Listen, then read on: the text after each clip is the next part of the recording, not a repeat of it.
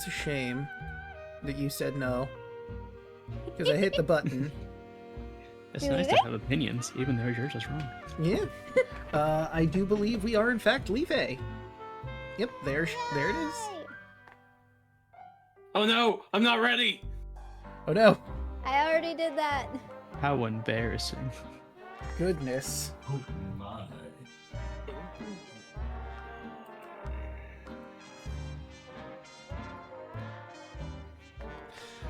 Alright. How's everybody doing? I'm doing alright. Hey Draco, Yes. how'd you like that wall of text? Yeah, I actually really enjoyed reading through it. Funnily enough, I finished posting, or rather I finished typing up Cryptic's character's intro, and I sent him a wall of text.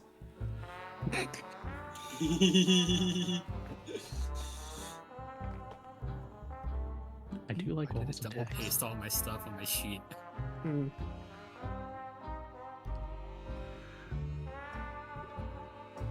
Let me check something. You know, like normally I would go random, like we would dice roll for whose character gets introduced first, but I know, like, because of how I wrote them, there's a character that I specifically want to go last. Oh? Mm-hmm. Interesting. 1, 2, 3, 4. And we'll say the shadow goes here.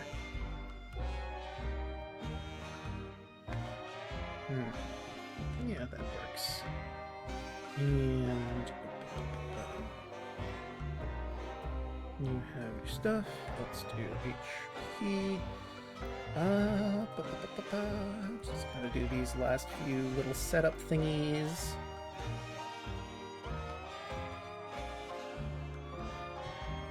Okay, Cryptic, your character is half elf, so you have dark vision, right? Correctamundi. What would you like your dark vision color to be? Let's go, red. Alright, we'll go for bright red. Or I could go for more sanguine. No, I'll go for bright red. I think that makes sense. Passionate and whatnot. Patient in hope. Mm-hmm.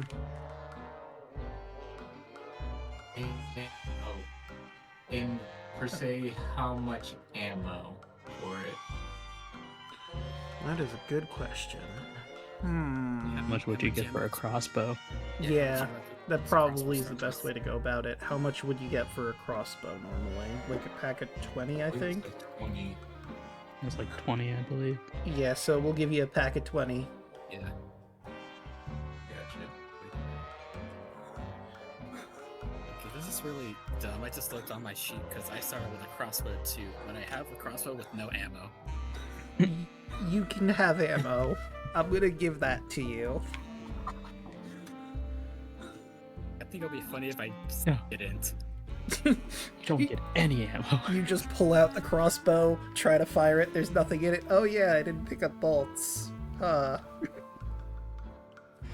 Well, shit. Whoops. I don't need That's it. Or no, that's even my better. bad, guys.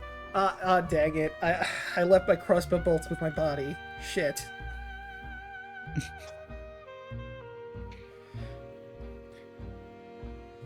I know you mentioned it earlier when you brought up that art, Draco, but sorry about the like. Whenever I hear the term metrosexual, I just think of that one episode of South Park.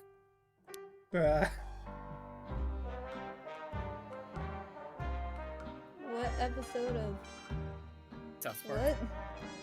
It's an episode of South Park where all the guys in town are trying to be hip and trendy, so they all dress like metrosexuals. Mhm. I don't think Yelling knows what metrosexual is. Look it up. I'm afraid. It's really no- wanna it's go- a- it's go a- down you- that rabbit You hole? have It's like- worse on your internet history. No, I Mm. don't actually. I could freely give you my internet history, and I we'll don't want be- it. I will gleefully share it. Fair. I'm okay. Yellin, I'm pretty sure it's more of a fashion thing, if anything. Like, you could safely look it up. Yeah, Oh. honestly. Just like word definition. That's all you need. Like, it has been a while since I've heard metrosexual, but if I remember correctly, it's something like straight guys that dress fabulously. More feminine. Queer eye for the straight guy. That, yes. Oh. Yeah, it's a fashion statement. Okay. Then I need to turn Draco. No, I was just kidding. No, I'm good, actually. What? You're telling me you don't want... That is Draco, correct, you- yes. No, thank you. Oh, probably run that. Ooh, also the knock is different now. The what? The knock. But we enter into like chats and everything. Ah, Look. what am I looking where? Where am I looking? What's happening? What's going on? Look! Where am I It's a looking? pumpkin! Discord or Okay. I'm the one who knocks. Oh. Oh, right, because I turned on Fright Fest. So the knock is a pumpkin. This makes You're a sense. pumpkin. Should I No. knock? I mean, you could, but that just makes it so that you let me know that you're open for collab. Or you want to join in the stream together, which we don't have up at the moment. Valid. Very valid. Alright. Yeah. It looks like the ad is running, so once that's done, I think we're good to dive in. Yippee! We will be keeping this music because it's very thematic for the situation we will find ourselves in momentarily. I love it. I feel kind of upset. I ran out of yarn today. You ran out of yarn? Mm-hmm. Yeah, didn't you see in art Hoshi is doing a thing? Let me see. Oh, that was yarn! I didn't realize. Yeah, I'm making a carpet. I was Making a like carpet. wondering why is one side nice looking and the other side looking very, very fuzzy. Well, that would be I- why, Just because staring yarn. at it. Yeah, No. Yeah, I have to, once I get done with the Math analysis, I have to shave it. in their head. Yeah, I have to shave the fuzzy side once I'm done. But I ran out of like light tan and light gray. And my hands started cramping up, so I took a break for today. That's fair. Yeah. I do But I- know in general, like, those things, like, the handgun takes a lot out of you. Will take a lot out of you. I haven't done it myself, but from what I have seen, you know? I was doing it for 5 hours straight. Oh my gosh, Goddamn. why? I was determined. This is why your hand was cramping. What? Yeah. No. Come on. I mean, I took a 30-minute break to go get more yarn. Wow. Mm. Did you do stretches or just get the yarn? I just went to go get the yarn. No, because at first, like, when I was first starting it, I ran out of black. When I was doing the outline. So that's when I went to the store and got more black. I got black, white, two different yellows for the hair, a dark green, and more white. And then when I came home, I finished the outline, and then I just started doing the color. And then I just realized I ran out of light gray, and then I ran out of light tan. And I was like, I don't feel like going back to the store today, so I'm stopping for the day. Alright, fair enough. I must have a picture of it. There you are. a quick thing for a handout because it doesn't unfortunately use this art proper. So, before we get started, I'm grabbing that. Yeah, I want to get the whole thing. Let's do... Perfect. Okay. Making a handout.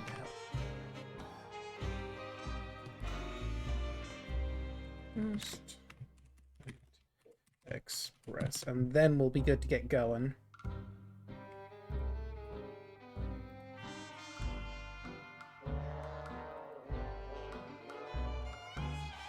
Are.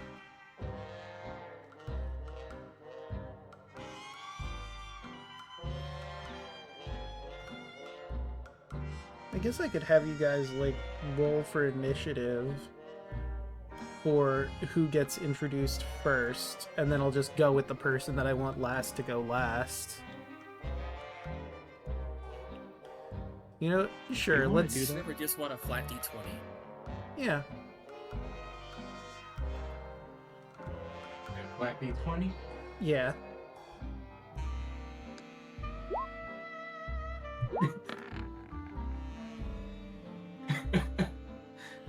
I was about to roll. All of us flat D20? Yeah, just a flat D20 because that's what we're doing. Oh, ignore that. That's wrong. Yeah, that's a D12. Here's there the you go. D20. Well, we have two people with Apologies. 9. I kinda So- have We a need to feeling who's roll going off. last. Yeah. You know, it's funny, Hoshi, you're the one I was going to have go last because of what I wrote in your intro, but, Yeah, I know. I went back to read it earlier today. So, Yell and Broaden, roll d20s one more time to see which one of you will go first. Okay. Okay, looks like Yell will be first. So, the order will be... Go.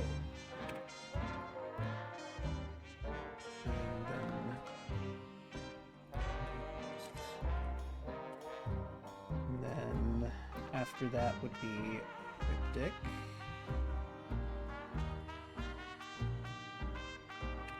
And then would be Yell. And Autumn. And then last, certainly not least. Okay, I have it written out, so now I know which order I'm doing things in. But without further ado, how about we properly get started, shall we? Let me find the Crooked Moon. Okay, did I not grab... It's good. I did not grab something important, apparently. I don't have the guest PNGs, or my PNG for that matter. So let me grab y'all from this one, and we'll move our way back down to here. There we go, that's better.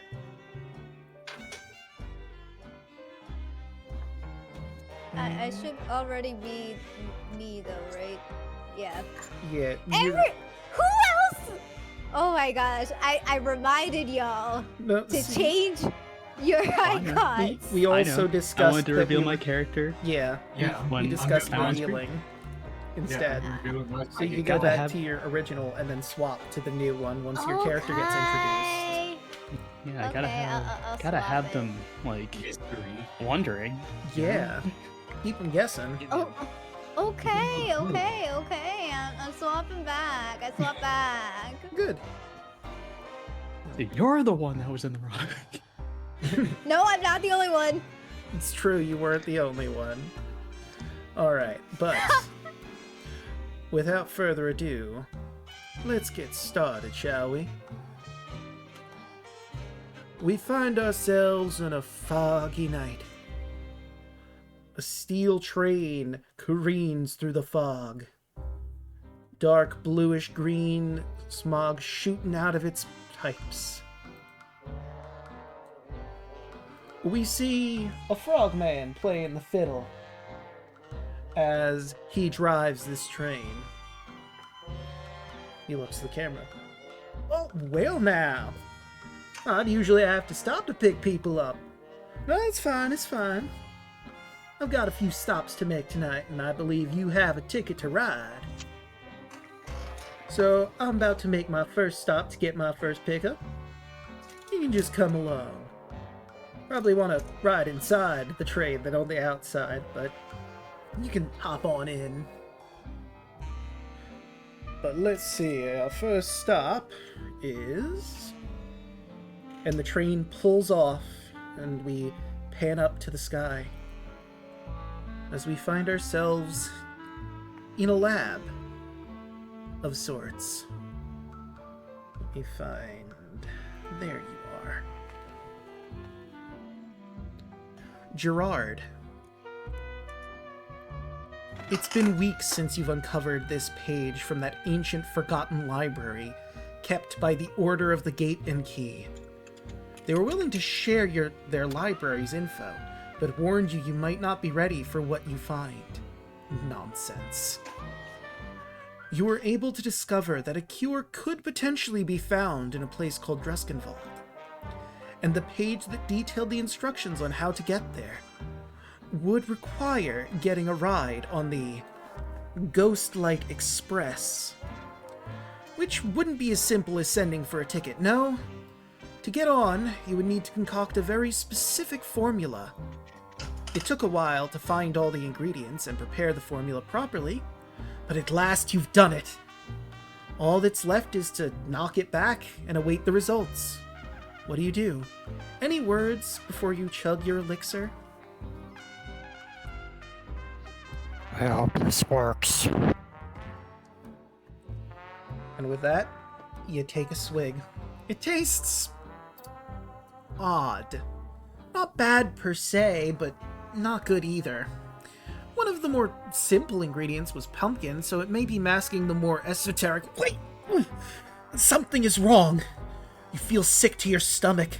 Your heart is beating at an obscenely accelerated rate. It's getting harder to breathe. Did you mess up the formula somehow? Got the concentrations wrong? Perhaps you forgot something. No, it was all right. Was this some sick joke? Was the cure... You fall to the ground, and your vision fades. You awaken, sitting on a bench outside a cemetery. It's very foggy. You check your person, and you seem to have everything you had before drinking. The elixir, including that damn page. But how did you get here? Where is here? Did the elixir teleport you? As you ruminate on these thoughts, you hear a fiddle playing. And let me play that.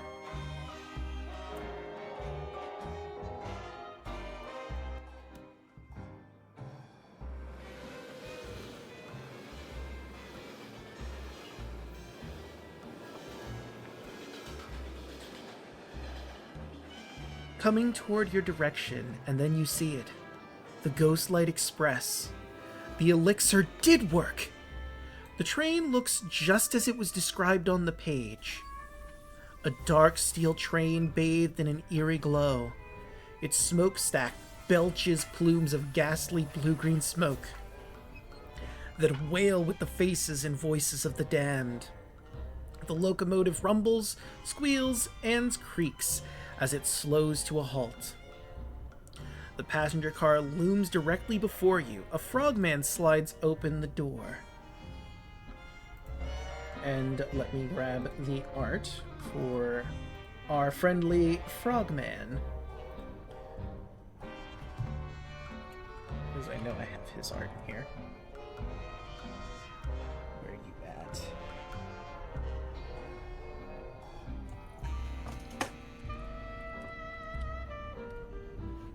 I know you're in here. I saw you not even a little while ago, dang it. There you are. You see this man.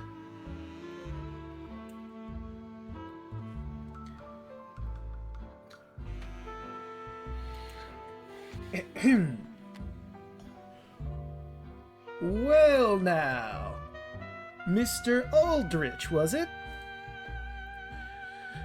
I suppose that's one way to get a ticket, but I'm afraid you don't quite understand the situation you now find yourself in. You can call me the Vagrant, and I'll be taking you to Druskenwald this evening, ferrying you to the other side. Now don't you fret. You've been given a new form thanks to that drink you took. One of the perks of that elixir. Pre-assigned rebirth. You won't have to wait. Lucky you! Now how about that ticket? What is your passive perception, Chaco? 13. You find a paper railway ticket trembles faintly in your grasp that you didn't quite remember being there. The words "one passenger, valid for night of issue only" gleams in raised silver lettering. There's a symbol in the upper right corner. It appears to be a flask, similar to the one you drank the elixir out of. The vagrant extends his hand and gestures to pass him the ticket. "Best hurry now," he says with a wink. "Your new life awaits."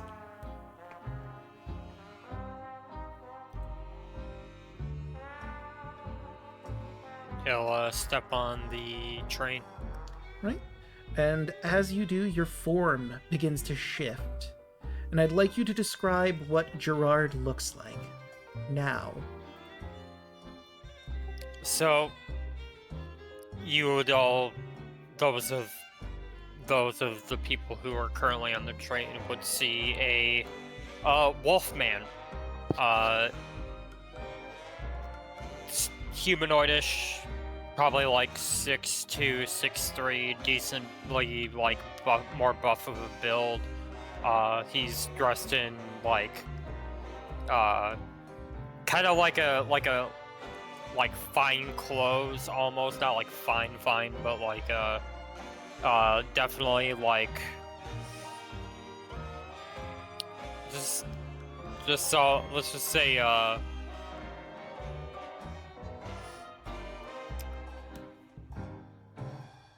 corporate casual, I guess you could call it. And he's got like a nice big overcoat. He's wearing a brimmed hat, and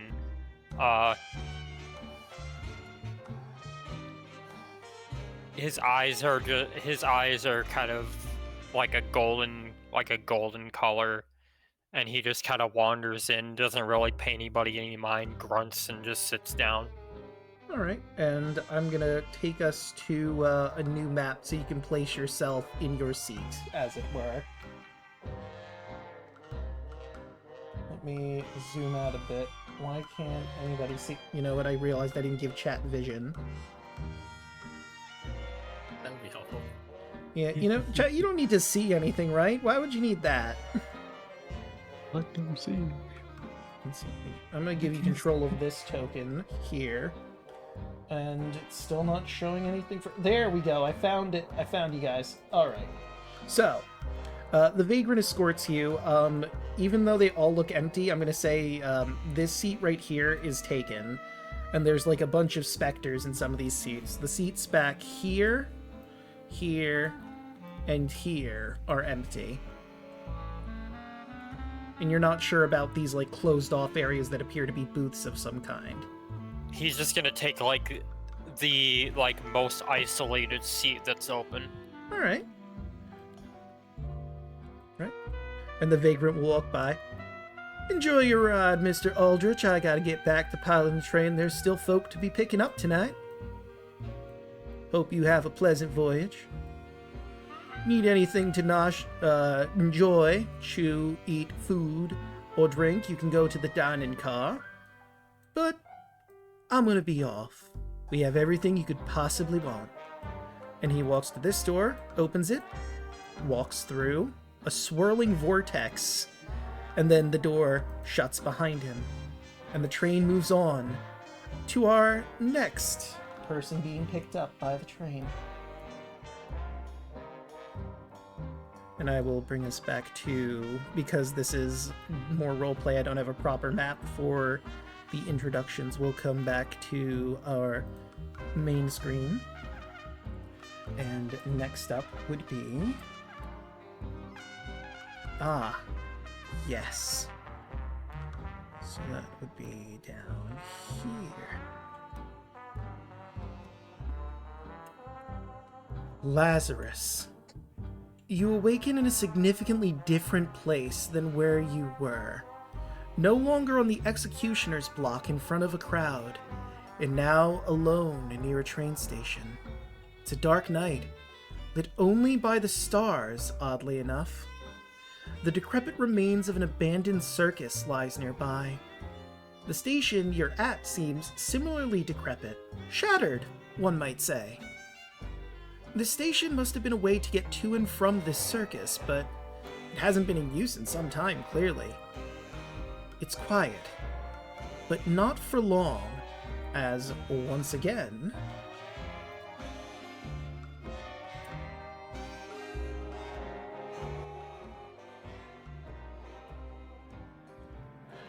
you hear the haunting tune of a lone fiddle pierce through this dark night, heralding the arrival of a spectral locomotive.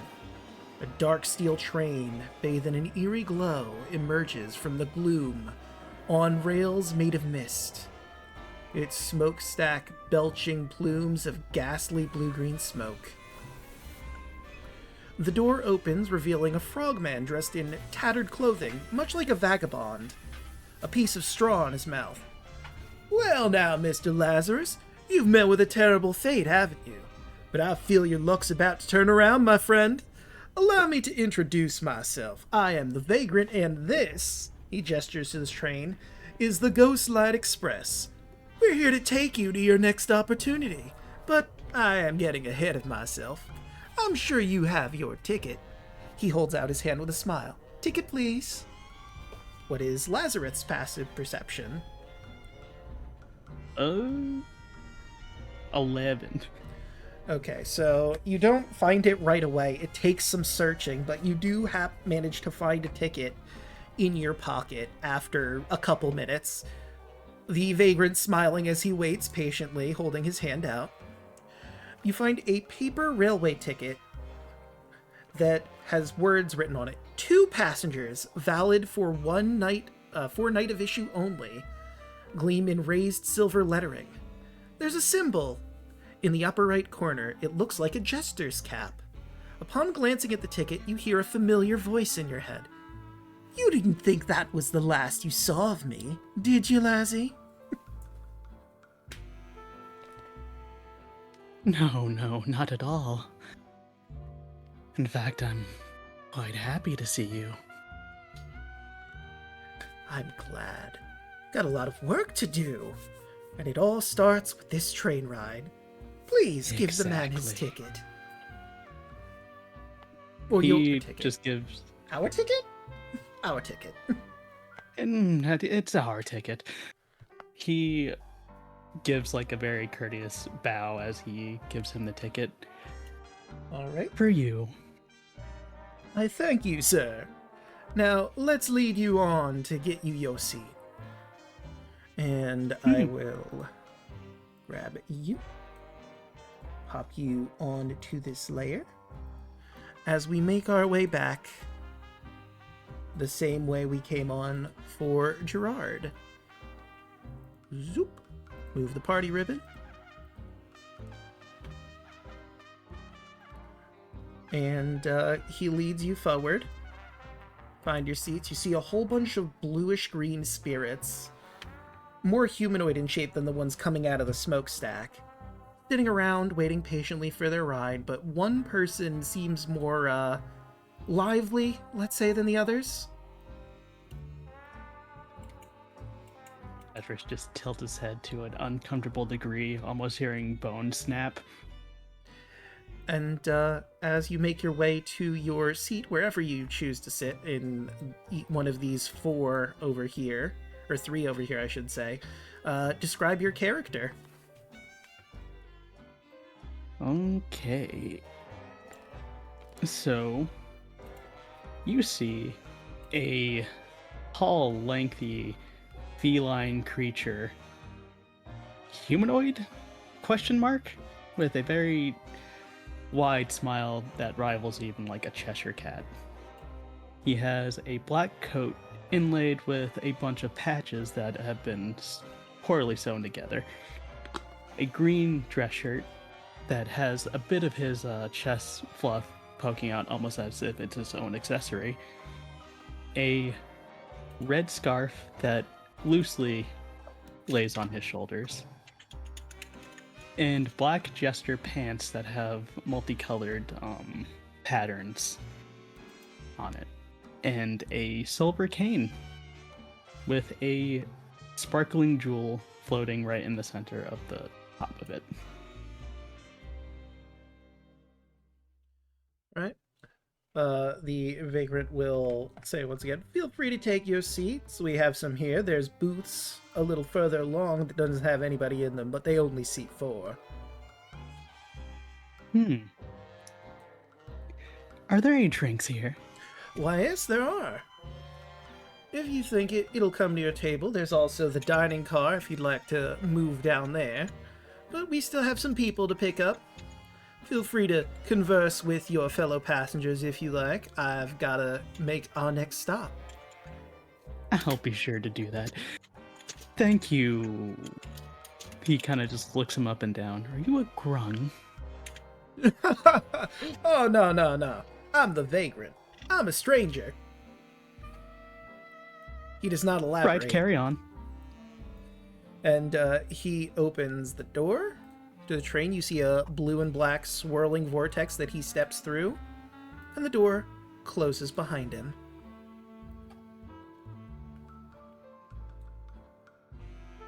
We've still got people to pick up, but before we do you want to converse with anyone here, or just keep to yourself for the time being? Kind of eyeing the guy that he's sitting like right across from, just trying to get his vibe. I guess Gerard will just kind of like he'll sort of like feel he's being watched, look up, see the Catman, and just kind of give him like an acknowledging stare / grunt, and then just turn back to just sitting in silence. The smile only grows wider. Now we take our voyage to our next passenger on the train.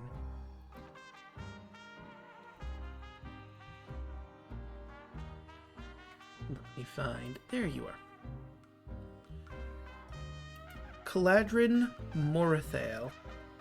You're in the fight of your life. You and your brothers and sisters of the Ruby Rose are trying your best to fight off Ballspawn that have assaulted this Sunite temple. You're not sure how the fight is going for your family as you've been locked down by this one Ball cultist. The fight up to now has been intense. Both of you on your last legs, cut to ribbons and hemorrhaging blood. It all comes down to this final attack. You run at each other and thrust your sword. You both strike each other in the heart and fall over in a heap. Any final thoughts?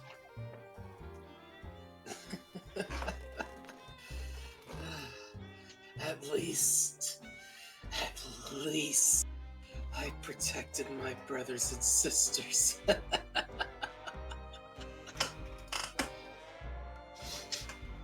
Right. And with that final thought, your vision fades to black. You awaken in a void all alone, but your isolation is interrupted by a fiery light shining upon you. You look up and see your goddess, the Lady of Love, the Princess of Passion, Sune. She smiles at you, her fiery hair flowing around her. You know the form she is in now is specifically tailored to you. Describe your goddess as you see her. Well, she appears to be she looks closer around to my age. Around maybe, she would appear maybe 25, 27. She has a kind face and is wearing shears that are very tasteful shears, if that makes sense. Mm-hmm. Right. And she holds your hand out to you. Cauldron, my beloved acolyte, you have done your best in this fight. But I have a choice for you. If you like, you can pass on to the next life. You've done well in your service to me, after all. Or you can take one last job for me. There is a place outside of my influence, Truskenwald. I would have you board the Ghostlight Express to spread my love to the people there. The choice is ultimately yours. Do you want to take your final rest, or share my love to those without? Oh, you already know my answer. She chuckles and smiles. I had a feeling you would. Take my hand. You will find yourself at a station. From there you will board the Ghostlight Express on your way to Truskenwald. Good luck. Know that I will always be with you when you need me. My love a warm embrace around you. You awaken. It's a warm but foggy night. There's a bench where you sit down and wait. You wait for several minutes, and suddenly you hear a fiddle coming through the fog.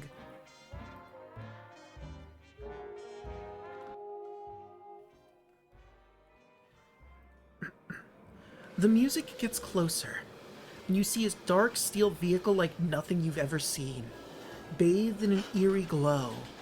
Its smokestack belches plumes of ghastly blue-green smoke that wail with the faces and voices of the damned.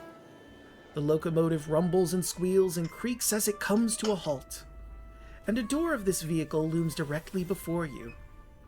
You've never seen a... whatever this is. Frogman opens the door, and with a smile he shouts, "All aboard! Mr. Morathale, I presume? Allow me to introduce myself. I am the Vagrant, conductor of the Ghostlight Express. I'm here to take you on your quest, but I believe your lady gave you a ticket to ride. So, if you would please, we have a schedule to keep. Ticket, please." The Vagrant holds out his hand, and sure enough, you feel it in the hand that your lady touched.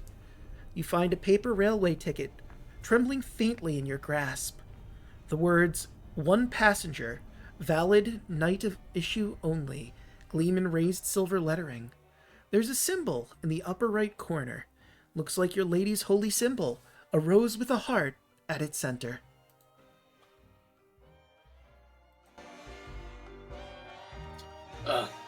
Right here. I thank you.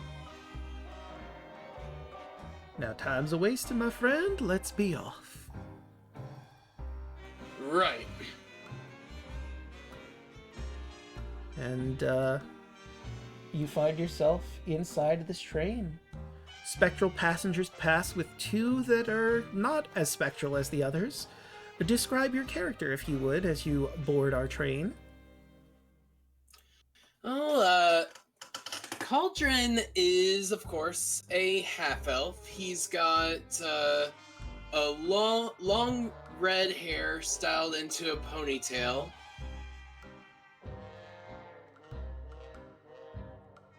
And he is wearing ceremonial armor styled after his goddess, with various red and gold. All right. And the Vagrant will lead you along as you make your way down the seats. He points out the available seats. There's two over here. One right next to this cat man. One next to that dog man over there. Or wolf man, if you will. Feel free to sit wherever you like. If you're in need of any refreshments, just think of what you need and it'll come to you.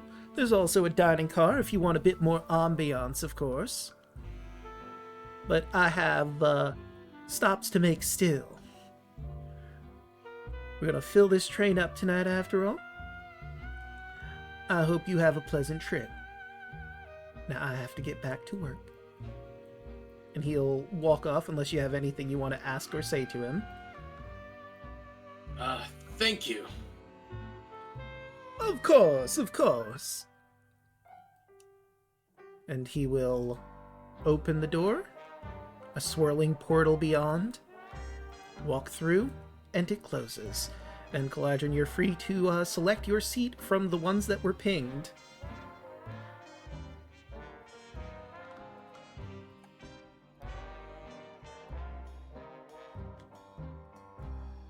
I realize I took him off the map and no one can see, so I'm just gonna add in Unseen Legion to a sheet so they have vision again. There we go. All right. Bless you. Thank you. All right, I'll move you up over there. Yeah, I'll say that's fine, and we move on to our next passenger. Let's grab you and back you up. And next would be...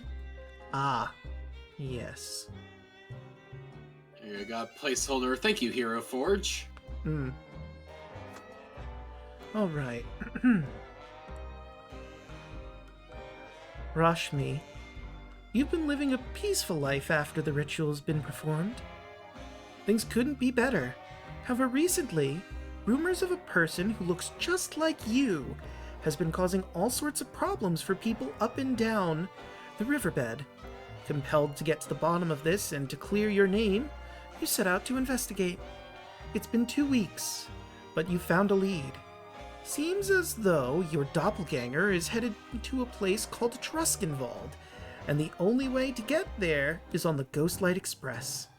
You've located a place where the train, whatever that means, stops. You sit on a bench nearby waiting. It's a foggy night, and the only light being produced is by a nearby lamp.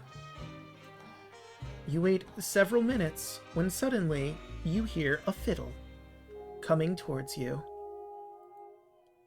as well as the horn of a train.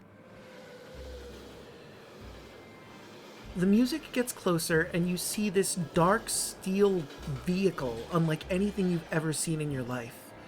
It's bathed in an eerie glow, its smokestack belching plumes of ghastly blue-green smoke that wail with the faces and voices of the damned. As it screeches to a halt, the passenger door stops in front of you, and a frogman opens it, and with a smile he shouts, "All aboard! Well now, Rashimi, looks like you're hot on the trail of a real villain. They rode this train not too long ago. Lucky you have a ticket, huh? Speaking of which," he holds out his hand. "Ticket, please." What is Rashimi's passive perception? 13. Right. You manage to find your ticket without too much difficulty. It trembles in your grasp, ever so slightly. The words, "One passenger, valid for night of issue only," gleam in raised silver letterings. There's a symbol in the upper right corner. It looks like a mirror. Is this the ticket? Why, yes it is. He'll move a little closer so that you can hand him the ticket. I try looking in the mirror. So the mirror on the ticket is more of just an iconography than it is an actual mirror. It doesn't function. I'm still gonna look. Okay. It sure does look like a mirror. And slowly hands it over. Right. He will take the ticket, and the two of you will walk through the door. And as you two step through into the Ghostlight Express, describe your character. You see a relatively young-ish looking person. Can't exactly glean an age off the just appearances, but she looks a little frail, has very distinct hair, one side is all black and the other side is all white, but also cut differently. One side is long, the black hair is long while the white hair is short.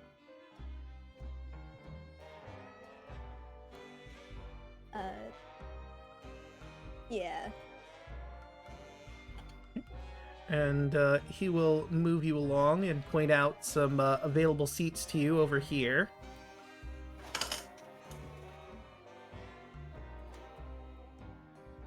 Feel free to take wherever you like, of course, my dear. Goes over here. Right. Now, if you need anything, just think of what it might be. Drinks, food, whatever have you, and it'll appear. If you want some more ambiance with your eating or drinking, there is a dining car that you could find. Now, I'm going to be heading on my way unless you have any questions for me. So, if I just wanted water, I just think it?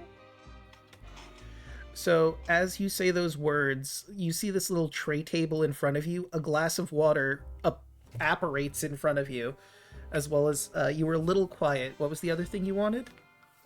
I was saying, like, if I wanted a glass of water, all I have to do is just think it. Correct. And as you said, as I said, the glass of water appears on this tray table directly in front of you, as if by magic.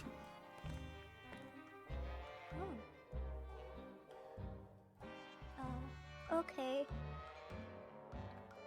Rashmi just, like, meekly takes the cup of water and just holds it in her hands. All right.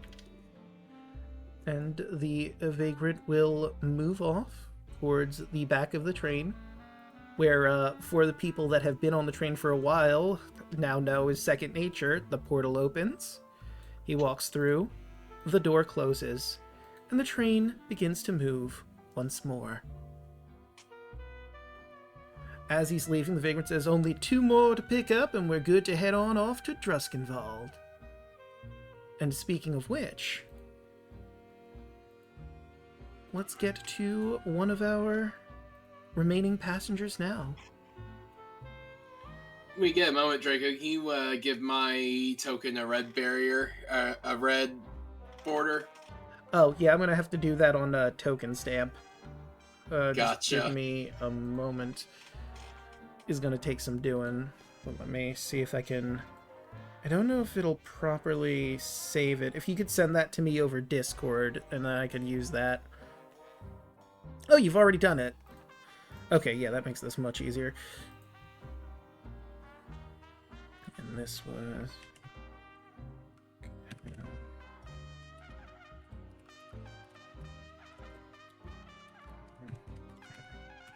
There we go. And I'll work on that in a bit. But let's go to... Where are you? There you are. Let's see. Ah. Right, your name's a bit of a doozy, so I'm gonna try. Let me know if I pronounce anything wrong. It's fine. Anemonis Ecotl.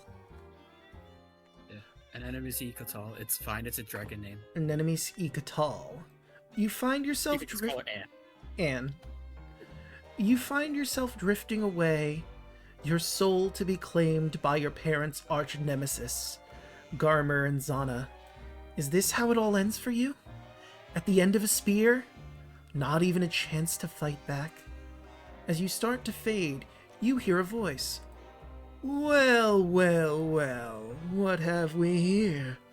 You must be something special if the Houndmaster and Imp Queen were invested in your soul.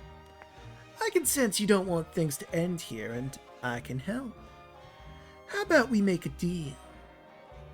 I can save you from your fate, and hells, I'll even throw some powers too.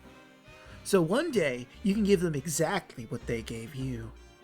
In return, you give yourself to me and take a trip to a place called Druskenwald to do some things for me. What do you say?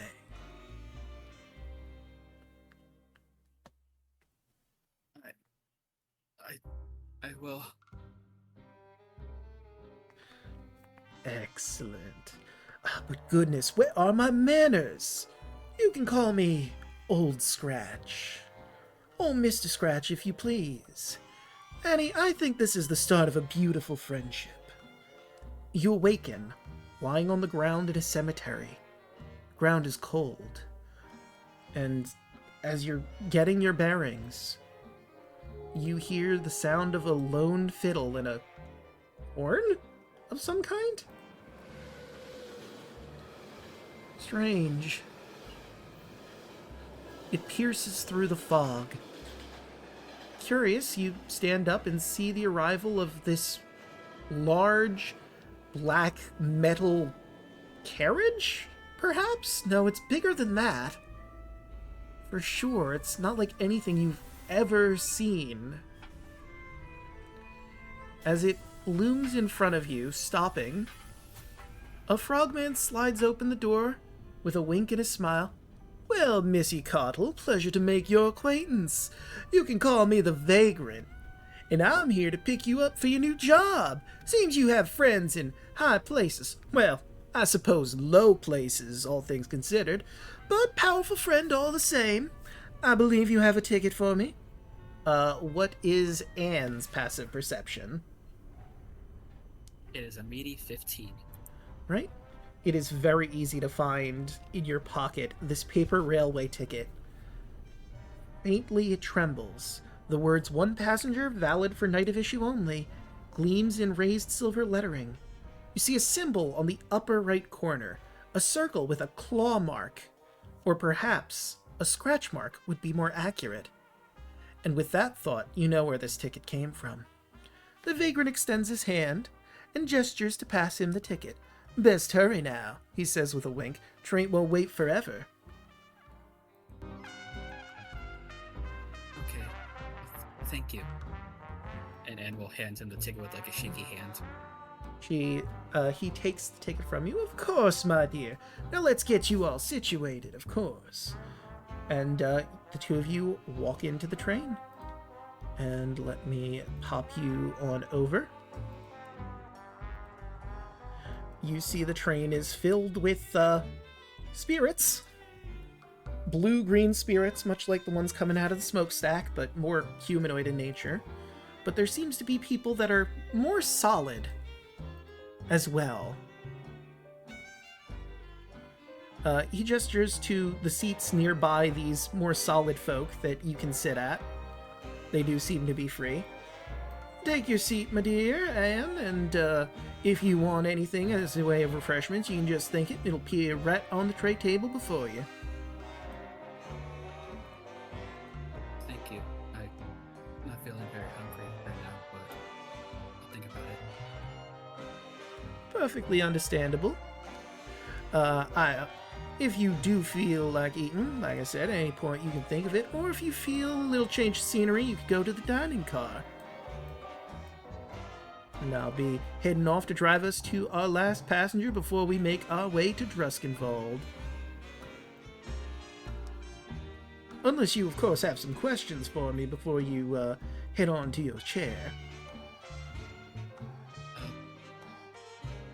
I have a lot of questions, but I need to think about them first, if that's okay. Fair enough. Then I'll be off.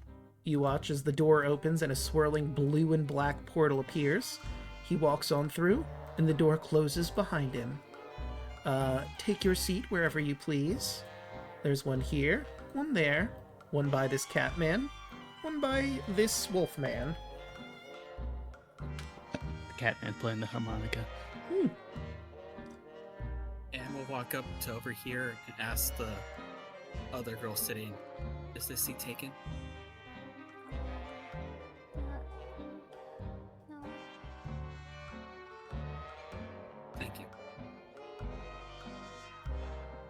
And if I can describe how Anne looks to everyone here. Mm-hmm. You see a fairly young woman, probably about like 21, 5'6", like not too thin of a build, but upon closer inspection, there's more to her than meets the eye.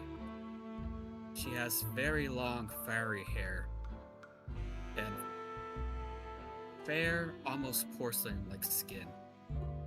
Her expression wavers from one of kindness and innocence, but also of someone who's kind of just trying to hold things together. Perhaps her most striking feature is on her face. 2 small horns protrude from her forehead, golden scales on her cheeks leading down her neck, and she has a pair of fierce golden draconic eyes. She wears a set of gilded, almost goldish armor befitting a knight, with blue robes underneath, with the motif of a sun and a moon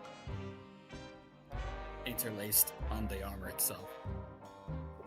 She has the only form of equipment she has is a very old shield and sword.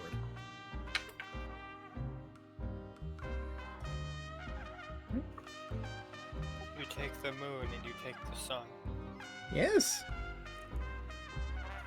And we have our very last passenger to pick up. I'm gonna try and get that token ready for you, Cryptic, before we board the train once more. Mm-hmm. I do have it made, I just gotta import it in and add all the information and stuff. But... Thank you for Creator Forge. Mm-hmm. There we are. Miss Mary Dover. How you came to be in the realm outside Druskenwald still eludes you, but you suppose it doesn't matter too much. You found a way to locate a stop for the Ghostlight Express. You'll be heading home soon, and the search for your missing son can continue at last. It's been far too long, and you pray that the trail hasn't gotten cold. All you can do is wait here at this abandoned train stop. And you can hear the telltale sign of the vagrant playing his fiddle, as once more, the Ghostlight Express pulls into its stop.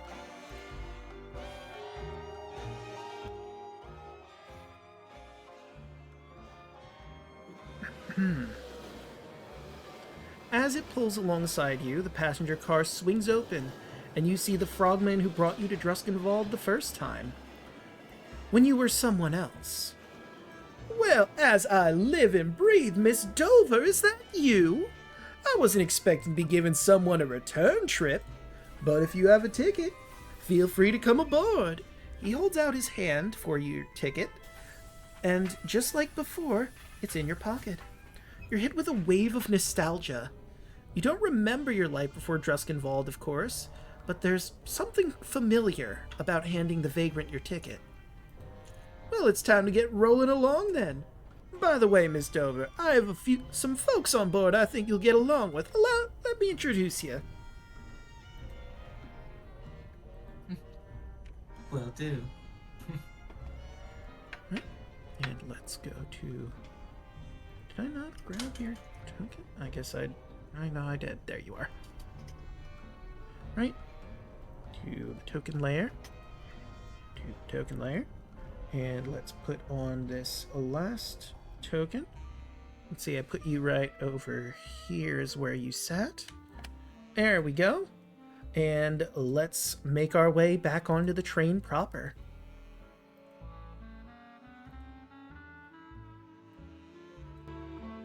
Right. And we just have to flesh out your token. Okay. And there you are. HP. And then I will finally read the proper description here. I've been sort of glancing over it for the time being, but there we go, that's set. Update default token. And let's do this. There, your token should be all sorted out now, Cryptic. Right, and let's see. Ghostlight Express. Where are you at? There you are. The car is filled with rows of forward-facing, cracked leather seats. Velvet curtains, once rich in color, hang faded. The Ghostlight Express lurches forward with 2 short blasts from the train's whistle, followed by the screech of wheels. Oh, wait. That wouldn't happen because he's still with you at the time being. I will read the rest of that in a moment. The vagrant leads you over to these group of people in the back of the train here. Oh, Miss Meridova, these are the folks I was talking to you about. They're all a bunch of interesting characters. I'm sure y'all get along just fine. You can find a seat near any of them, really. I have to get back to my duties, but is there anything I can do for you before I head on off? Any questions to answer? No, everything's fine with me. Very well. The vagrant will stop here between the 2 rooms boxed off here. Our next stop is at Druskenwald, end of the line. We'll be heading on over to the chateau, if I recall. Let me find specifically. Is everyone else's map black, or is it just me? It would be What? just you because I haven't bestowed vision upon this token. Gotcha. And you have dark vision 60, and we said what color for your dark vision again? Red. Red. Nope, that's gray. Also, could I appreciate like the fact that you say bestowed vision as if you're like a god? Thank you, Lord Draco. Of course, for I am a benevolent god. But I digress. Hoshi, if you I would... love I you. love you too. Hoshi, if you wouldn't mind describing your character. You guys see a... Wait, how tall did I make her again? 1 second. Okay. A 5'11" tiefling woman walking down the street. Down the aisle, as she has antlers coming out of her head, as one of the antlers has a red glowing eye on it with ornaments hanging from it as well. Her clothing are basically robes, just like tan, brown colors, and from the back of her, you see a bone tail coming out from the back of her as well. And for those that are paying a little bit closer to her, if you look down to her shadows, she has 2 shadows. One in the shape of herself and one in the shape of a hound.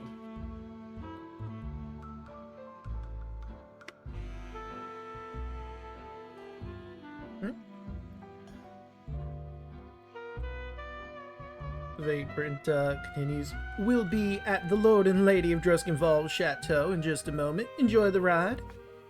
Stay comfy, and I'll be back once we have properly stopped at our destination. The door opens, goes through the portal, the door closes.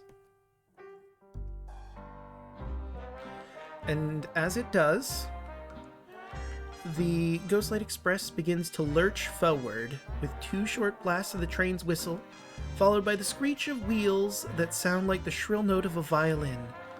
Then the percussed chugging of the locomotive. Moments later, the view out of the window on either side of the car obscures shifting green smoke, swims past the glass, completely veiling the realm beyond. The ghostly passengers ride peacefully seated on the shattered remains of a once lavish upholstery.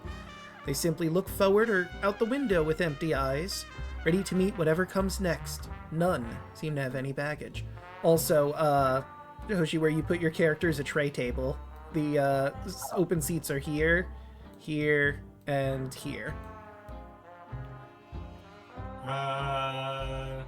Double down on it. Double down on it. That isn't safe. Now Mary's old, she wouldn't do that. Alright. Back in her younger days, she would probably. Cauldron manifests a 16-ounce sirloin steak, seasoned with salt and pepper, and a side of mashed potatoes and asparagus. And just as before with the glass of water, it materializes directly in front of you, properly cooked and seasoned.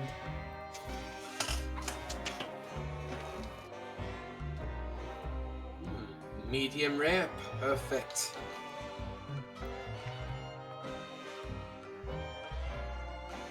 Does anyone else want to conjure up any food or drink for themselves as the train ride progresses? You know what? Mary will probably get some wine. Red wine.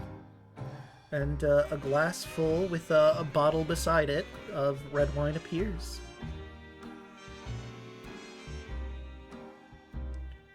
And we'll think of some, like, pumpkin soup. Yep. Right on the tray table for you, steaming hot and ready for eating.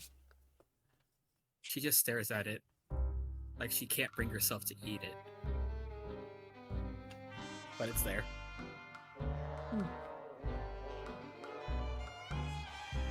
You hear on the loudspeaker, I do recall I completely slipped my mind, but do not try to open the exterior windows or doors. They keep out the spiritual mist around us. If that gets in, it could mean trouble. You can admire the outside from the window, just do not open it. Thank you. And the loudspeaker goes off.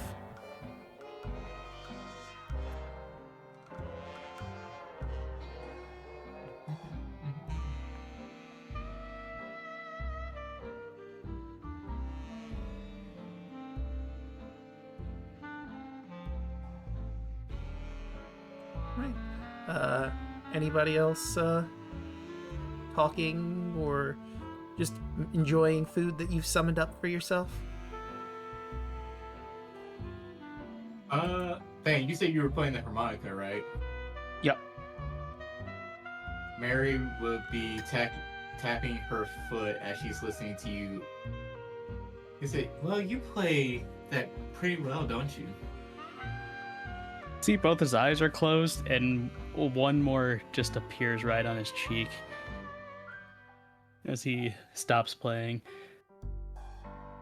I dabble. It's How one long of the have few instruments I know. How long have you been playing for? Not very long. I had to pick it up. Not bad for just picking me up then. You can thank my family for that. Musically inclined. Oh, my late husband was musically inclined as well. Kindred spirits, then. Oh, yes. No pun intended. He just kind of looks around at the spirits. The one sort of looks at you with a glare, but the others don't really seem to mind. He just waves at that one. Oh, honey, I'm 55 years old. Of course I'm experienced. Really? I would never guessed.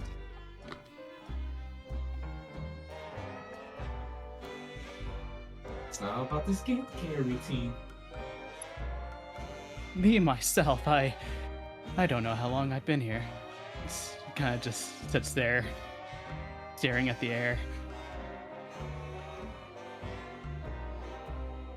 So I'm guessing this is your first time. Yes, but I have company with me. Oh, you too? Yes. Are you gonna say hi? He kind of looks at the air. The mad fool goes, "Oh, he can't see or hear me. Only you can. I mean, Well, I could still, say it's hi. rude." Hello!" Mary, you hear nothing and see nothing. He said hi. Well, hello there. See, was that so hard? I know you're disembodied, but at least have manners. Look, you don't really need manners when you're in this sort of situation, but I mean, I guess I could try if you're going to translate for me. That seems fair. Excellent. Anyway, what was I doing again? Oh yeah, she starts playing the harmonica again. Where it'll like lean back in her chair and just like listen to the music while sipping her wine.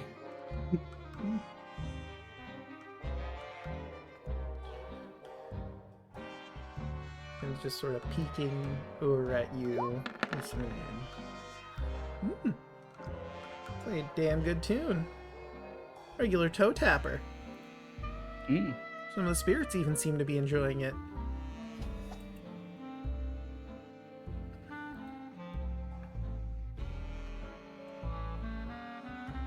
Sorry to ask or intrude, but do you mind a second? As you just see this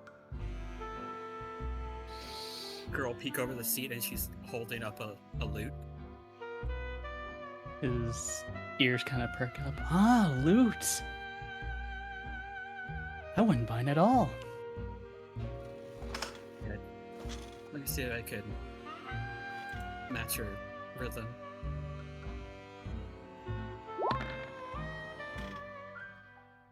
No. Ooh, Ears kind of twitch, but his smile does not falter. Yeah, you're a bit shaken up from what happened, and it makes sense you aren't playing at your best at the moment. And that Yeah, I can see definitely that. reflects. Yeah, it looks like she doesn't know how to use her hands. No, I'll try to no. play. Let's. Keep a steady heart when you're playing a lute. Steady heart equals steady hands. I'll try. Sorry, just been a little shaken up before getting out of the street. Well, of course, we're surrounded by spirit. I'd be more concerned if you weren't. Yeah, a lot happened really quick. Sorry to, be taking up your time. I'll just sit back down. Oh, you are not taking my time at all. What's your name? My name is Anemones, but you can call me Anne. You can just call me Lazarus. Well, then a pleasure to meet you. She'll extend her hand out, like over the seat to you. He shakes her hand very enthusiastically. The hand's cold. Feels like some sort of hard material, like not flesh at all. Perhaps porcelain? Kind of just holds up your hand, looking like really close at it. She visibly looks a little nervous, but isn't like pulling back. You can see joints and like visible joint marks in the fingers and palm. How curious. Were you always like this? I don't believe so, no. Then that's something that we have in common. I wasn't always like this. A small world, I guess. Hmm. I was never like this when they first come on the train. As Mary just giggles. I think this is going to be very fun. What do you think? He looks over at the air. Oh, I think things are shaping up pretty well, honestly. A fine stepping stone for our adventure. And Yes, our goal. but I can tell we're careening towards it now as we speak. No, as long as no bumps get in the road. Are there even bumps in the air? Weird. At this point, since nobody else was taking that other seat, Gerard is like, spun 90 degrees. His feet are up on the other seat and like on the cushion, and he's just kind of like leaned back, relaxed, and is like has his like hat kind of partially pushed over his eyes, and is just like chilling. Yeah, no one's gonna take it, so you might as well get as comfy as possible. And as you're starting to get comfy, you notice one of the spectral passengers stands up. He's a bizarre-looking fellow, darker than the others, but in complexion, a bit more of a deeper blue. Green that's almost black. He's got antlers coming out of his head. And he very calmly steps over to this window over here and smashes it. Suddenly, let me change the music because shit's about to get wild.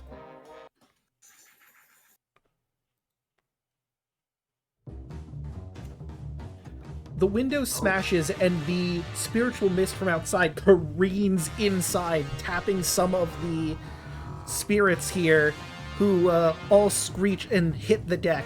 One, unfortunately, in the chair just in front of you, doesn't get so lucky, and it twists and turns and becomes this spectral monster. And it is time to roll for initiative. Ah, fun. Oh, for fuck's sake. This song slaps. Yeah, I know, right? this is Riding Too Long. And this will be our combat for when we're on the train.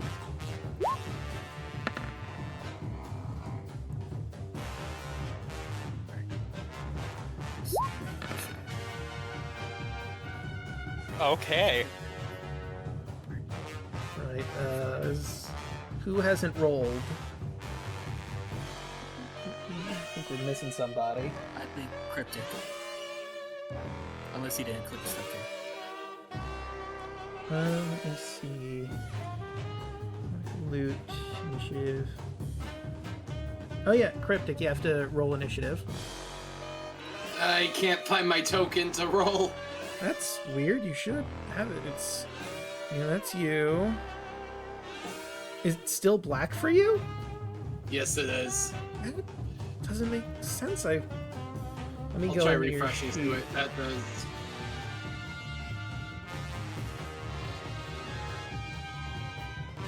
Okay, yep, I've got that. So yeah, it might be you just need to refresh then. Because I've definitely assigned this token to you. Okay. That fixed it. Excellent. Roll.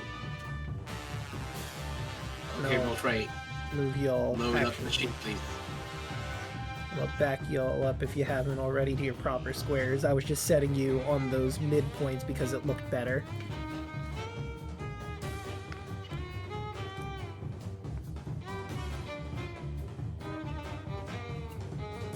Oh wait, I think I actually have a handout for this gentleman too while we're getting this sorted. Let's see. Number 10. There he is. Allow me to introduce the Phantom Train Hopper.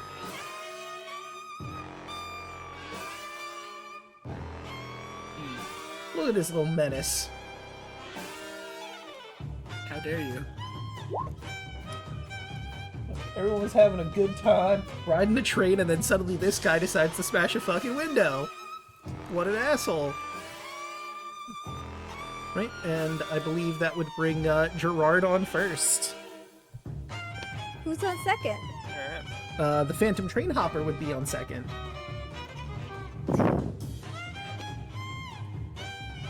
I'm just double checking my stuff here real quick.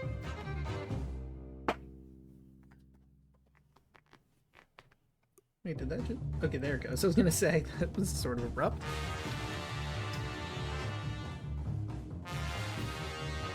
Alright, Gerard hearing the smash just kind of like immediately just Undertaker sits up, gets to his feet, sees what's going on,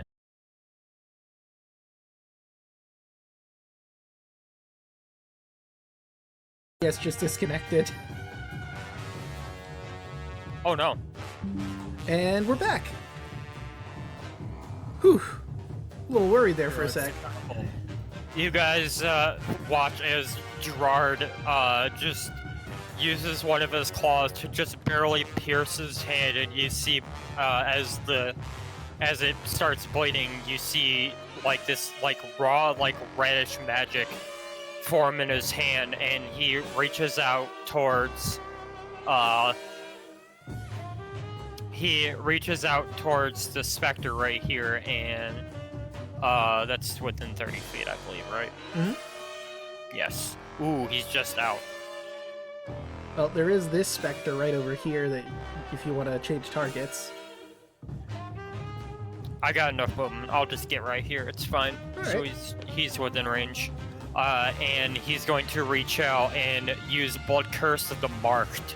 As a bonus action, you can mark a creature that you can see within 30 feet of you until the end of your turn whenever you hit the cursed creature with a weapon attack for which you have an active Crimson Right, which is going to come later. And I just realized that that does not work for me right now. So, never mind. Okay. Draco, stupid question. What was our starting level? You are level 1, but that may Perfect. change as things happen here.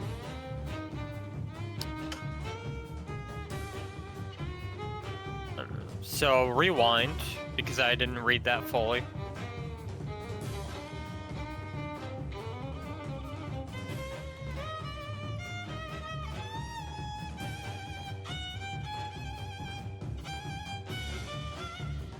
So instead of that, I'll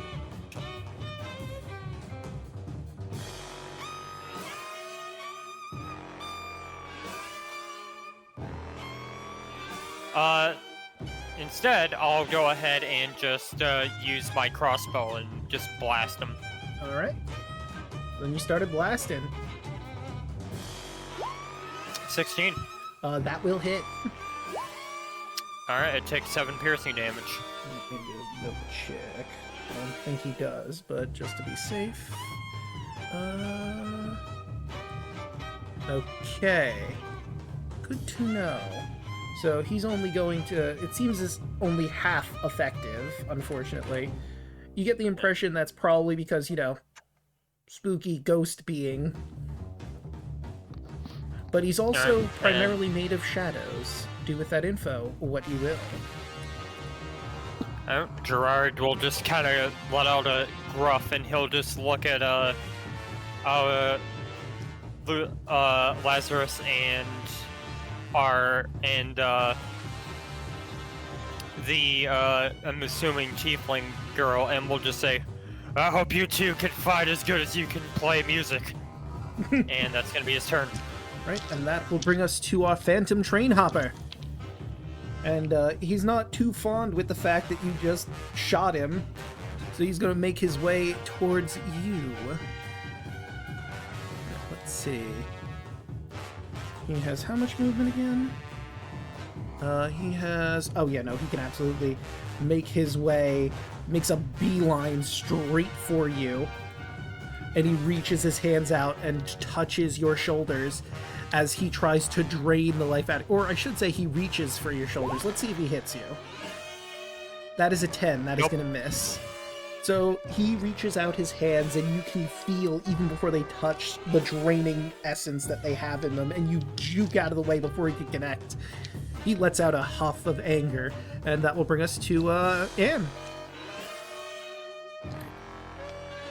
Moving surprisingly quick, seeing as there's danger. She's gonna just look back to the girl next to her and just be like, "Just stay behind me, I'll keep you safe." She pulls out a sword and shield, runs forward, doesn't swing her sword, but instead opens her mouth and releases holy fire from her mouth as I cast Secret Flame on the specter. Okay. And let's see how he do. Let's see, that is a dex. That is 13, so unfortunately he just makes it.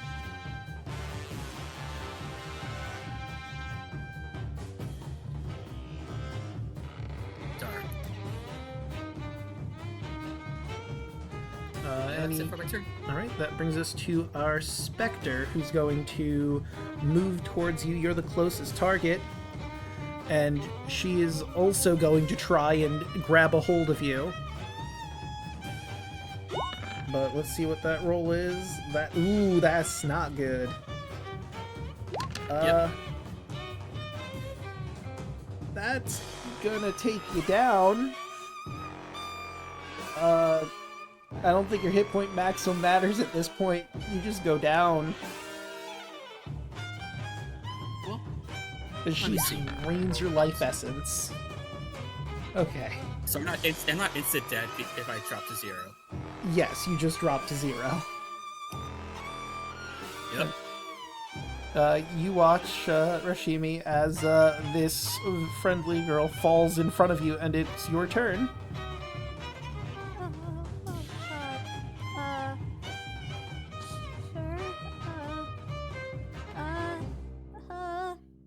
You keep in mind you do have some things because of your race and class that could be helpful in this situation. I grab my quarterstaff and 2-hand. Or you could try to smack it. You also would have to get close to it because you're far away. You'd have to be like right here. There I you move go. over there. Unfortunately, a 10 is not going to hit. Just imagine like a drops glass of water, grabs quarterstaff, and just like with eyes closed, just like. Well, that will bring us to Mary. We've already got a down person. So you can't drink my wine for shit. And she puts it down. She stands up and moves into the aisle. As you see her take off her bat and point straight at this apparition. A gun. Or a rifle. No need to be afraid of ghosts when you have a gun. Bang. Does that even work on ghosts? Well, it'll hit. We'll find out. And then this will also proc with this. Favorite foe. Oh, your favorite foe is Spookums.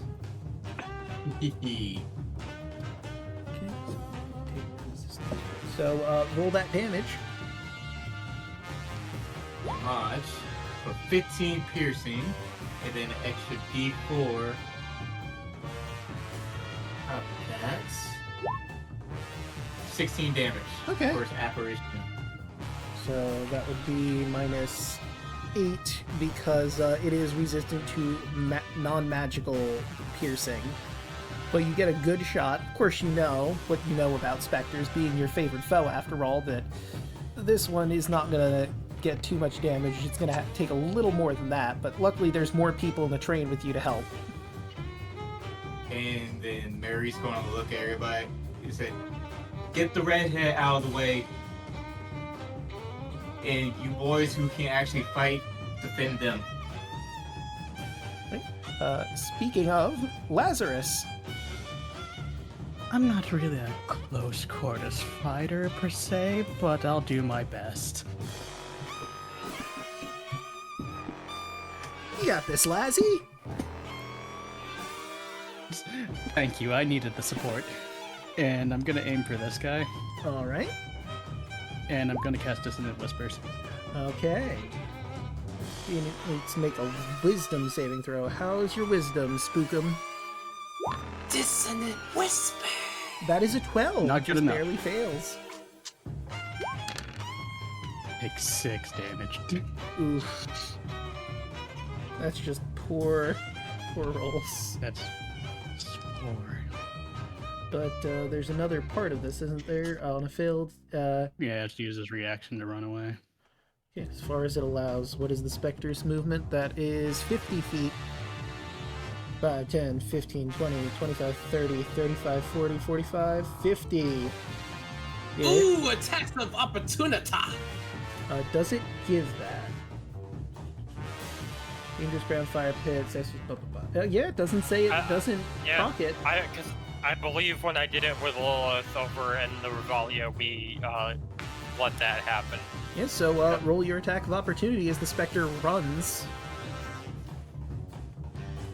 A horrified look on its face. That would be... Yeah, What? Can't you take a joke? Both Gerard and Rashimi. Yeah. Everybody's Wait, a critic. would I get one? Yes. Actually, wait, let's see. It was right here. Never mind, it's too far away, so it would be Rashimi that would get it. Get what? Opportunity Yeah, attack. Roll a weapon attack while it's running away from you.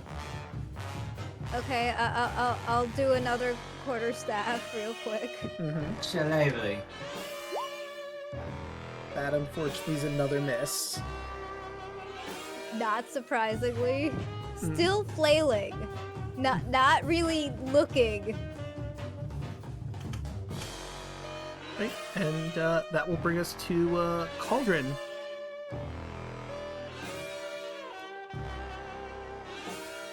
You are not welcome here. Be gone from this plane. And I'm gonna smack it with the sword. That's gonna hit. Ooh, 10 slashing damage. So he unfortunately doesn't take all of that. Being a Spectre, it doesn't quite seem to do as much damage as you hope it would. But it seems to be made out of shadows. If that matters for anything. I don't get any magic-y thingies till later. That's fair. Right. Then that will bring us, I believe, unless you have a bonus action. No. Right. And that brings us back to Gerard. Alright. Gerard, with the Spectre in his face, is going to just be like, oh, you chose the wrong person to attack, my friend. And I'm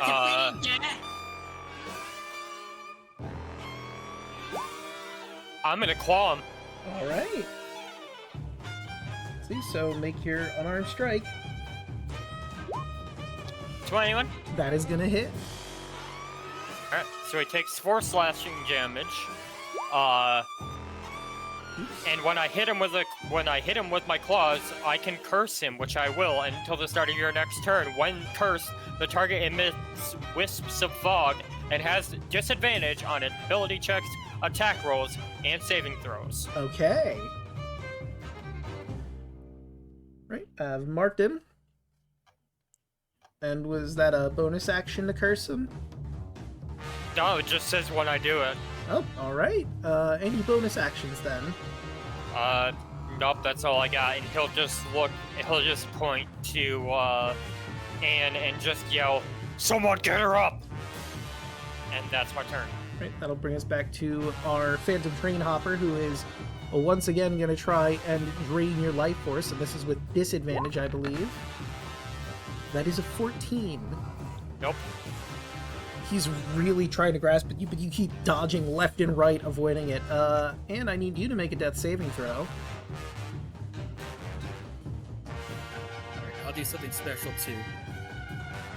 Okie doke.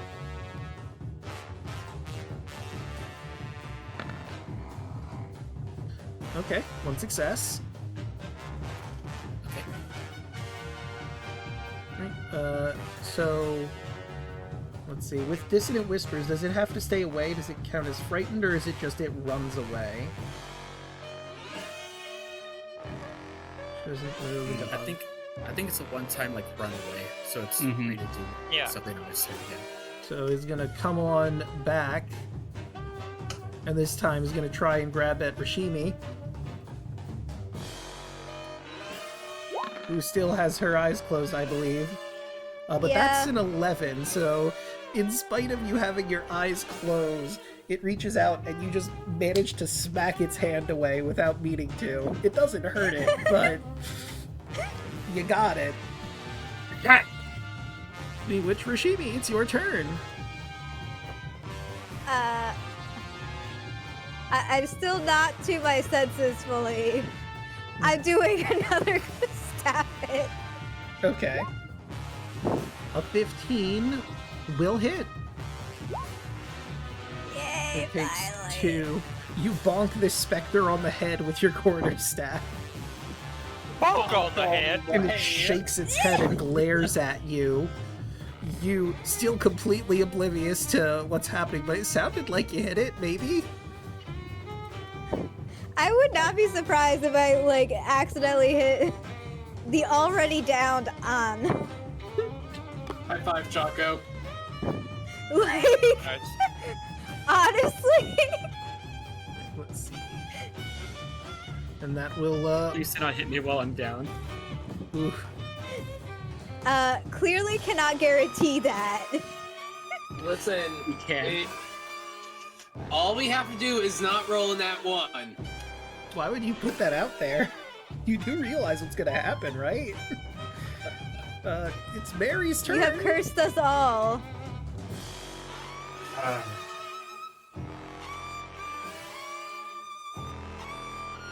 Mary looks back at the Spectre, taking another shot.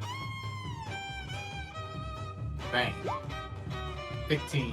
And that will once again hit it. Dead to rights. I just D4 for 12. Which is just enough. How do you want to put out the specter?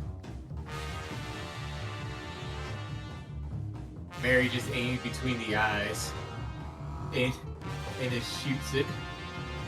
Right? You blast it right between the eyes as it evaporates before your very eyes. Screeching as it does.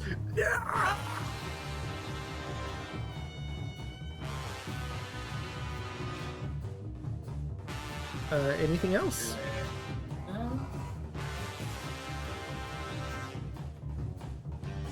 Right? That would be Mary's turn, yeah. Alright, that brings us to Lazarus. Right. Yeah, might as well. Lazarus is going to take his cane, twirl it around, and then hit the air as the sound of shattering glass could be heard. And it seems like the fabric of reality is just cracking as he is going to cast Summon Stone Cold. Magic Missile. Alright. As the shards of the reality are just shooting at him. Roll your Oh missiles. god, Stone Cold! The first one was already enough, but keep rolling.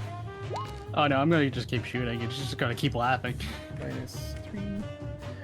Minus 3. And it joins you in laughing, the Phantom Crane Hopper, as you blast him left and right. No matter what you've done, I've already won! And then the third one hits him in the face. And he fades out of existence. Hit better material.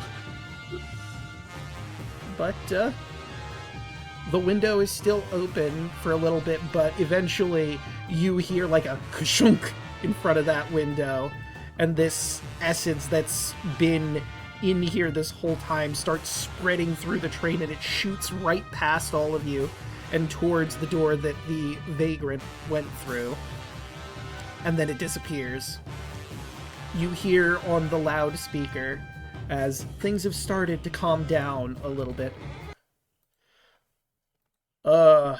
Alright, we're in a bit of a situation right now.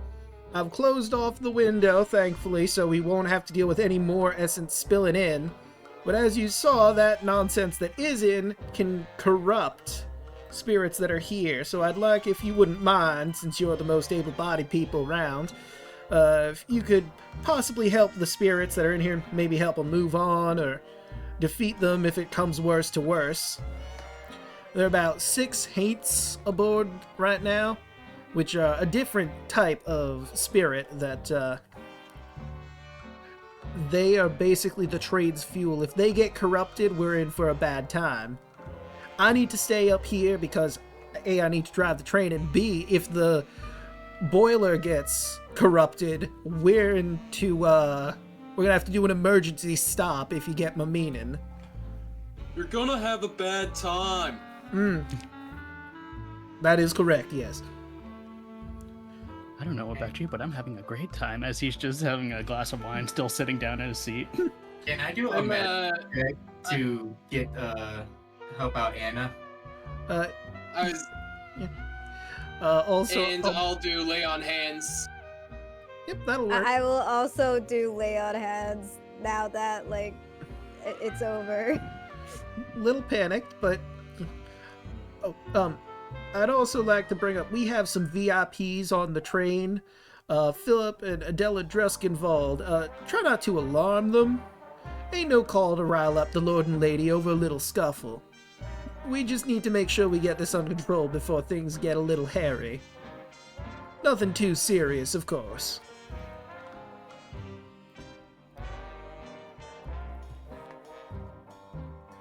But, how many points of lay on hands will the two of you use? I'll bestow my full 5. Right, and, Rashimi, how many are you going to throw in? How does 5 work?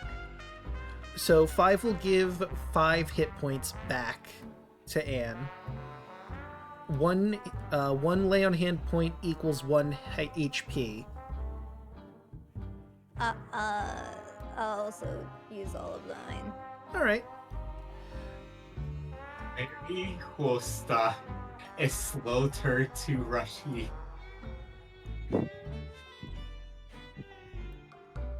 What? Where was your antenna when we told you to get someone and heal her? Listen, Rashmi just keeps like mumbling to herself. It's okay. But you need to pay attention. When someone's hurt, you need to get them up. Especially here. Lazarus the Mad Fool is eating popcorn. There's a a floating bucket of popcorn that he is eating while watching this unfold.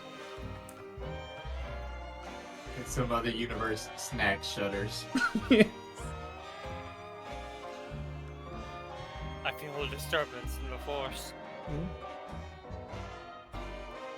And is still just laying down on the floor, but her eyes just open up. So, does this normally happen? Everyone hard turns to look at the camera. Draco, would I know would this happen? Yeah, this doesn't normally happen. You've been on the train at least once before, and when you rode, it was a perfectly calm and normal trip. This is the first time, to your knowledge, that someone has tried to smash a window on purpose while on the Ghostlight Express. Well, Mary will look at everybody and say, well, the first time I was on it, it was just a perfectly normal ride. No one tried to smash a window last time. So, I believe this is normal? Not normal?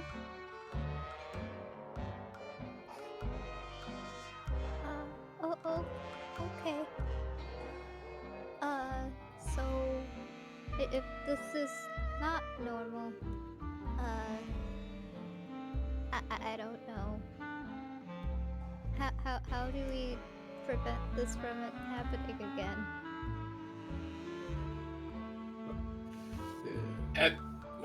At the moment, we need to go through and dispel all the intruders and make sure that the spirits are safe. There's a door at the other end here that would lead to the other cars. Gerard is just completely ignoring the rest of the party and is already heading to the door. Mary will whistle towards the wolf man. Would it be smart to go the other way since that's where the mist went? No. So, the Vagrant will chime in. That is toward the cabin that I'm in. You won't be able to get in until we've dealt with all the problems up ahead. Don't worry, I'll keep what's in here at bay. Best I can. Gerard will just, like, hears that, just looks at her and just says, well, what are you guys waiting for? Start walking over and just not kick open the door, but just kind of just throw the door open. Right, you open it, and it is a swirling portal, much like when the Vagrant walked through. And I'm gonna do a quick roll. Interesting. Very And Mary will help Anne up. A little shaking getting up, and Hoshi, what's Mary's passive? Passive? Like passive perception? 17. Yeah, you just see like shards of like, looks like shards of her skin are on the floor. It's like, Anne will be like, "Thank you, I'm fine. Are you all okay?" Oh yeah, I'm fine. Are you? Yes, I'm excellent. He just throws the wine over his shoulder. And Mary, because you are from Druskenwald, you can make a basically a nature check to see if you can identify what Anne is at this point. 19. It seems that Anne has been reincarnated as a Threadborn. Typically, Threadborn live in Pico. They are porcelain and cloth people, constructs as of a sort, that are made by Blinsky II. They're pretty fun people. They enjoy having a good time, but Anne is just getting into her new form, so she doesn't, A, know where Pico is in the first place, and B, know of any of that sort of thing. Seems she got fast-tracked into being a Threadborn. Okay, that explains it. Rashmi is holding her quarterstaff tightly while just checking her surroundings. As Mary realized that she's a Threadborn, she started looking at the others. And let me grab my stuff here. Gerard is the easiest to, you don't even need to roll. I'll put that as part of your 19 you rolled from earlier. Let me grab one. Scroll down. Where art thou? He is a Curseborn. The man over there. They come from Edwardia, which is a sort of scientific region of Druskenwald. Bit dark, but they basically have humanoid physiology with a wolf-like appearance. They all seem to have some sort of curse upon them, but they've made it work for them. It seems he was also fast-tracked into reincarnation, as he has not appeared directly in Edwardia. Normally the process would be you would get on the train as a spirit, you would get reincarnated in Druskenwald in your area of choice once your spirit got over. But it seems at least 2 people on the train have been fast-tracked somehow. That you're not sure how it's happened exactly, but it's very clear as what happened.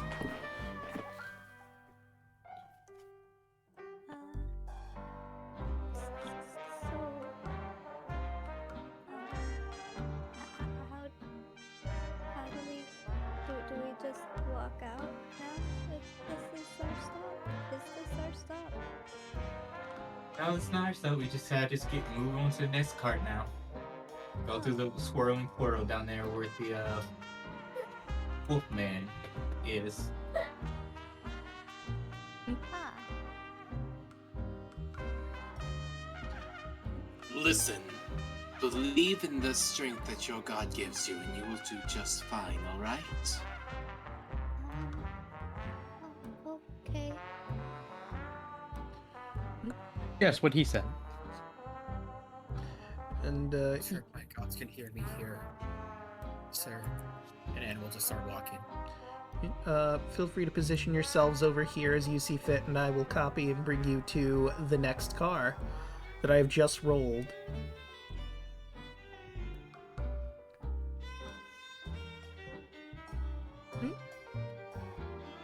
One after another, you walk through the portal.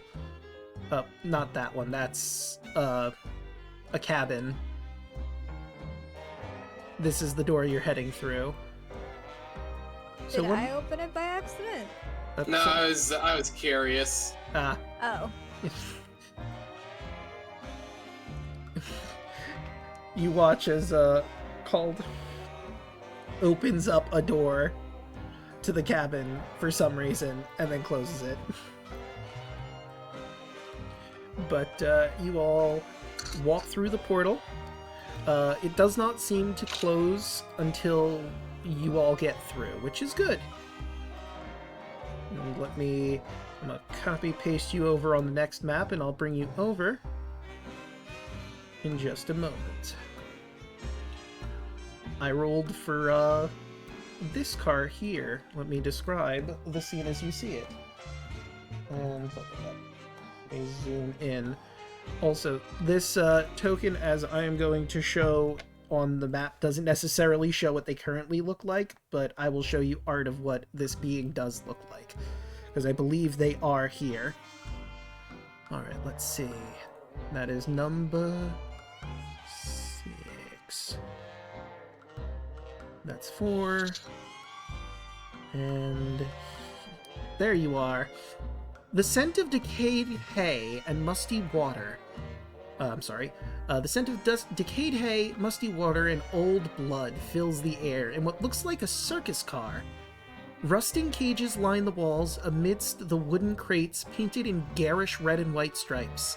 The decor inside is a macabre spectacle of twisted whimsy, with faded, tattered banners advertising various carnivals.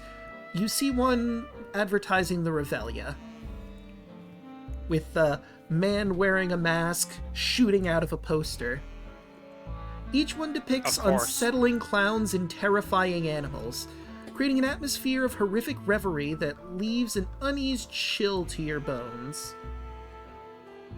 Near the end of the hallway, you see one of these haints, as you've been described to them. This lady. She lets out a forlorn sigh. Oh, what am I to do?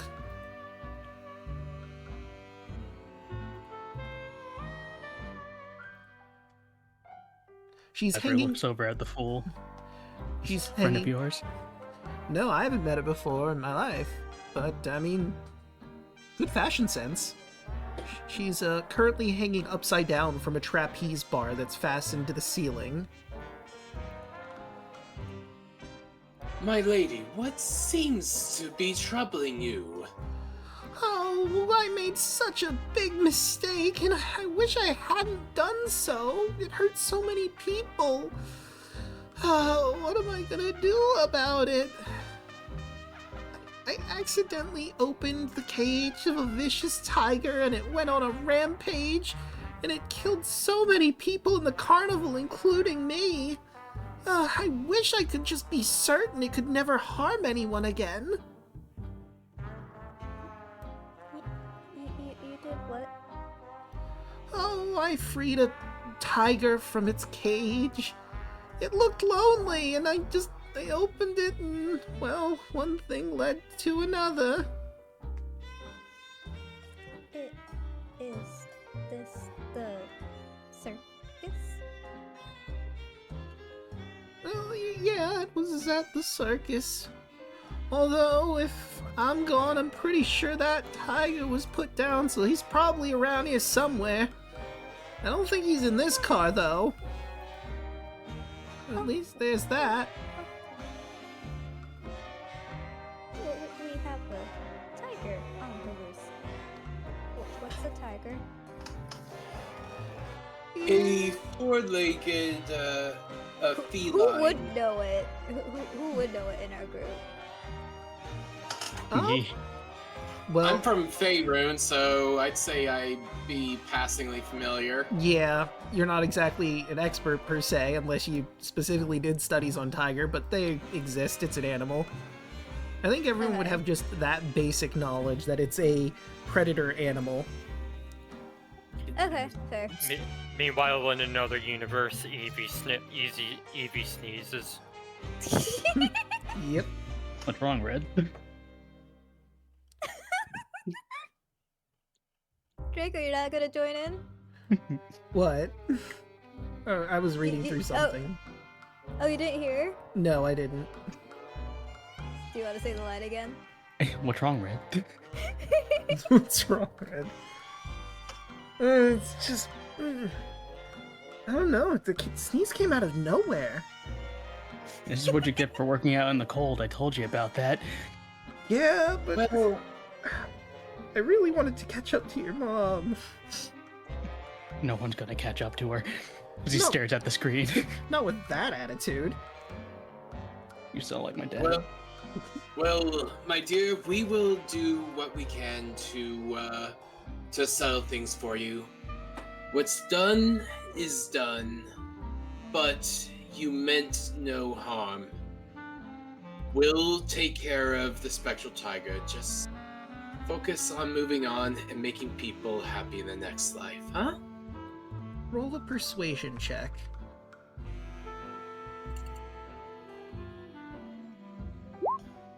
$19! With the 19, she sniffles. You know what? You're right. What's done is done. And there's not much I can do about it, but you lot seem like you're strong. You can probably deal with the tiger. That's such a load off my mind. And before your very eyes, she fades from existence. That is one haint cleansed. Mm-hmm. And I also would have, I too late to say it now, but I would have said something about Sune, for that she forgives all her children. Ah, yes.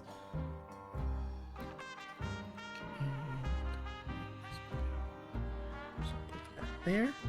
I'm just gonna... Oh, did I put that on the token good, layer? sir. Oops. Right, and you're free to move about the cabin. If you want to look around, you could, I suppose. See if there's anything special in these crates. Let's see, the cages are locked, the crates that are in there. You do find a collection of creepy marionettes stuffed in the chest in the corner of the car. If you want, you could roll an investigation check on the dolls, see if there's anything unique about them. Investmagoodle, 18. You find that the head of one of the marionettes is actually a rock painted with a toad face, and that's a rock fact. It can easily be pulled off of the puppet and can be used... You did not! I did. Look, the fact that it's written in here that it is a rock painted with a toad's face, it is obviously a reference to Over the Garden Wall. But the rock could easily be pulled off the puppet and can be used, well, if you want to take that, you could. If you want a rock with a toad face on it.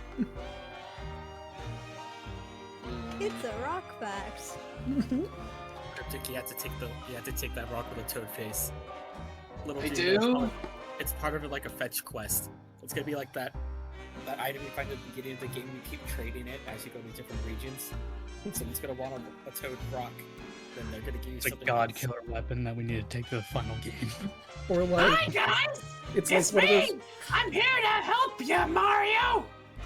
It's like one of the old adventure point-and-click games. If you don't take this rock, you'll get all the way to like the end of the game and then find you needed it. Like Toad marionette. I will add a toad marionette. No, it is a rock that was the head of a marionette. So rock with a toad face. I posted the reference in general if people are missing the reference. Yep, that's exactly right.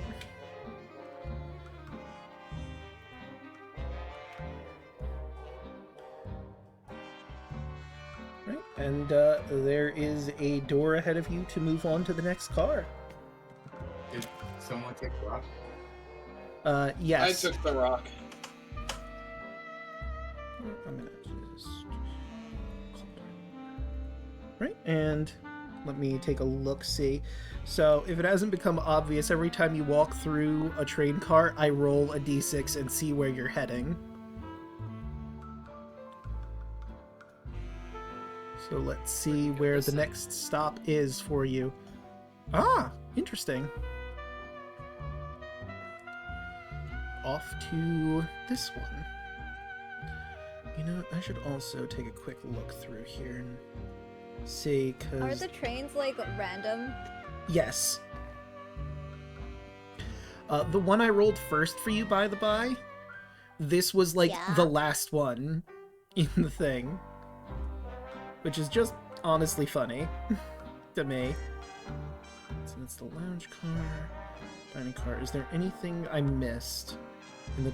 Oh, I'm sorry. Before you leave, there's something here for Lazarus, actually. Oh? Let me find Do tell.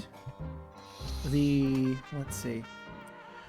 So you look around at the posters here. There's a poster that showcases the Festival of Fools, which draws your attention. Their spectral fool looks at it, or the mad fool looks at it wildly and babbles. In paradise, the angels hang upside down, and the fire shoots right side up, but the bells still ring in silver. Hmm. And I Is will this put a that... bump in our road? I'd say so. That's gonna happen a lot, by the way. I'm gonna see things I and wouldn't have- spout cryptic stuff. So, you know. Hey, I it's wouldn't my have job. it any other way. Aw. And I put it in your Lazarus learnings. He's gonna take the poster. Put the Festival of Fools poster in your inventory.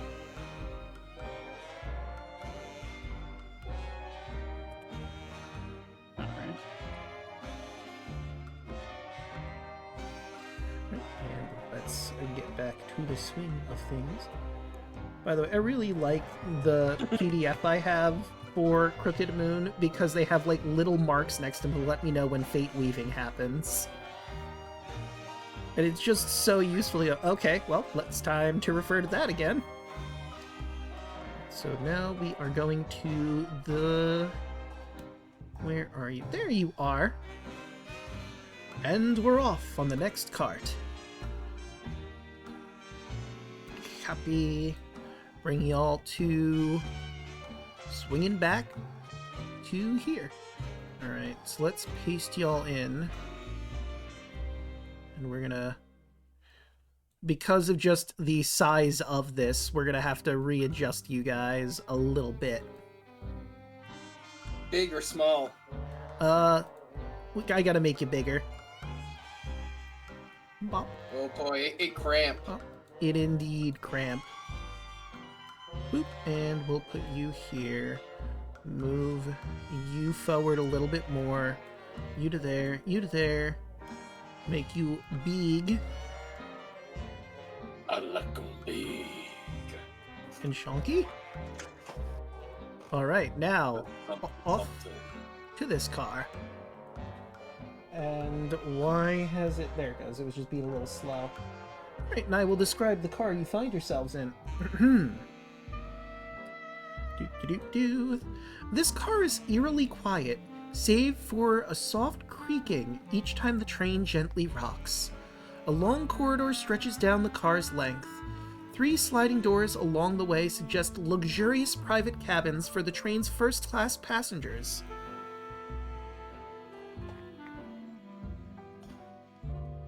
I'd Snazzy. say the I'd assume that this is the VIP lounge.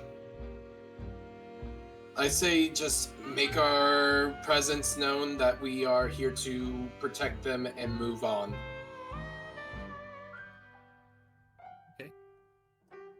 But And I will Yeah. knock on the doors and just ask if they are in any distress at all.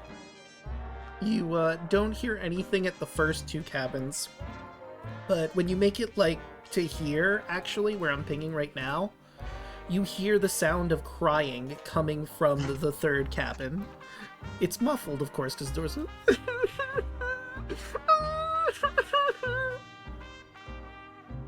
Okay, Cauldron will knock.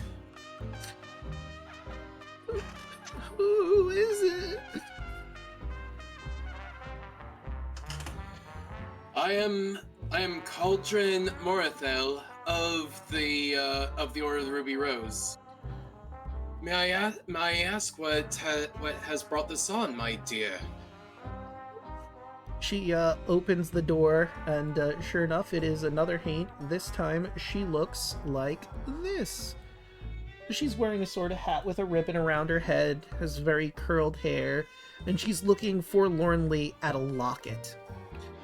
The locket that she has in there has a picture of a handsome mustachioed man with the initials JB underneath the portrait. Oh, it's just, I'm so lonely.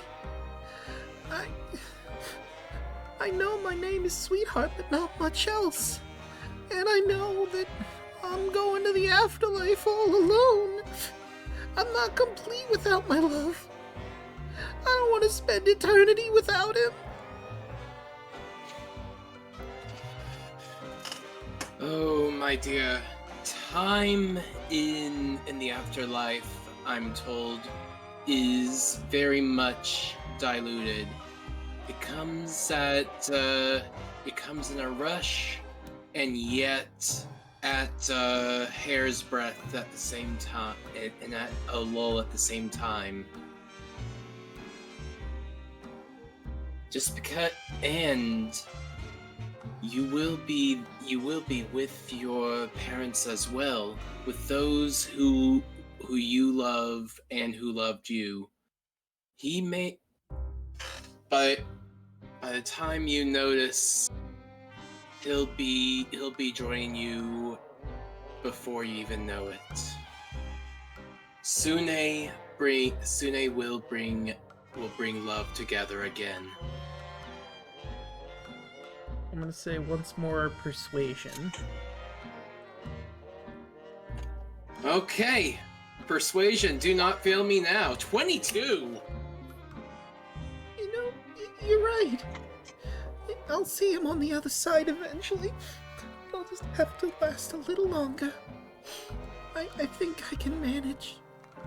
Thank you, kind sir. She grasps her locket, hugs it to her chest, and fades. And that is the second Haint dealt with. Above board, the basic theming here is there are items that can make these Haints move on, or you can try to convince them to move on through various possible checks with skills. It doesn't have to be persuasion every time, you just keep hitting the right one for persuasion.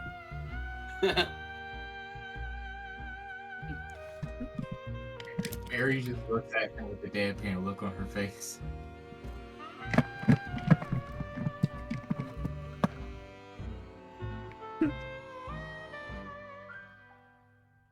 Very well said, good sir. Mm-hmm. Thank you. I fell in battle, but I still believe in spreading the word and love of my dear Sune.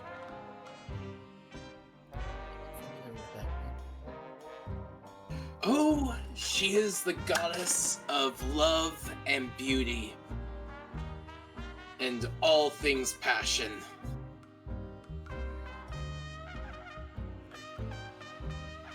Dan kind of like looks down for a moment and like looks at her like her own holy symbol.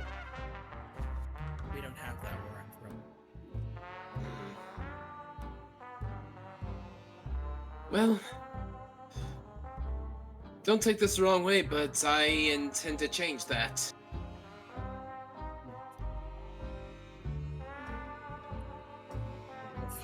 My goddess has given me a divine. I am on a mission from my goddess to extend her reach here.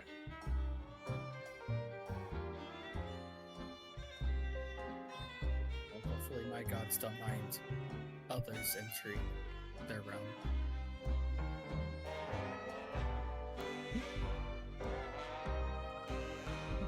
And you make your way to the next car. Let's see.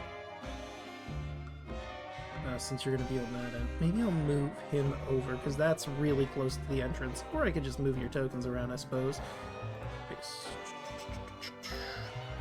Oops. we go.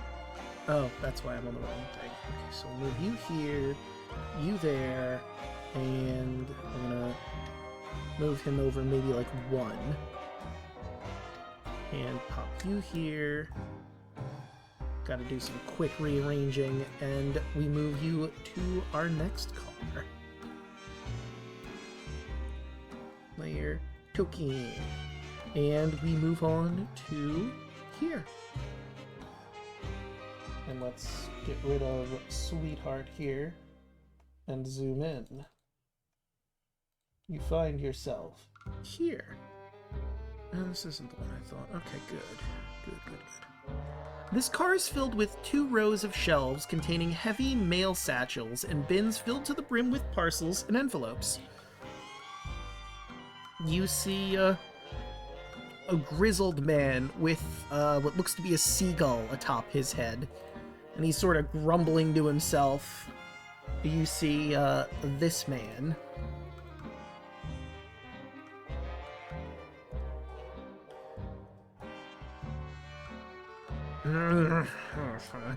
He has a clay pipe in his mouth that he's smoking as he's sort of wandering around. And he's heaving sacks of mail from one end of the car to the other, not paying you any mind at the moment, as if he's loading cargo on a ship, possibly. There's this distant, regretful look in his eye as he goes about his labor.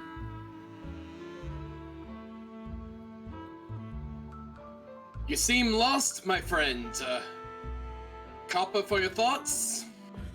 Oh, I miss the sea. I had a long career as a sailor captain and a lighthouse keeper, but I died inland. Can you imagine? A salty sea dog like myself dying on the shore. It's miserable.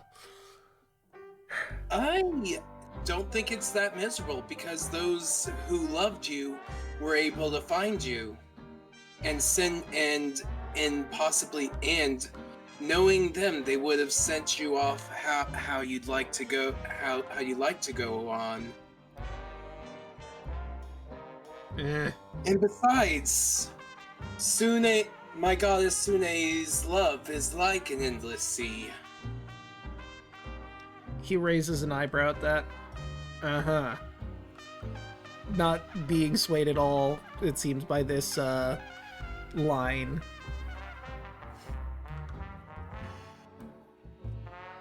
Maybe I can be of a help. One of my many teachers was actually a noble sailor himself. Do you think if I were able to recite one of the shanties I know, it would help, calm your mind a bit? You know, that might actually do it. I need you to roll a performance check to see how well your shanty go. Can I give her the help action with her music? You absolutely can, accompanying harmonica. Yeah. I'm going to grant myself guidance as well. Cauldron is going to ham bone. Ham boning. Should I roll performance or my instrument? It would be your instrument, actually. And feel free to add that guidance if you wish. That'll be a 23. Let's see what it be.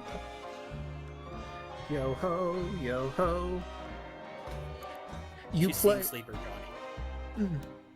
You play one hell of a shanty, and he's ham-boning along with you, singing broadly with a smile on his face. And as the song ends, he fades from view, happy to once again, at least for a little bit, be back on the seas. And that's very well done. Steady heart, steady hand, like I said. Thank you. This is, just thinking of my old teacher.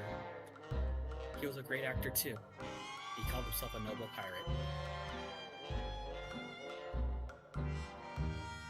Interesting.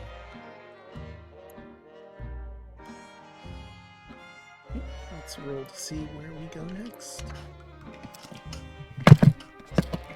I got caught in the thing, but I don't think we've gone to that one yet. Let's take a look. Number... No. Oh yeah, no, that's a different car. Okay. Good to know. Next up. Somewhat similar car, but different. That's done. There you are. Nope. There you are. Okay. I'll move you over to here. Grab all you. As we make our way to the next one. Which ironically is the one directly next to the one you're at in the order. Boop. Oh wait, I moved you without actually putting you down first. Whoopsie daisy. Okay, let's pop y'all in here. And grab this guy. And I will describe the room as you see it. The baggage car's musty scent lingers in the air, a strange contrast to its faded elegance. Polished wood paneling and brass fixtures, worn and tarnished by time, line the walls. Heaps of dusty old canvas bags and wooden chests clutters the space, but amongst them stands a fresh cluster of fine leather travel trunks embossed with the letter D.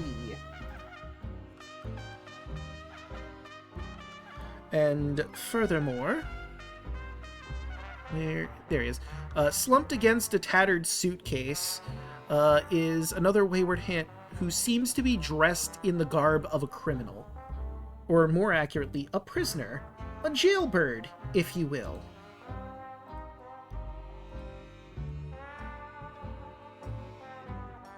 He has a ball and chain wrapped around his left ankle, and his stomach loudly grumbles with a gurgle, and he lets out weary groans. His face scrunched with hunger pangs. Oh, God, I'd love to eat something. Perhaps a burger or some hot dogs or maybe... Oh, steak would be so good. Steak and eggs. Oh, steak and eggs. You have good taste, my friend. It was my last meal. Or it should have been, but I passed before I got it. Oh, if I wouldn't kill for steak and eggs. Cauldron will actually try and manifest it. Unfortunately, you are away from your seat, so it doesn't properly manifest here. But you do know that there is a dining car somewhere that you might be able to find, and surely there should be food there. Well, you won't find any here, my friend. But if you come with us and behave yourself, if we come across the dining carts, we might get you some, so that we can send you to the next life with a good meal. He looks down at the ball and chain on his ankle, then looks back up to you with like this look and goes, "Really? I don't think I'm going anywhere." We'll attempt to lift the ball. The ball. Your arms go through the ball. I don't think I'm going anywhere, buddy. If you could bring it here, I'd appreciate it. You have my word. All right. So all we have to do is think of food, right? It only works in the passenger cart, unfortunately. Oh. Yeah, I had the same thought. But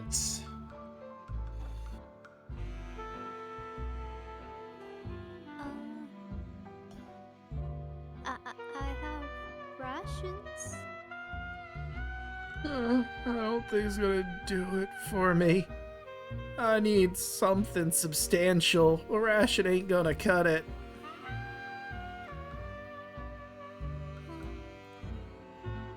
yeah, A ration fills your stomach. It doesn't quite satisfy, though. Yeah, But If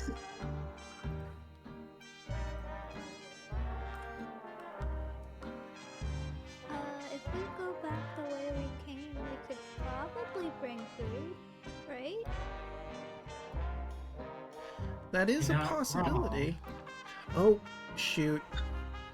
Looking through the PDF, I realized I missed two things. backtrack us? Yeah, so flashback moment real quick. There are two things I missed. One is for Anne, and the other is for Gerard. So let me grab those real quick. I should be reading from the PDF, not the Roll20, because the Roll20 does not have the marks on them like the PDF does. So I'm missing We could also things. make our way.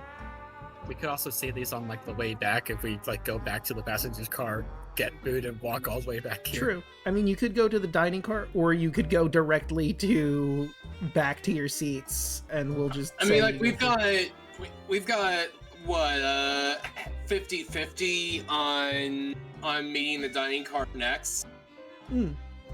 Possibly. That's under the assumption these portals are absolute, which we haven't tested. Yeah. But that's why I was like meekly. That's also why I'm hesitant to try to backtrack. Because I know in there- character that would seem the logical logical thing. We'll just backtrack. I don't know if above board that's the most logical thing yet.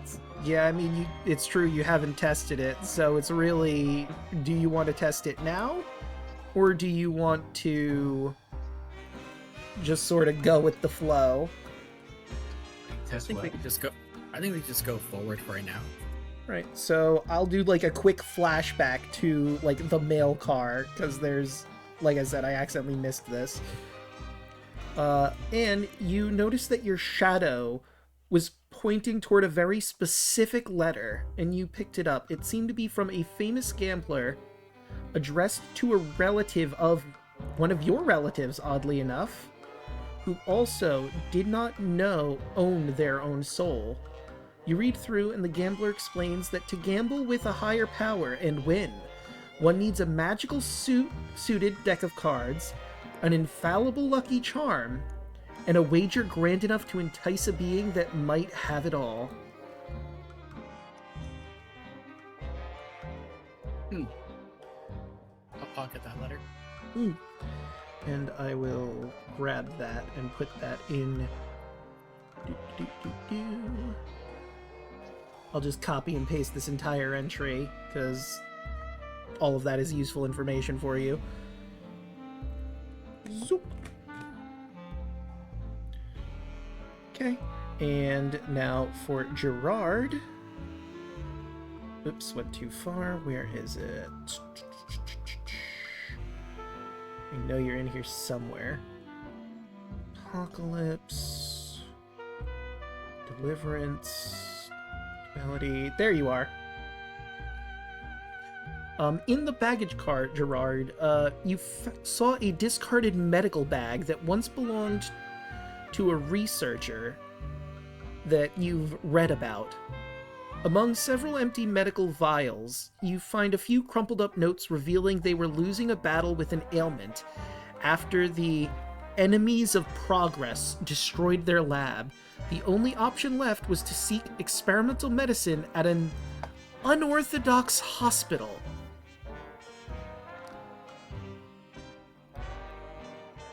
He'll pocket that.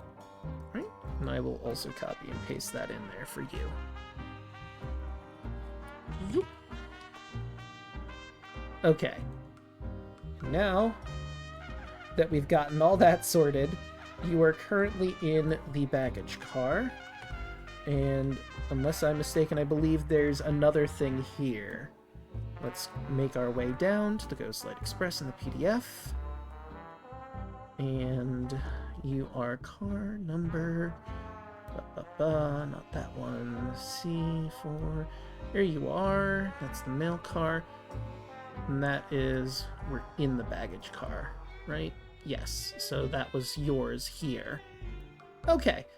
If you would like to, before you move on, you could also do some investigating in this car to see if you can find anything of note. Sure, why not?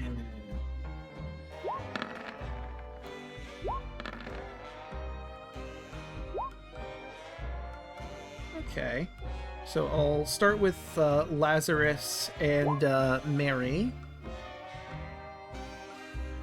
Alright. So, those of you that rolled higher than 15, you managed to find, we'll say that Lazarus finds 75 silver. Mary, you find a delicate silver ring set with a ruby that's worth 20 gold. Gerard, you find 10 sets of varying traveler's clothes and a pair of goggles of night. For those of you that rolled lower, we'll say Annie, Cauldron, and Rashimi, you're looking around like this massive pile of suitcases, and you think it's a bit odd, so you start digging through, and underneath all of that luggage is a sleeping spectral tiger. It has not noticed you yet. What do you do?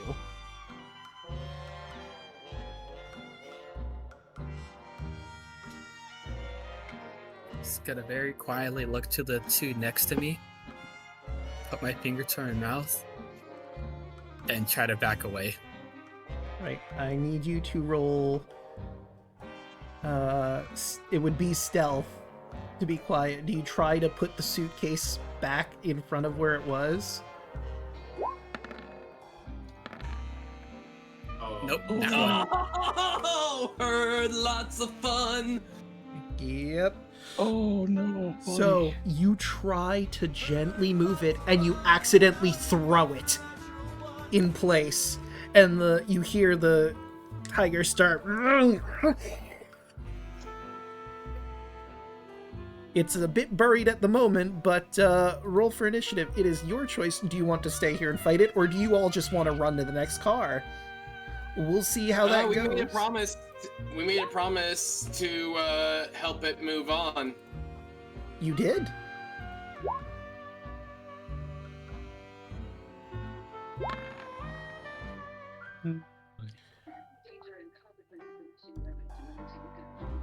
Why? Ooh. Twice in a row. I got, I'm gonna be real with you. This thing's CR might be a little over what you can handle at the moment, but we'll see how this goes. It's 6 against 1. Yeah, I think you just run. You It's not a regular tiger. it sure isn't. So, let's see. Because it's buried under suitcases, it's gonna start by slashing through the suitcases.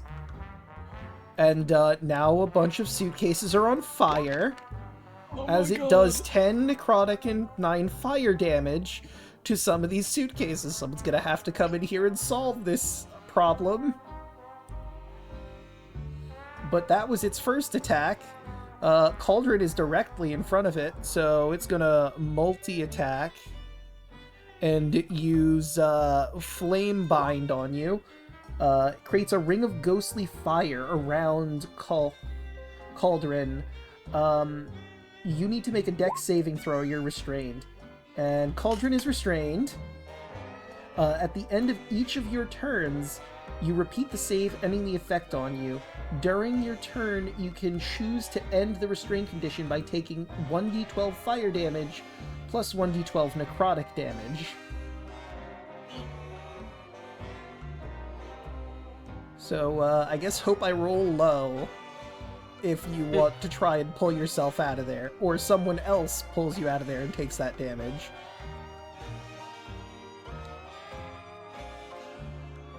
And restrain. There we go. But hey, that's it for the Wildfire. Wait, I forgot to change the music. This is a tense situation. Are we all supposed to do dexterity saves, or? It's No. just me at the moment. Yeah, it's just Cauldron. It focused, fired on him, pun intended. So the rest of you can do whatever you think would be the wise decision to do in this scenario. I have fire resistance. Okay.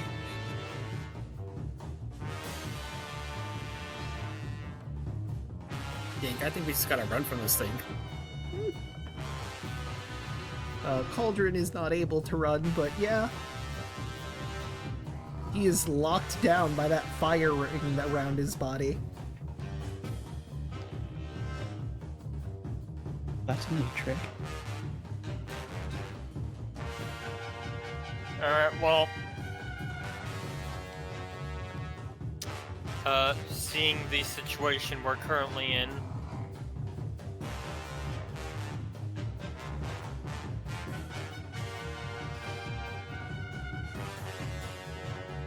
I guess Gerard's just gonna pot shot it with the crossbow. Alright. Can. That ain't gonna hit. You can move through friendly faces, by the by, just throwing that out there.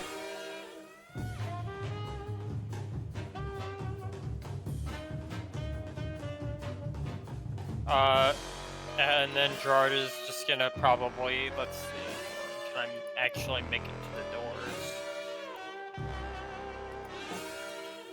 I can. Gerard is just going to look to everybody and just say, take a shot at it if you have to, but we're getting out of here. And he's gonna beeline it for the door. Alright. Oh, that's a new one. Okay. Alright. And that will bring us to Rashimi. I get the distinct impression you're probably 100% okay with that advice.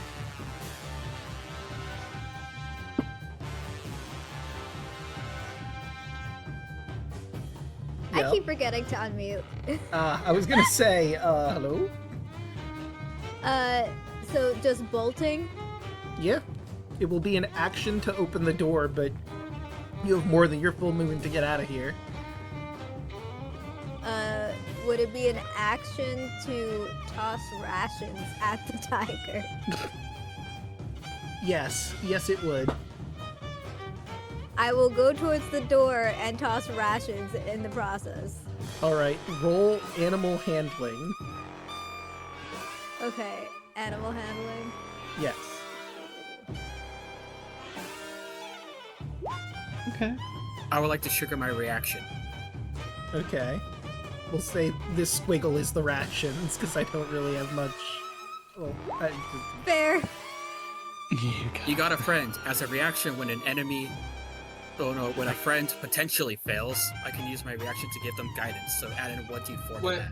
Okay. So roll 1d4, Yelling. Okay. So that's an 18. That's an 18. Alright. The Wildfire seems interested in the rations. Oh, also you can see, I just noticed you can see the fire ring around the creature and its token. That's what's around Cauldron right now. But speaking of, that brings us to Cauldron, who is locked down. Do you try to pull this ring from you, even though you'll definitely take damage from it, or what else could you do? Cauldron's going to remain calm and just make eye contact with the pyre. You've had an interesting life, haven't you? I'm sure you long for the wilds. It's just on the other side, don't you know?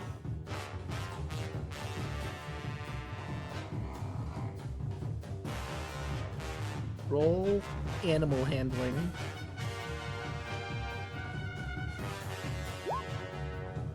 Oh! Yeah, he's growling at you. He does not care about your honeyed words. Man, fuck your speech. Gerard at this point is just face palming. He's just thinking, what are these idiots doing? Let's get out of here. Well, I can't move, so Yeah, he I'm just literally trying to can. you do know that he is stuck in his spot because of that fiery ring bound around him. But, hey, that would bring us to Mary, I believe. If you'd like, you could try to assist Cauldron getting out of there. You will take the damage, though, instead of him, if you do that. Yeah, but no, hey, I do that, no. you're immune to fire. Not necrotic. True, but hey, that's 1 die, as opposed to 2. And I could roll low. But that, again, that's is it a gamble you're willing to take? It's all lot in this economy.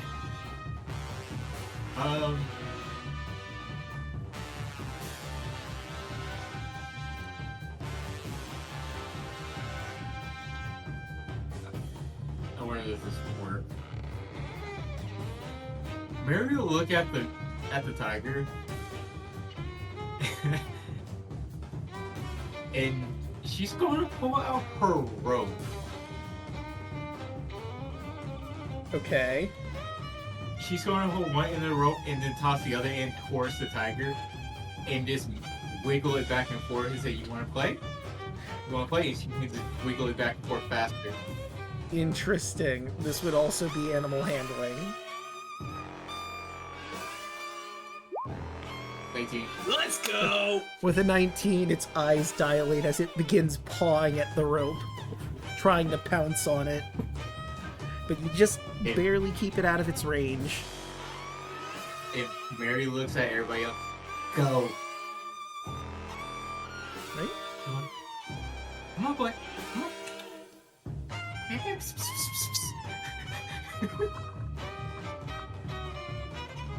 Laz.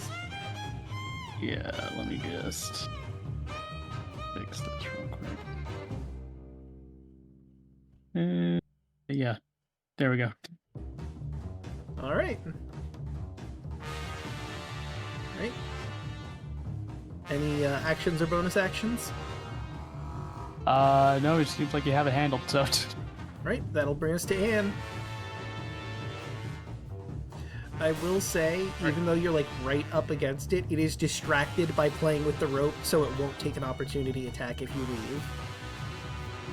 It's too focused on what it's doing, thanks to that really good animal handling. Go to the opposite side of Cauldron, and I'm going to use my action to break him free. Okay. It's my fault that you got into the situation as she tries to break the ring. Alright, so let me roll that damage. That's going to be 2 d12s. 1 is necrotic, 1 is fire. Oof, you're going to take 11 damage, but he's free. Cauldron, as you see Anne just grab the rings, you just smell just burning and burning. As you just hear like you just see along her arms just cracking as she drops as the ring breaks. And I'm down to 0 again. Yep, someone's gonna have to pick her up. The wildfire is playing with the rope. Well, actually, yeah, no, it's distracted more by the rope. It'll get the food later. Right now, it's playing. Gerard, you're right in front of the door. Swing open the door and jump in. Right. Gerard is in the next car. Rashimi.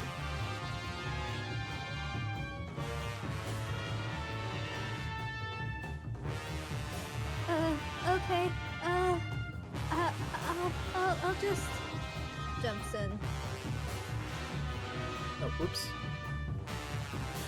I'll move you. I picked it up. I grabbed your token while you were moving it, so it had a little glitch there. Right. Cauldron, you are free, but at what cost? I will just continue trying to,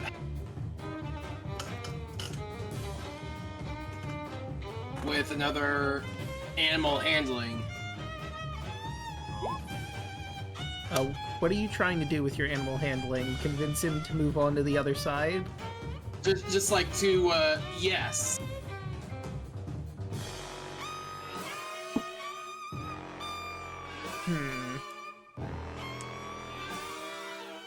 is like trying to show no aggression, but just confidence and compassion for this animal. High or low? Low. I rolled a 53, that's just barely in the high range. It is a bit distracted by the rope and is more focused on playing with that to be swayed by your words.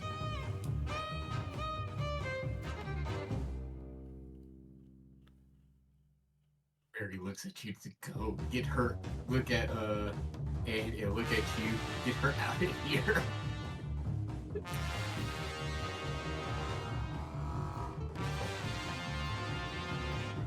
Right?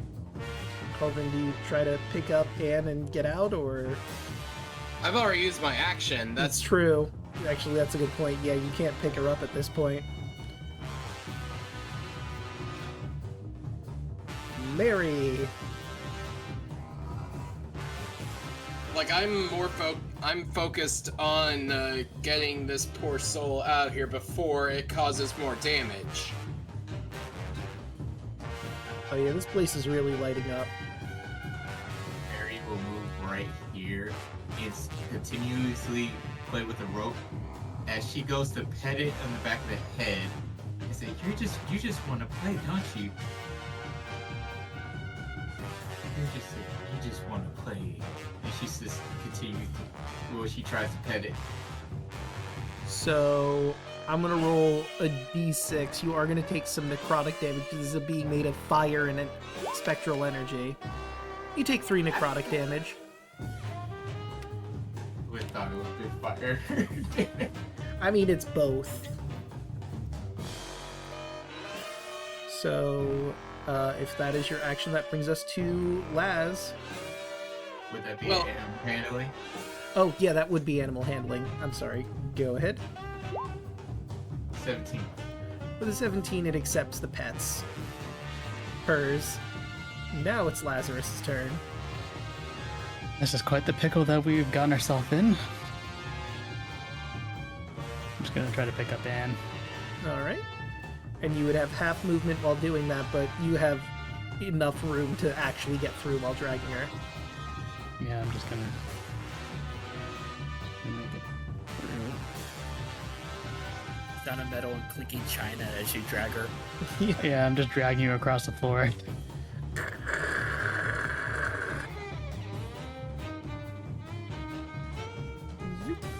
Alright, and that would bring us to Anne, who needs to make a death saving throw. Okay, that's 1 failure. The pyre accepts the pets lovingly, and with the playing and being pet, it is very content and moves on to the next life.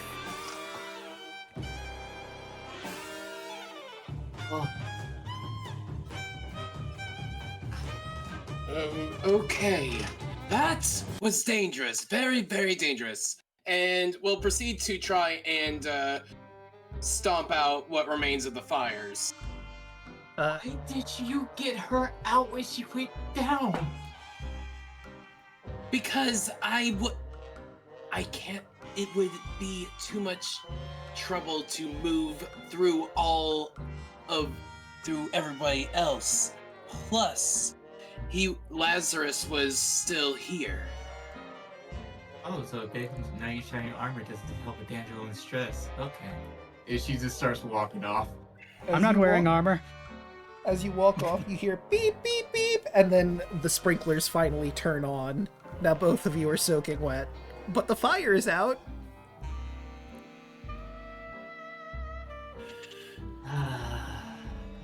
And she just walks through the door. But hey. This is gonna be a fun party for character interaction. I can already feel it. Draco, just hit me up whenever I need to roll another save. Yep, will do. So I'm going to. I have a +5 in medicine. The fuck, you're rolling a save. +3 in medicine as well. I mean, that's a 10 though, so maybe not. Yeah, Try to give so that back to whoever's helping. yeah, you could do somebody helps while the other person rolls with advantage. We'll say as soon as you get into the car, you basically put her down and begin helping. The first one doesn't go so well, so I'll have you, if you'd like, roll another one before we get to... Yep. I'll roll another one with advantage, because I'm assuming somebody else is helping. Mm. Oh, that's better, 17.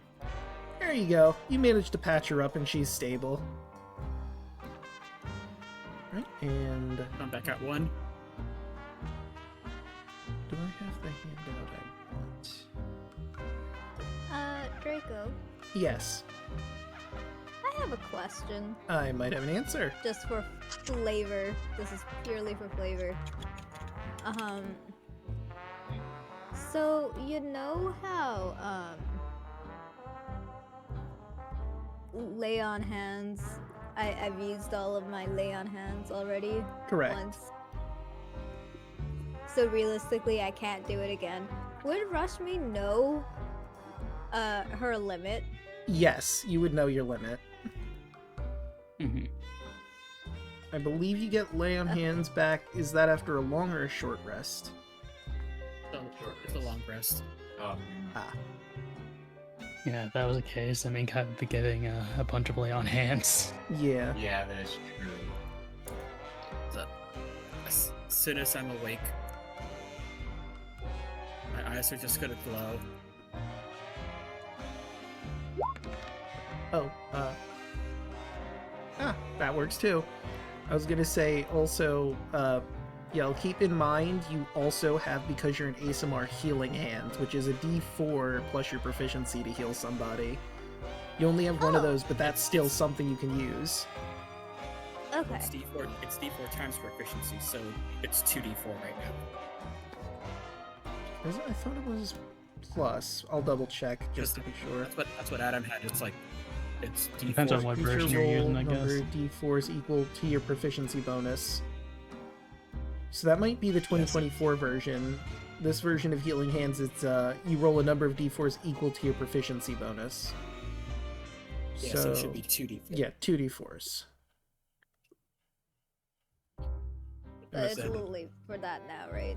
Yeah, it's too late for that now because Anne healed herself, but hey, Noted. now we know for the future. Why did that not work? Just gonna just very stiffly sit up. Is everyone okay? And please stop getting hurt. But I gotta keep people safe. And it was my fault that the tiger woke up. Cauldron could have gotten hurt.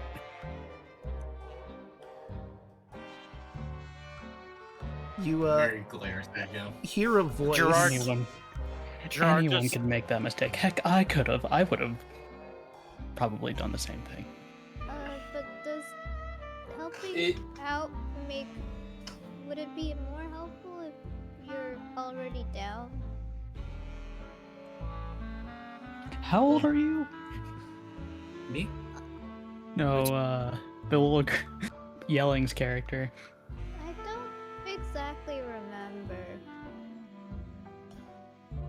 That's some wise words for a child. Move you all over to the next car because that's where you are at this moment. And I'll describe the room as you see it. You hear a voice chime in. Well, it looks like you folks have been through the ringer. This lounge is one of understated luxury even. Ebony walls are inlaid with gold geometric patterns. Plush burgundy velvet chairs are arranged for quiet conversation. Soft light filters through the frosted sconces, casting a gentle glow on the various haunting landscapes, paintings that hang on the walls. A tall, thin man leans against a bar, a whiskey glass in hand. His dark, slick back hair gleams with precision, framing his face with sharp lines, and is accented by a pencil-thin mustache. He wears a tailor-striped suit and grips an ornate cane topped with a silver goat skull. which is this man. Sitting next to him is a shorter woman with curly brown hair, who's wearing a shimmering flapper dress. Champagne flute in hand, she laughs slightly. This woman. Why does it sound like the music stopped? Time is up. Oh, because it is off. There we go. There we go, now it's back.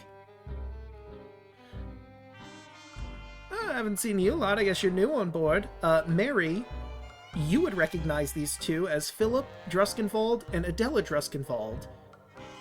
The man who runs Druskenwald with the Council of 13, and his wife. Oh. How are you guys doing tonight? Can't complain, enjoying a nice ride along the train. But, what have you all been up to? She was a bit scorched coming in here. Is everything alright? Dealing with hate.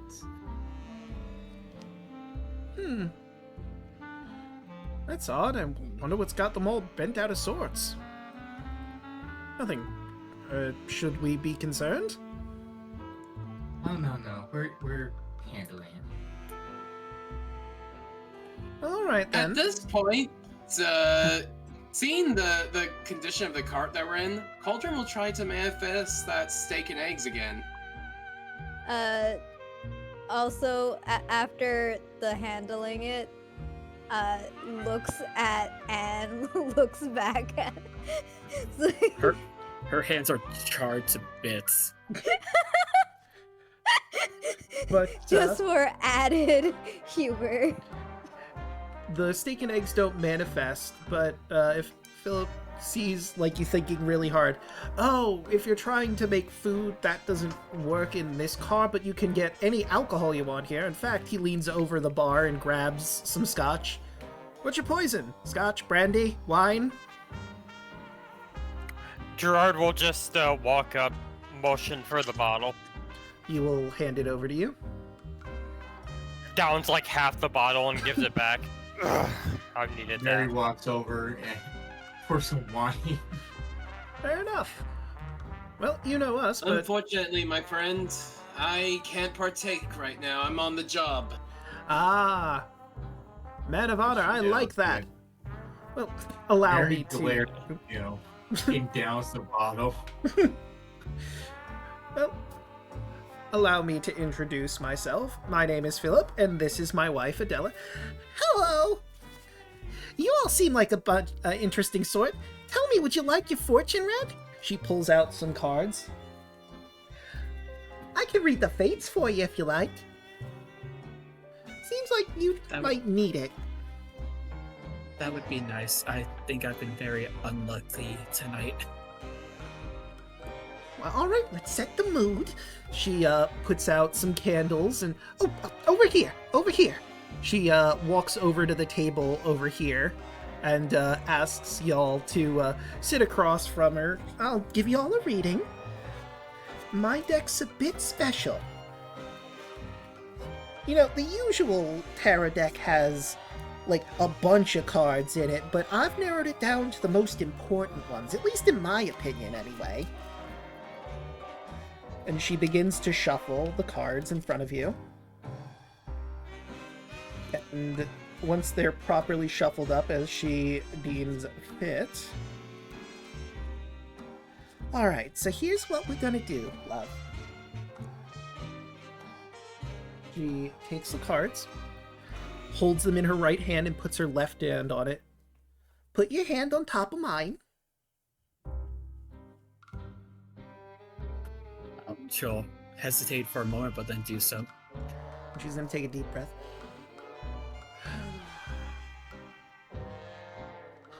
Oh, cards, tell us what we need to know to help this young woman on her journeys ahead. And she, once you take your hand off, draws a card. Oh. And let me grab the card I've just drawn. This is... Yes. And I will grab it from my list as well. Pop it onto the map Good yes and or a do... bad yes. Learning is next to godliness. I'm pretty sure that's how the saying goes. Anyway, the Hierophant is telling you just that. There's someone in your future that can lead you down the right path. You just gotta seek him out and be practically bloodthirsty in your quest for knowledge. And just gonna blink. Blink twice. That's quite a aggressive statement. Listen, the Fates can be very direct sometimes. I mean, they like to be all cryptic, but you know, sometimes it's pretty direct like that. And I will pop in here the Hierophant.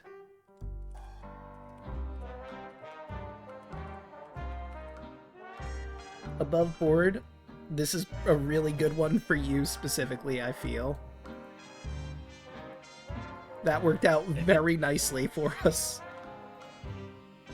If possible, Anne will try to like gesture to just so she can hold the card and look at it a little closer. Oh, sure. Get yourself acquainted with it. And you all just see as Anne just stares deeper at it, closer at it. Like her eyes just trail more towards like the fire and the person burning. And her hands just start to shake more and more. And then she just hands the card back to Adela. Just says, "Thank you very much, ma'am." Of course. And she puts the deck at the bottom. Who's next? I'd like to go next. Ooh. All right. She does the same thing that she did with Anne. Holds her left hand on top of the cards in her right, and asks you to put your hand on hers. Go. And once that's done, she draws. Ooh.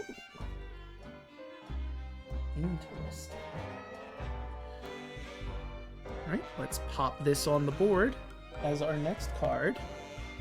Let me grab that, and then grab the proper reading for it.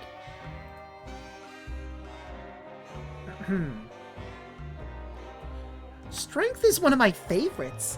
A girl like me ain't got a lot of muscle, but I do got a lot of heart. And that's really what this card is about. Don't bury yourself beneath the weight of your past. Find your inner strength, and you can face whatever challenges await.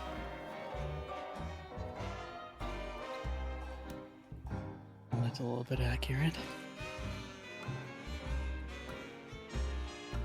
To a scary degree, but I'll take it.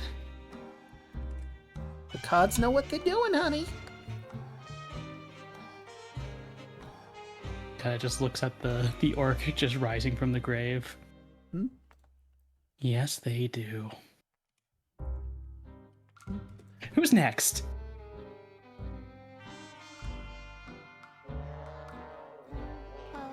I'll try. That's the spirit. Okay, honey.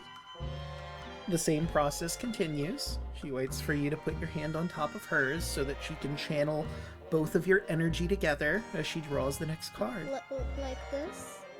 That's right. Calm your mind, and let's see what you got. And let's flip. Oh, I suppose I should say, for anyone watching, I actually have the physical tarot cards and I'm pulling them individually from there. And then showing Yes. Everybody here what I've drawn. His physical... He had to edit his physical tarot card deck to match what is in module, but... I mean... It is also... It wasn't the too official. difficult. I just took the major arcana out of the deck, but, you know... That's You mean what- minor. Oh, this is fun. Okay, let me find the card as I drag and drop. Oh, how spooky! Oh, don't worry. It ain't as scary as all that. Look around you. You're on a train traveling through death itself, and it's still a party. This card simply means that one chapter of your life is ending so that a new one can begin. That is also surprisingly on point. What? Isn't These it are though? really, really targeted. The cards are working wonders tonight, let me tell you. It's almost like that's what the cards are meant to do, Yeah. regardless of how you play them. Mm-hmm. Cards are doing their work. Well, we still got a few people here. Who's next?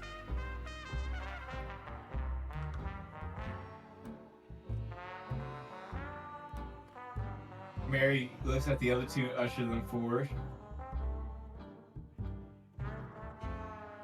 Cryptic, I sent you a DM. You'll get it. Right, so who's first?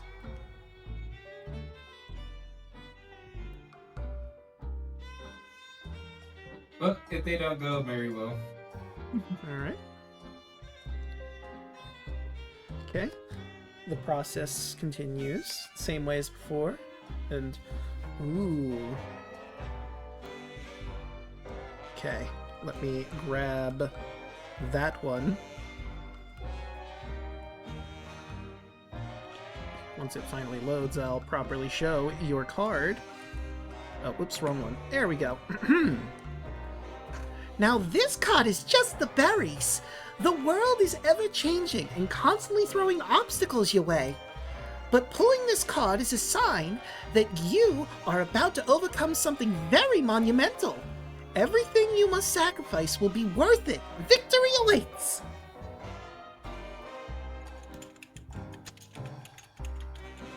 This is a huge yes, one. Zawordo. I was fighting myself to not do it, but it was. I'm glad someone did. I was really fighting to say Zawarudo.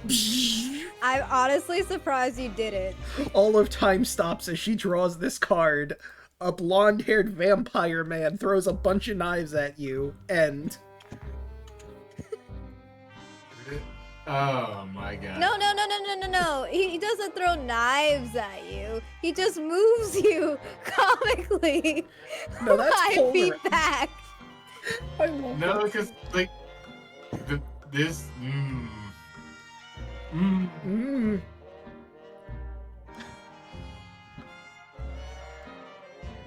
Yeah, this is no point, but oh my god. Yeah. You were expecting Miss Druskinvold, but it was me, Dio, all along. Mary just stares at it. And then quietly just gets up and just starts walking away. Alright. Okay. Come on, boys. Gerard will wander in. Right. Ah. Okay. Let me grab. Oops, that's not the one I wanted. I wanted the one beneath that one.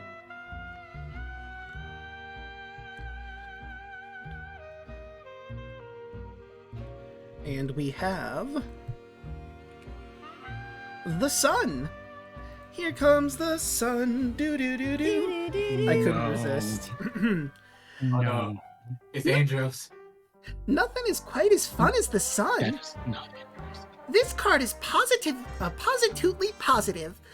The sun illuminates the shadows and chases away the darkness. Good things lie ahead. Just don't forget that for every ray of light that is cast, there's always a shadow along with it. Gerard's eye twitches and he just gets up like awkwardly and is just like.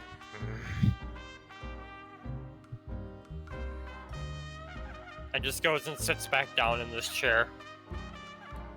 Alright, one to go. Okay.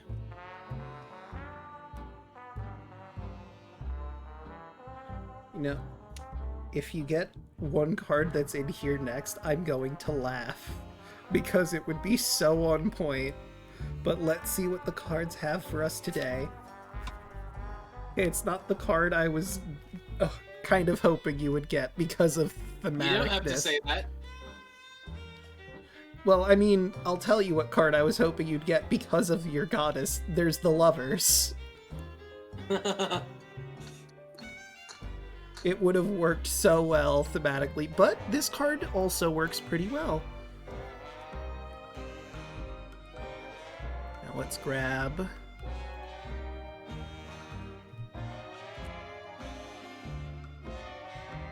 Aren't you the lucky one, getting the star card? When all around you is nothing but darkness, the star is a shining beacon of hope within.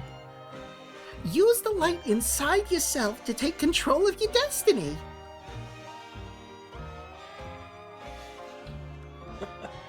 Oh no, oh no, oh no, oh no.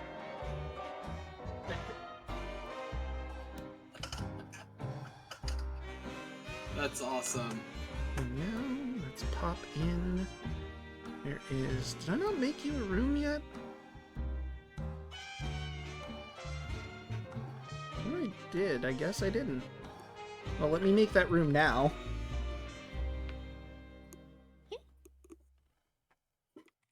I just want to say about Game Draco, I love this voice you've given her. It's very like cross between like Valley Girl accent and like East Coast. It almost feels Betty Boop. Almost.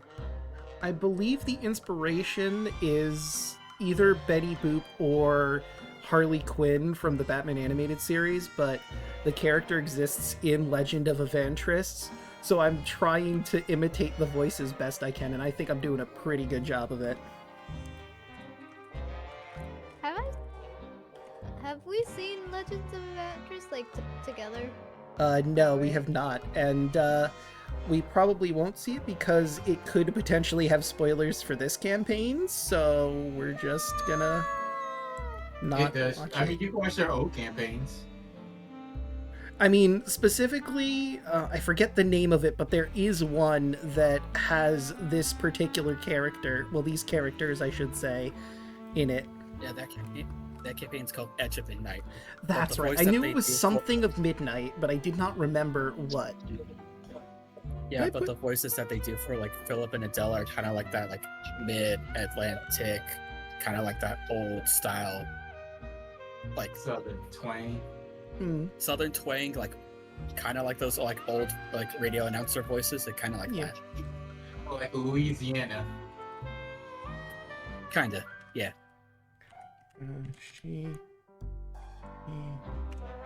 Greetings. I also didn't make one for you, Yelling, so I'm going to make your room as well. I posted your death card in the old notes room that we made for your character. But now you have a proper room, as do you, Cryptic. Cauldron's Knowledge.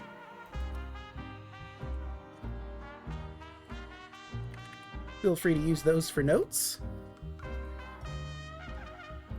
I'm just going to do some quick edits while I'm thinking about it. I've posted your cards in there. If at any point you need me to, like, reread this, I'll try to find the actual, readings again. For right now, I'm just posting the cards specifically in there, because I'm going to grab a bunch of information on them later. Right now, In the meantime, Yep. Ore no stando. Star Platinum! That's more. Onai wa Mushinderu. Nani? Well, that's Fist of the North Star, but Jotaro is very, very Fist of the North Star coded. Yes, he is.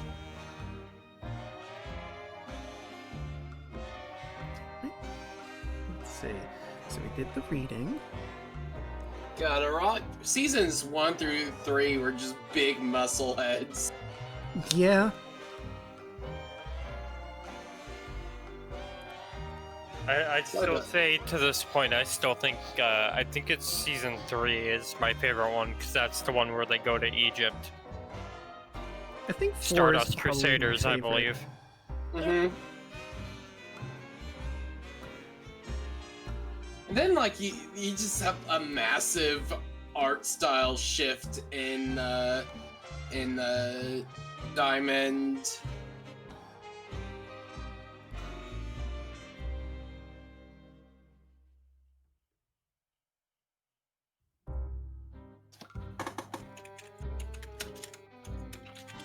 Diamond is Unbreakable. It's just a huge art style shift.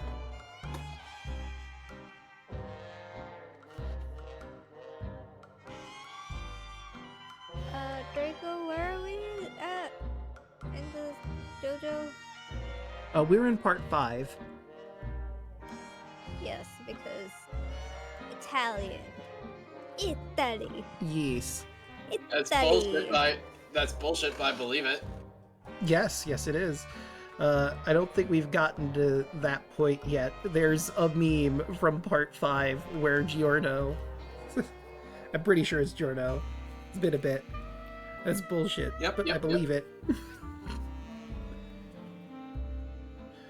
Yes, there is a Hainton here. She's, I'll show her off, but Adela and Druskenvalt and Philip are still, engaging with you talking.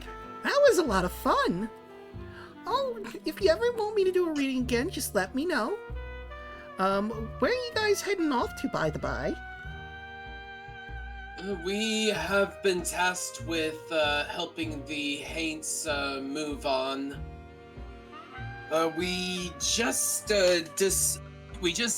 sent a tiger off to the next life.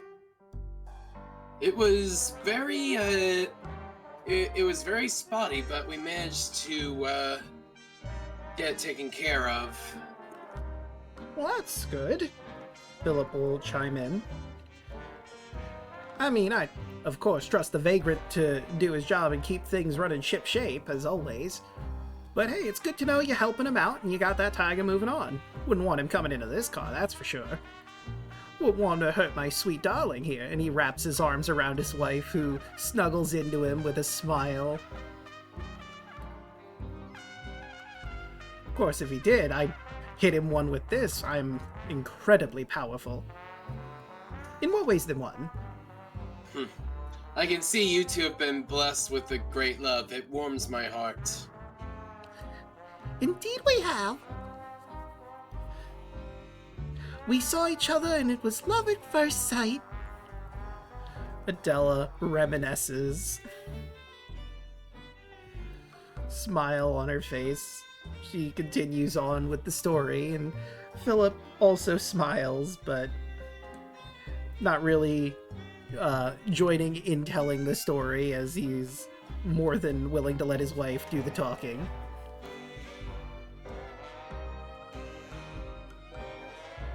He will go over to the bar at one point again and ask if anyone wants any beverages with a story, since he's over here. I'll just have some water, thank you very much. Alright, fair enough. Let me grab that for you. There you are. You all seem to be the adventurous type, huh? I guess you could say that, yeah. What gave you that idea? Well, I mean, you were fighting a tiger apparently not too long ago. Normal folk don't quite do that. Oh, fair enough. Mary looked at him and said, "We weren't fighting a tiger. We were playing with it."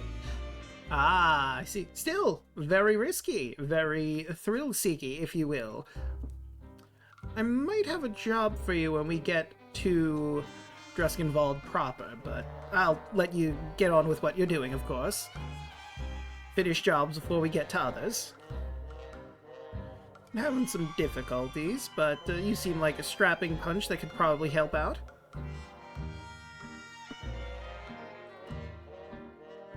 I think we'll be glad to help. Thank you very much. Alright, well, we'll let you get back to it. And we'll grab some champagne and some brandy and head back with his wife to enjoy it together. And I will describe the hint that you see over in the corner there. And I will show... Oh, right, I should probably get rid of that. Move y'all over. And I will show you this hint. She's mulling to herself, a bit mopey. Oh...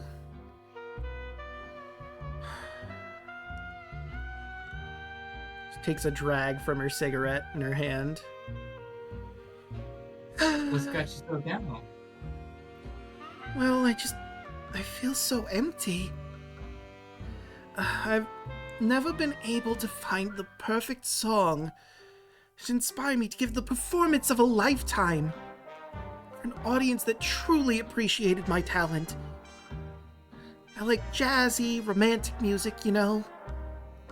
And I wish I could give one last performance, but I don't know if I'll be able to here. Well, we're here. What inspired you to start singing? Oh, well, I always had a lovely voice, and I loved singing as a girl, and I figured I'd use that to propel me forward, and it did, but there was just never that perfect song. I'll also bring up, there is a stage over here, if that is important to anyone. Mary looked at her and said, well, we do have some musicians here. Maybe they can help you with that. She looks at, fuck, what's your name? Catboy. Lazarus. Figure it out. No, it's Lazarus. Lazarus. He's now Catboy from now on. Boy. Catboy Laz. He was a Lazarus and As long as he's not as insane as Antonio. Mm-mm.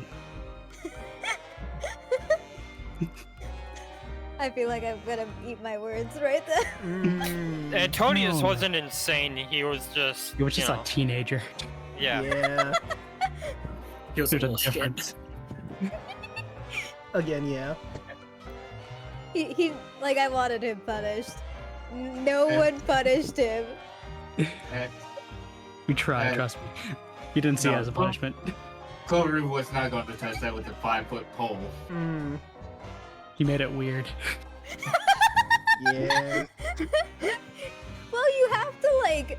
I don't Fucking- know. The fucking No. soap. You don't. The soap. Nope. Soap. Anyway, It keeps coming back to the soap. did someone say soap? Hey. Lazarus, do you know any good tunes? Maybe I can I help know. you out. I know plenty. Takes another I will drag. give you help and I'll give you the help action and guidance if you want to make the check this time. Sure. Ah, what the hell? She walks up on the stage, roll a performance check. I do have a song here in the module, but they don't have any actual music accompaniment, so I'm gonna try. 17. Right, with a 17. 4. So that is 21. Impossible to think at all without the thought of you and me. It all would fall, nothing left to hold the stars and sea apart. Ridiculous, there ever was a world without you and me. To not recall a you at all would send it all crashing down. Floating over the storm, a love as soft as a cloud. Incredible that through it all, the dashed and broken stardust fell and settled into you and me, and all the time we need. And as she finishes the song with a smile on her face and her heart truly shining, she fades, accomplished.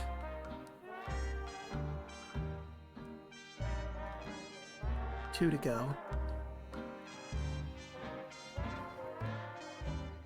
Beautiful work, Annabelle. Oh, thank you very much. That was mainly you.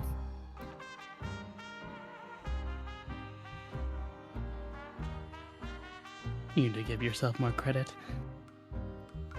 I'll try to get better. That's what I like to hear. Ambition.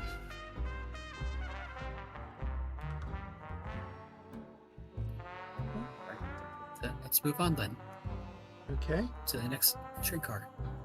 Right, and well, first let me go there so I can grab all of you. And then let's do tokens. All right, I forgot to grab all of you. Whoops. Yoop. Copy. Right, and paste. Let's move you all in a straight line just because it makes things a little easier in this car. All right, and I will take you to, at long last, the dining car. And let's talk about what this room has in store. I also need to remember to keep going through here. We were just in the lounge. And I don't think, nope, there's no mark on there aside from that. The dining car does not have that mark. Look at the mail car. Okay, perfect. I just wanted to make 100% sure I didn't miss anything. The dining car is decorated with an eerie elegance, with plush velvet booths, ornate brass fixtures, and wax candles casting a dim, mystical glow.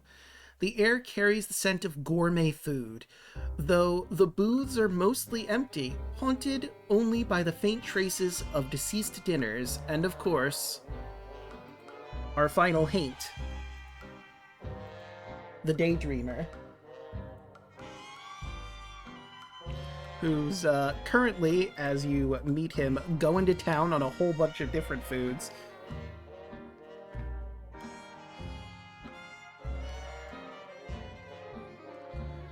I know that feeling. He's, let's see, eating all sorts of foods that he's repeatedly conjuring forth, from long links of sausage to whole turkeys. All the while, his face is racked with guilt as he tries to eat the feeling away.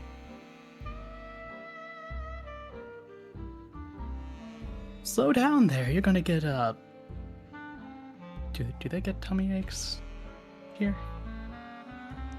Mary shrugs. You have to savor the food, my friend. How can a tummy ache if if an ache doesn't tummy?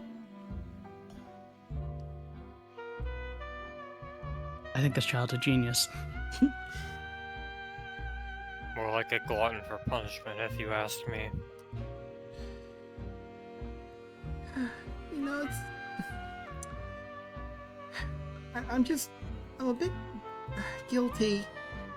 You see, there was this stone painted to look like a toad that I took from my neighbor's garden before I passed on. I lost it somewhere around here. I'll never be able to return it to her.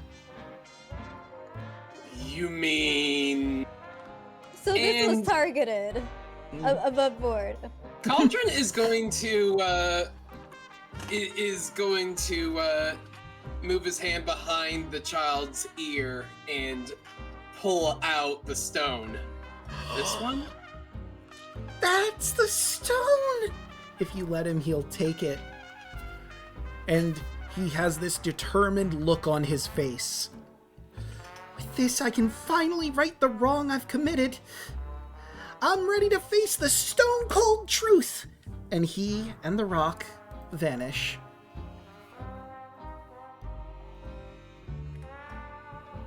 Okay, and... Mary will pick up a plate and did just say steak and eggs. And sure enough, upon the plate, steak and eggs appear. And then she just start walking back. We'll also manifest a steak and eggs plate. All right, so now you have 2 steak and eggs. 2 for the price of 1. As we make our way back. Well, Oops, sorry, go ahead. is there really a price though? Nope.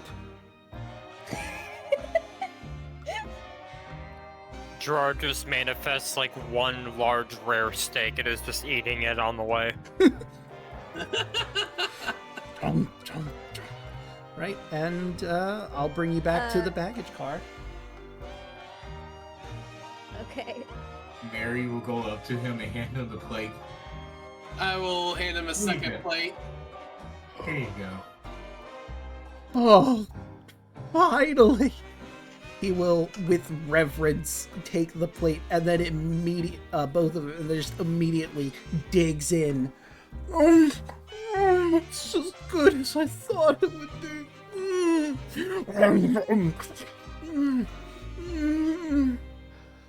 Oh. He wipes his mouth, pats his belly with a gratified sigh, and vanishes. And with that, you gain a level. Let's go! Oh my goodness. Hopefully I won't be so squishy. You and me both, man. I've been trying to stay in the background. You and me both. Listen, I got really good armor. I'm just Draco keeps rolling too high. Yeah. Listen, that's the way the dice roll sometimes. Sometimes they can be assholes. Greg, I'm gonna take the average if that's okay. Yeah, that's fine. Same here. I'm fine with you taking the average. I do not want 4 HP on this level, Jesus. And while you are leveling up, I'm gonna use the restroom. Everyone stretch your water, drink your legs. We'll take a quick break.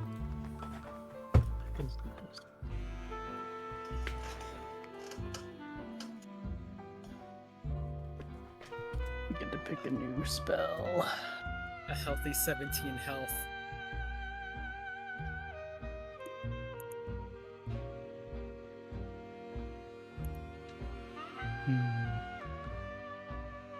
Still more than me.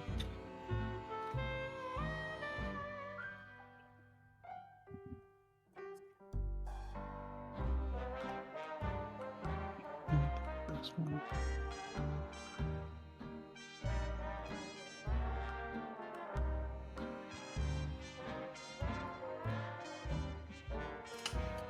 You know what? I'm actually gonna take Blessed Warrior.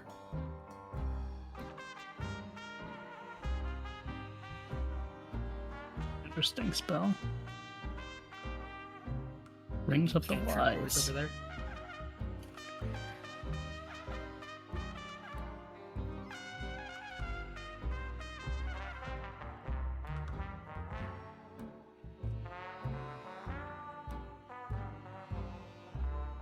You can't double up on guidance, can you? No, you can't. You can't stack it. And no sense in taking it.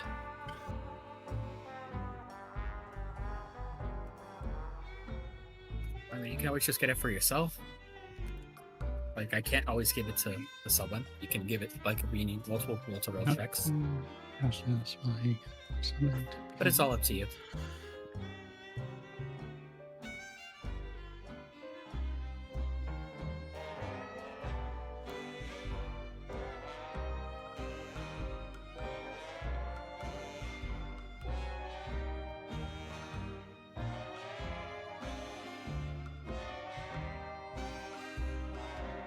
I might just take this spell.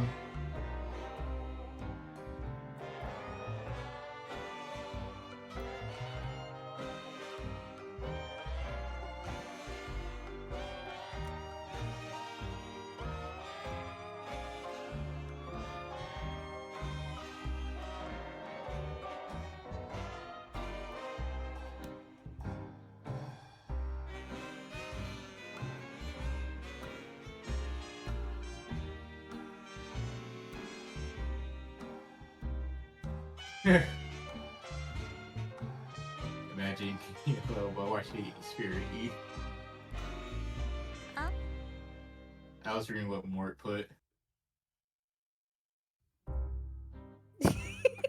I mean, we did a bunch of things, not just that, but yes, I get the feel.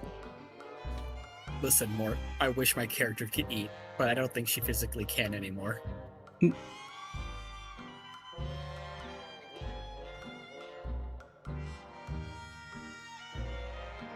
Here, I'll just put it into chat.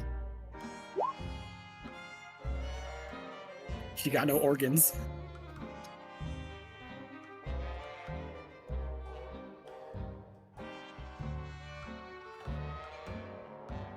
I have Your spell returned. slots now.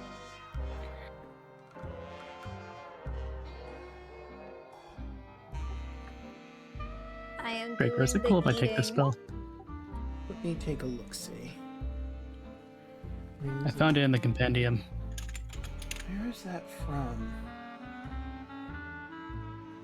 Let me see.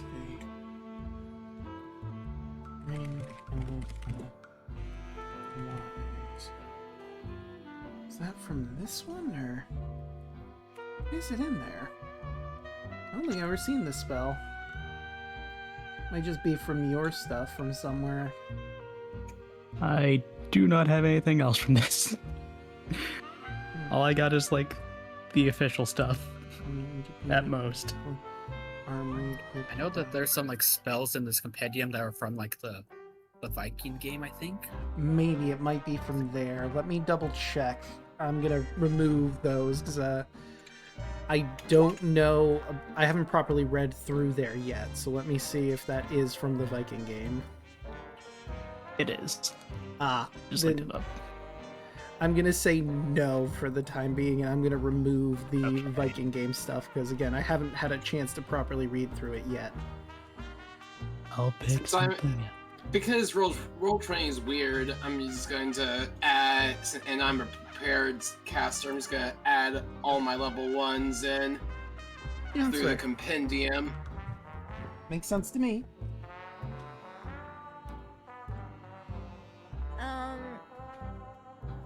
Out of curiosity, I searched up spells in the compendium, and there's these 7 spells thing.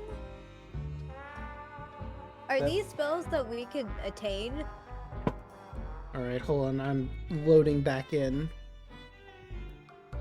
Where did you get what? In the compendium, I searched up spells, and then in the adventure section, it says 7 spells bard spells, 7 spells cleric spells, 7 spells druid spells. You get the idea. 7 spells. It's related to this. I mean, I guess. I think those are just spells from the Crooked Moon, so yeah.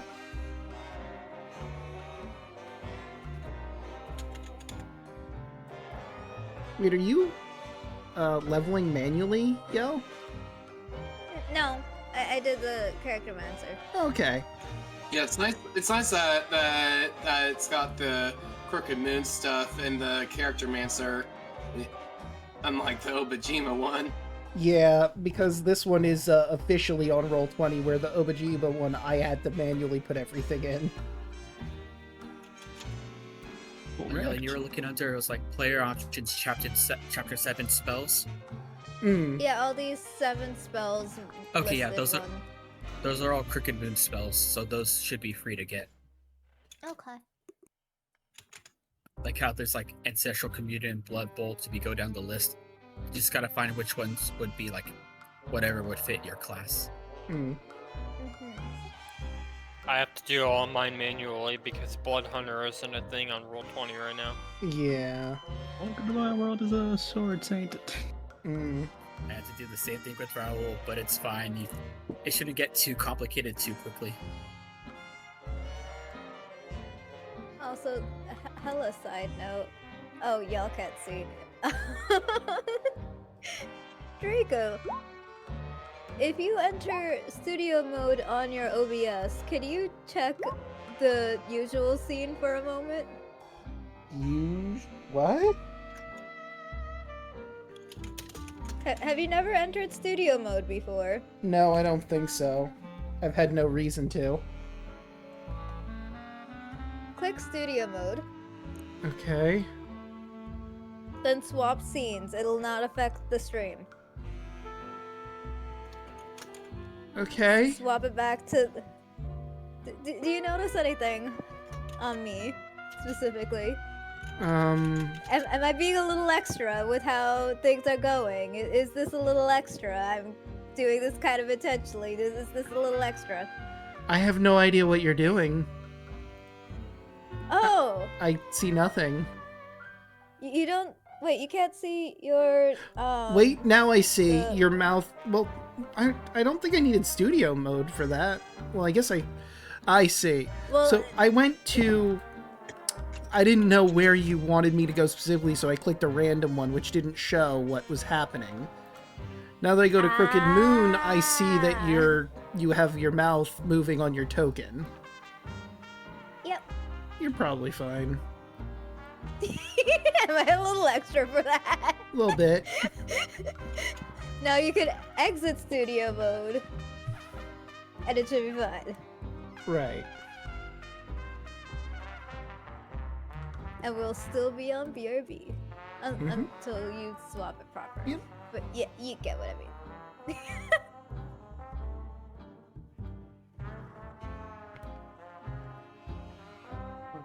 Let's do this. I'll be silently eating food. I should get some food. Have you not had dinner?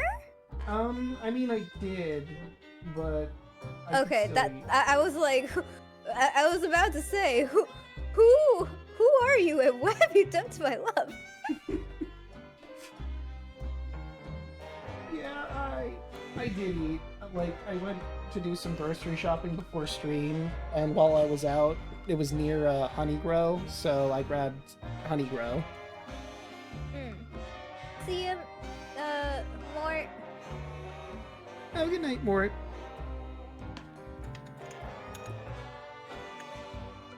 Also, how late are we going, by the by? Well, you're just about to hit something here. I was thinking either we could end on that something, or we could get to... I'm being as vague as possible to avoid spoilers. Either the next thing, or the thing after the next thing. Is everyone okay with going a little longer, or should we end soon? I got work tomorrow. I'm good to go. I'm good. I have Yeah. no preference. Oh, okay. Fine. Get us to a good natural point that you feel is appropriate. And heck, me and Broaden and the others are really just gonna stay and chat anyway. Yeah. This The is next cool. hour. Alright, I'm just gonna put my tarot cards away because I don't really need them for the rest of this session for sure. I'm low-key surprised this didn't go like full-on Infinity Train, because it's at the moment normal train. Yeah, there's only 5 Relatively normal train. cards. Normal trade, you know, with ghost people roaming around with unfinished business and tigers. Normal. Yay. I got +8 to hit with ranged weapons. Also, Yelling... I have my smites. Nice. Yelling, if you would like, you can pick up your rations from the baggage car since the tiger passed on and they're just sort of sitting there. I'll pick up whatever I can. Just shot the cat with the yarn. Mm, Works every time. classic. Okay, and let's see. Now that you've done all that, let me grab... Nope, that's the wrong thing. Oh, I must have reloaded or something. I can't believe I did that. Dr. Ken. Yelling, you say it's a perfectly, totally normal train. I died almost twice. Yeah. Yeah, but like we Perfectly didn't get normal. Yeah, we need infinity to work on that. train level shenanigans. Yelling, Yelling, you saw this girl get hit with necrotic ghost energy and then burst into flames. Yeah. Don't worry, you're just Normal. You're That's just a new. still not like infinite. It's not infinity train level shenanigans. That was my basis on my statement. Have You're you, Brian. You're lucky I'm not Brian, made of flesh and bones.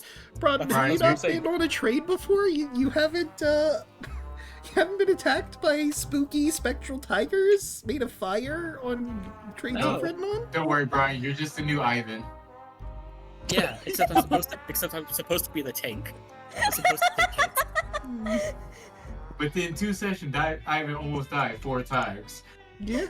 Yeah, but Oh, this is gonna be fun. Hoshi, that's not my fault though. I'm not a little punk that asked to get hit. The first one was not my fault.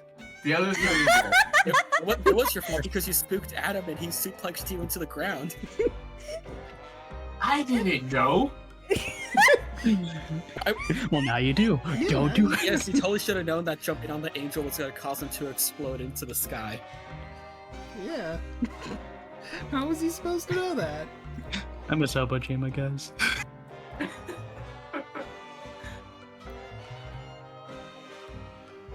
So let me do this. There we go. Plot twist: Obajima never left. We just think we did. You're actually in Obajima the whole time you're on this train and it crash lands into the sea. I mean, they do both have trains. It's very true. And also, like, Obajima exists in a different plane system, but currently, because of how this train is like a ghost train, we don't know how that dimension works. Oh no, we're ghost riding the whip. Oh no, you are. Ghost rat the whip. Ghost rat the whip. Okay, and I'm gonna bring y'all back over. Let's see. We're gonna bring you to the passenger car. We're still on the Be Right Back screen. Oh, I know. I'm just gonna bring you back to the passenger car first, and then swap. And Crooked Moon. There we go. Oh, Chaka, you have your reactive as yourself. Mm, You're not Gerard. I don't have one set up for Gerard. Ah. I'm just noticing this now. Well, You should be able to like copy paste if Draco sent you a picture of the token. yeah, I You can, believe I copy sent you paste the that, token.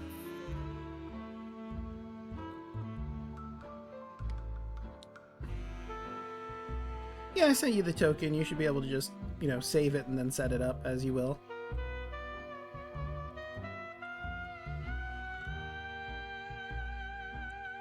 In reactive.fugi.text/library, you can.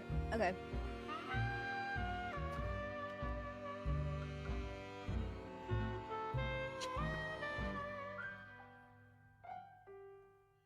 All right, everyone ready? Everyone got their level fully sorted? Yep. Yes. I got my sorcery points now. Heck yeah. Hell yeah. I got 2 spells now. Well, 3. All right. So you make your way to the tender, and you hear the door unlock and open for you.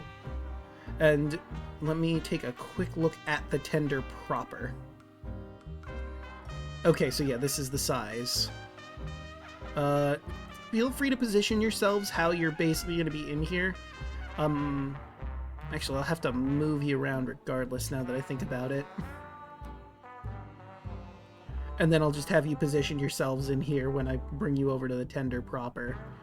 I was gonna have you, get into a very specific order for walking into this room, but then it occurred to me, that's not gonna work. So, I'm just gonna pop y'all in here. Zoop. Move you to there. Bernard over here. Rashimi goes there. And now I will bring you all to the tender. Let me zoom out just a smidgen. And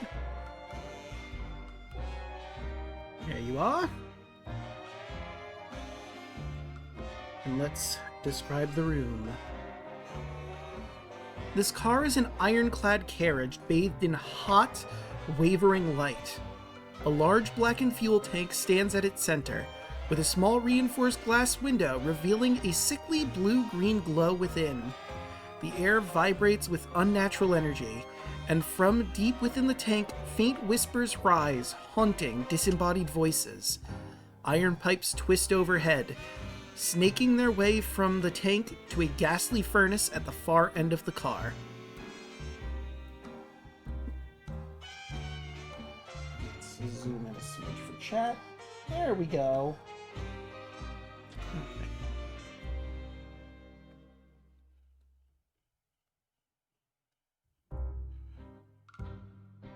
Right, and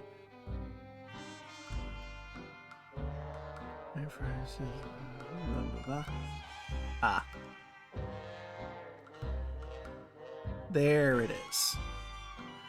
You notice the energy from before is swirling around this room. You hear the vagrant on the loudspeaker.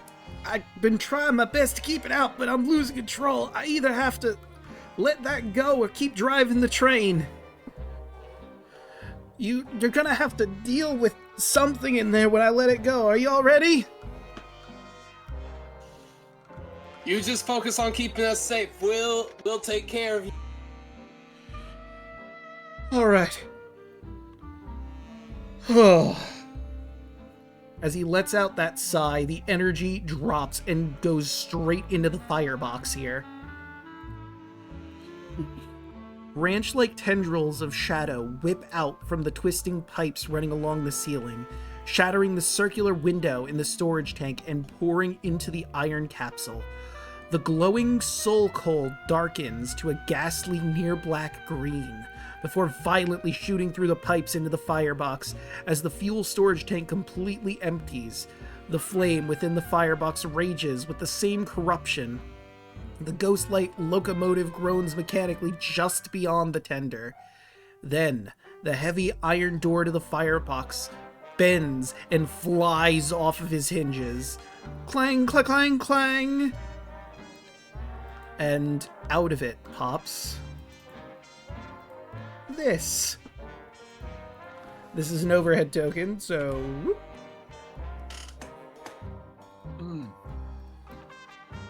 Oh. Train ghost. Yep.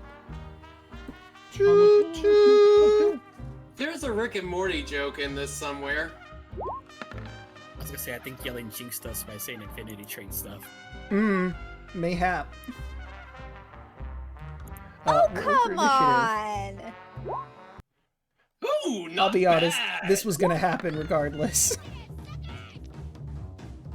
Ooh. I'm glad I added that soundbite for you. Plazarus, that's better than what you've done this entire session, dude.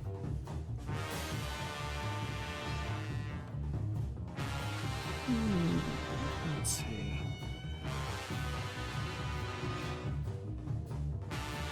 Okay. Alright, good to know. Alright. I'm just taking a quick look through his stuff. Let's go into descending order. Rashimi at the top of the order. Spooky train ghost popped out. What do?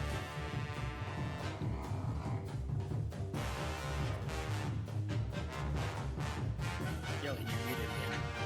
Ah. What? It's your turn. Ah. Sorry. I will... What does this do?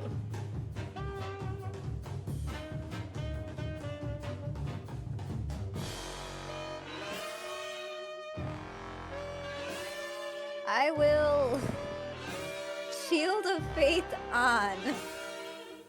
Valid. Wait, will we have slots? Did we? Yeah, we're leveled up. You just leveled up, so you would have gotten the new slots that you had.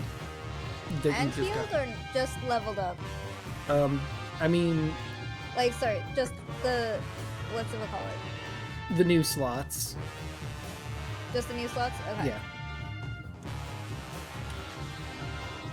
Okay, then yes, I will use a spell slot and use Shield of Faith on.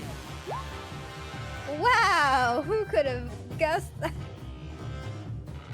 All right. Boosting her armor class by 2. Nice, nice. And that is your bonus action. What will you do for your action?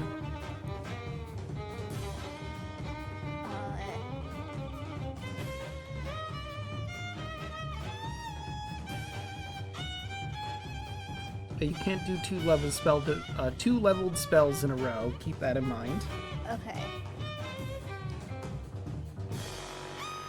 And also, I believe on your new level, you have your class feature that you can do if you hit something.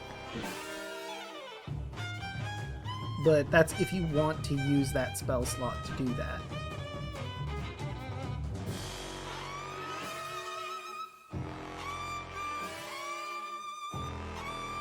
That class feature would not make a difference at this moment. The one above protection. Oh. You could save that, because you only have so many slots, but keep in mind that you do have that now. I'll save it. Okay. Do you want to try smacking it? Because you do have an action still. I have a net. I'm going... This is gonna sound silly, Okay. but I have a net. Can I use the net? That is silly. I'm gonna give this to you. This is a being made of fire and hate. Okay. Are you sure you want to throw the net at the fire being? No to net. Got it. I mean, you can still do it. You're just 90% likely to lose that net. Nothing net. but net. I use my... Is there water in my water skin? Yeah. I open up my water skin, toss it up, like toss as much water as possible. This thing is a bit big for that to matter. I will say this above board. If you did this on the tiger, that would have been useful. Water acts as holy water towards it. But this thing just sort of takes a little bit of sizzling from your water skin, which is now emptied. And it looks down at the water skin, then looks up at you, and then back down to it. And then gets back to it. Anne. Okay. Feeling hearty and inspired, she says, shout, alright everyone, rally to me, we can do this together. And as I use my action to channel divinity, Twilight Sanctuary. My sanctuary, yeah. I was just thinking that too. Through the warm light of the god of light Elrath and the cold embrace of the shadow dragon Malasa. At the end of everyone's turn, you get 7 temporary HP. Ooh. I'm gonna put the radius on you. What color do you want it to be? What's that? That would be like the same like orange color.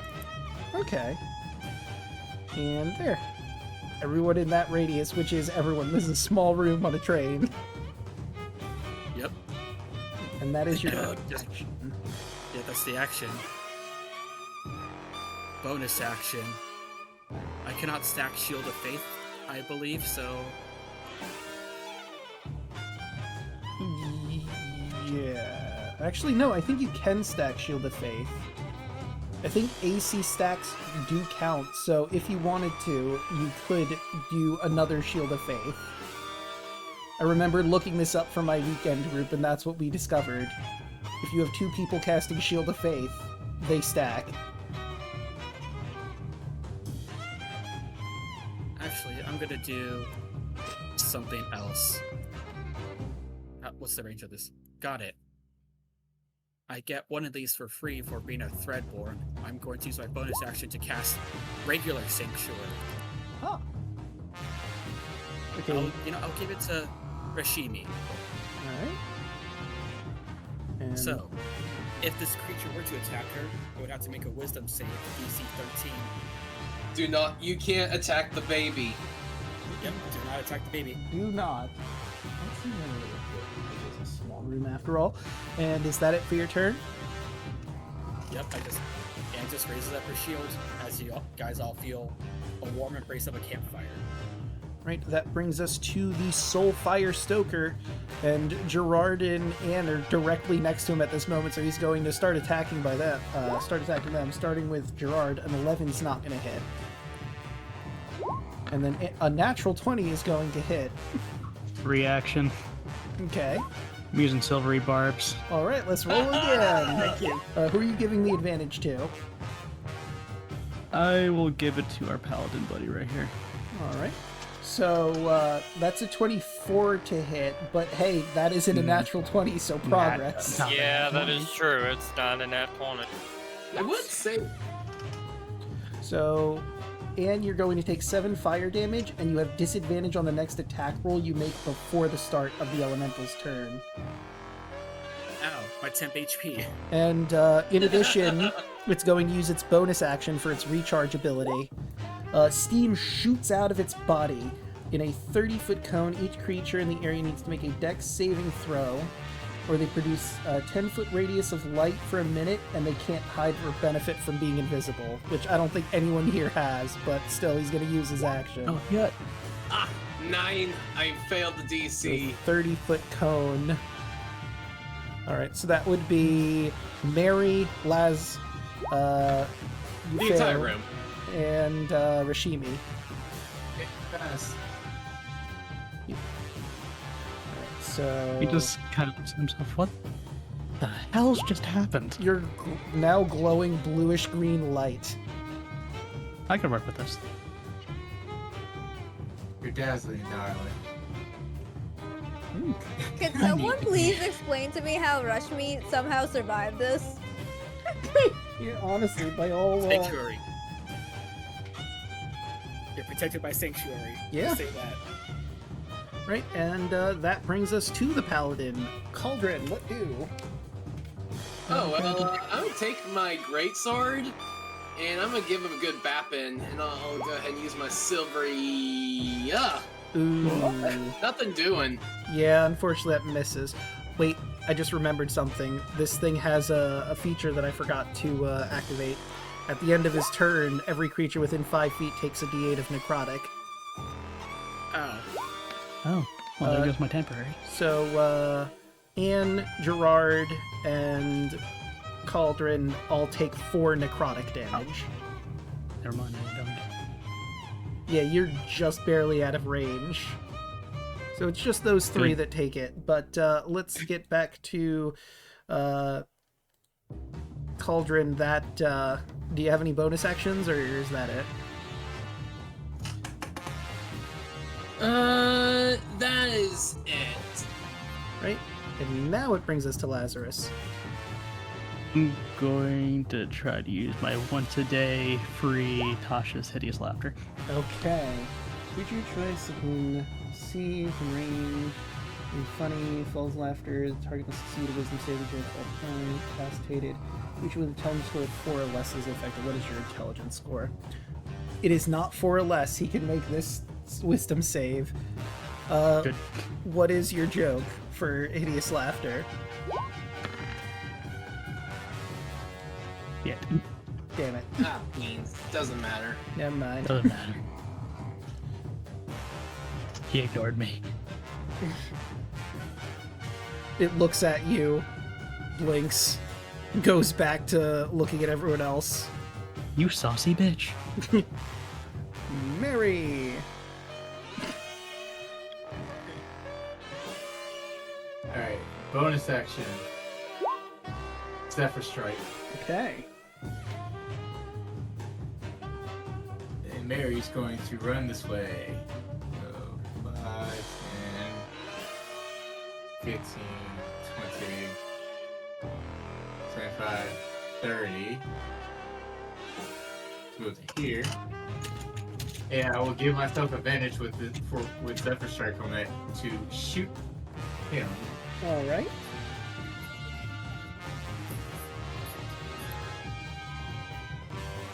Bang. 13. That's just barely not enough.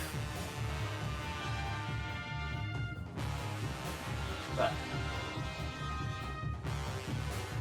And I guess that would be it for your turn.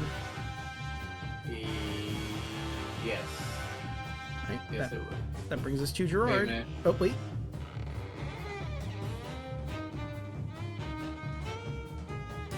Waiting. Oh, never mind. Okay. Gerard, it's now your turn. Alright. Ignoring what's in the picture, Gerard's gonna pull out a battle axe and he's just gonna look at this smoke elemental thing and just say, "Alright, big boy, come get your licks." And as a bonus action, finally, I'm gonna use Crimson Right. All right.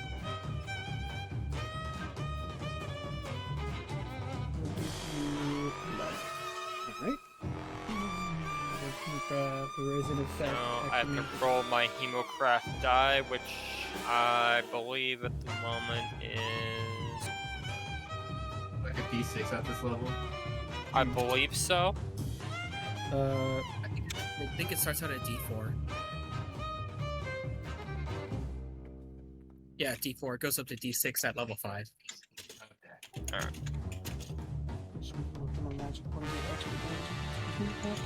Of the type. What type are you making it? It's gonna be lightning. Okay. I take a single point of necrotic damage. All right. It's right as a storm. Here's lightning. Did you want to flavor this as you activate your Rite of the Storm for the first time? He's going to grab his battle axe and touch the, and again, kind of like scrape it a little bit against his hand, and then he's gonna just splatter the blood on the battle axe, and the blood is just going to start crackling with, electricity, as that electricity just surrounds the blades of the axe. All right. And then I'm a swing. That's right. 24. Oh, that's gonna hit. It takes 14 slashing damage plus. And it is magical now because you've used the right, so good to know.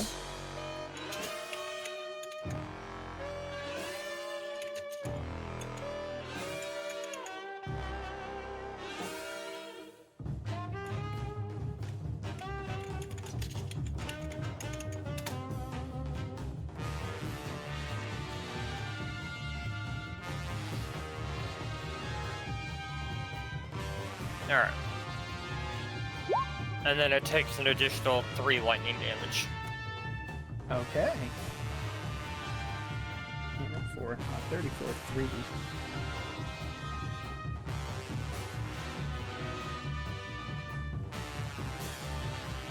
Okay. And is that it for your turn? Yep, that's it. Right, that'll bring us back to Rashimi. Rashmi will. Okay, I don't know Rashmi. what Rashmi's doing. I added an I in there by mistake. Oops.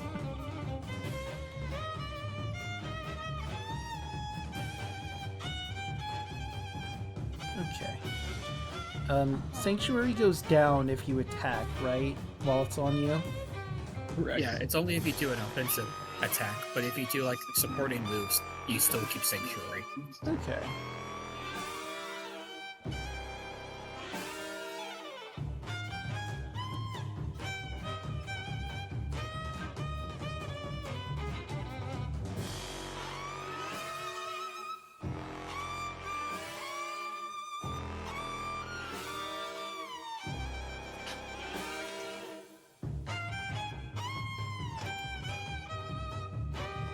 I am going to bless a few people.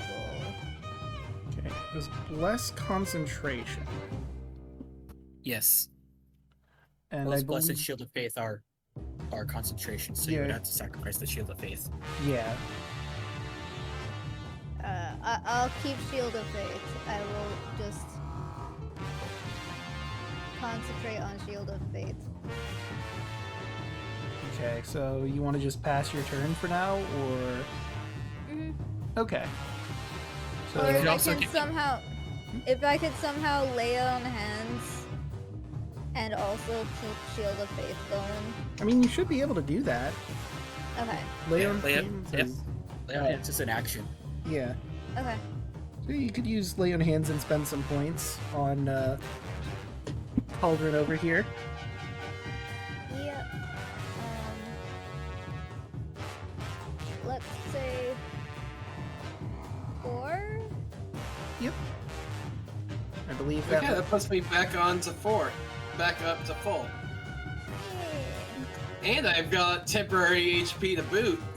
Nice. And that will bring us over to Anne again.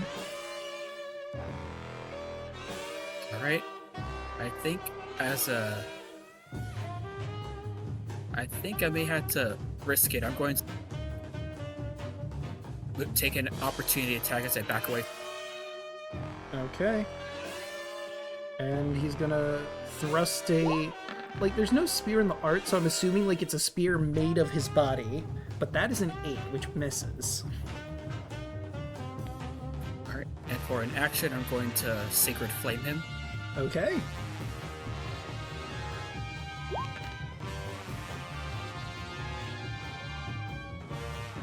And let's see. By the way, above board, like the first fight you did, I'm pretty sure that they were vulnerable to light. That is a 13. Alright, it dodges my Pepper Breath attack. Dang. Which brings us back to our Soulfire Stoker. Not yet. Oh, yes. That's right, you do This have... happens at the end. This happens at the end of every turn. So I get 6 temp HP. And everyone in the I wanna- aura too, right?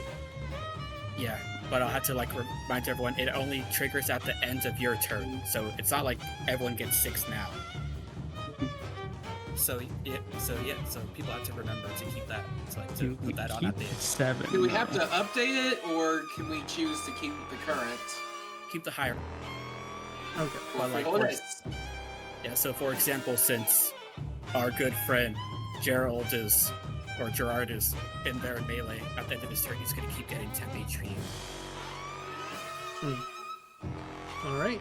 So that will bring us to the Stoker, who is not happy about getting hit. Is going to stab at Gerard first. That's a 21. Yeah, it hits. That is 7 fire damage, and you have disadvantage on your next attack roll you make before the start of the elemental's next turn. Well, rip temp HP. And he's going to try swinging at you again. But that's a 7, which misses. Bring us to I'm going to Cauldron. move over here to cancel out that disadvantage. It doesn't cancel out disadvantage, but it does add +2 to your attack. Okay, I will take that. And, gonna swing at it with a great sword. Yeah, that's going to hit. That's a 23 to hit. And I will burn a spell slot for Divine Smite. Does Divine Smite turn the weapon attack magical? It does, right? Yes. I don't think Well, so. Also, is this thing undead? 'Cause that's an additional. yes. It is not undead. It is an elemental. Okay.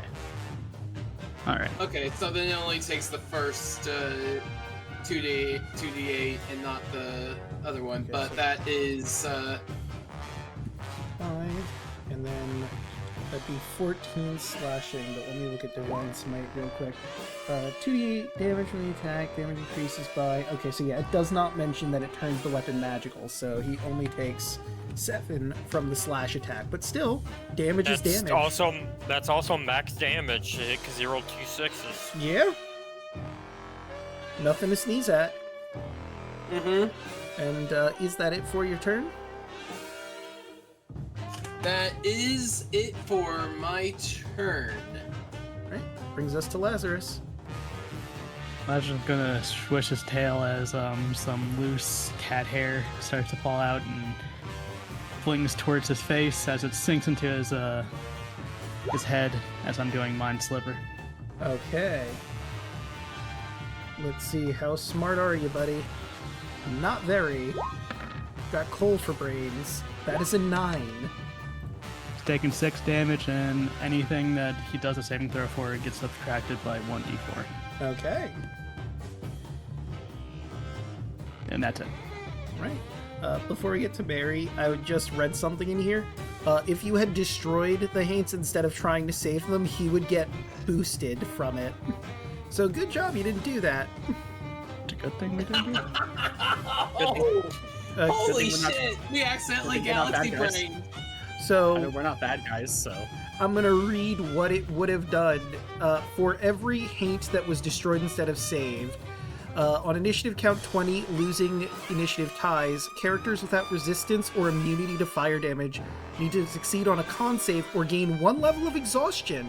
The DC is 5 plus 2 for each Haint that was destroyed on the train. None of them were destroyed, so it would have been 5 if he even attempts to do it. Did the tiger count as its own Haint? No, that was a different entity. So theoretically, we could have killed the tiger and it would have still been okay. Yeah, but then you would have had to fight a flaming tiger. Yeah. A flaming Yeah. dark energy tiger. But Mary, Silver Strike would still be active, right? is it a concentration? Yes. Yeah, I would imagine it would be then. Once before the spell ends, you can give yourself advantage. So, yeah, no, that would still be in play. Okay. I will give myself advantage for this attack. Attack him. Please hit. Nat 20. That's gonna hit. Actually, wait, let me check. Yeah, no, that'll hit. Which also triggers favorite foe. So your favorite foes are spirits, right? Undead?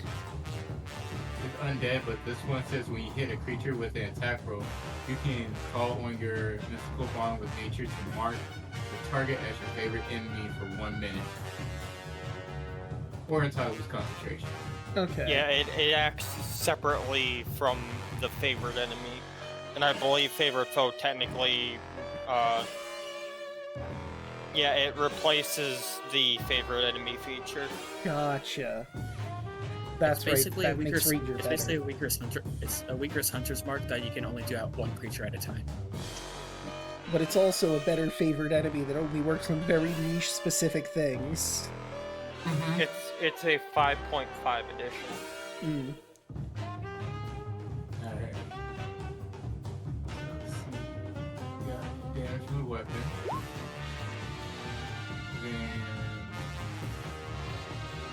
2d8 from Zephyr.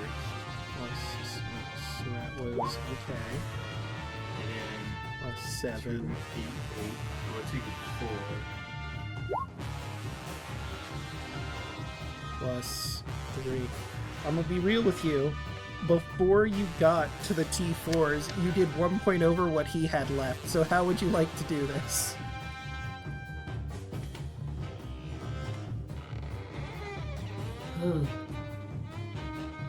Very frustrated that she missed her other shot.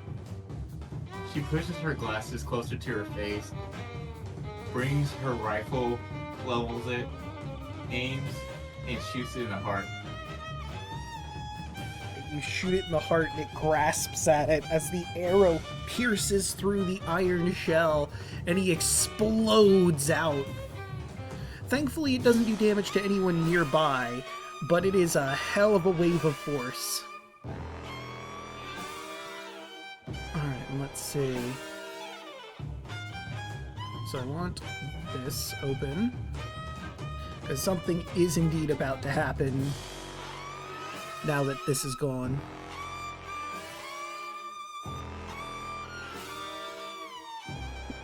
You hear the loudspeaker once more. I don't mean to be the bearer of bad news, folks. Appreciate the win. You did well, but we have just exited the Shroud and are in Wickermore Hollow. Problem is, I think that explosion back there did some damage and we're gonna crash. Brace for impact.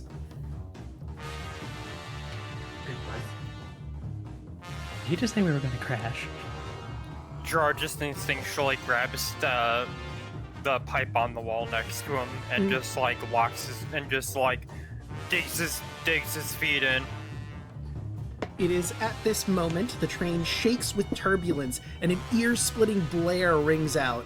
An instant later, there's a vicious jolt as the train comes to an abrupt and violent stop. The sound of splintered wood and groaning steel fills the cab as the far wall rips free and you are ejected from the tender into the dark night. The Ghostlight Express has crashed.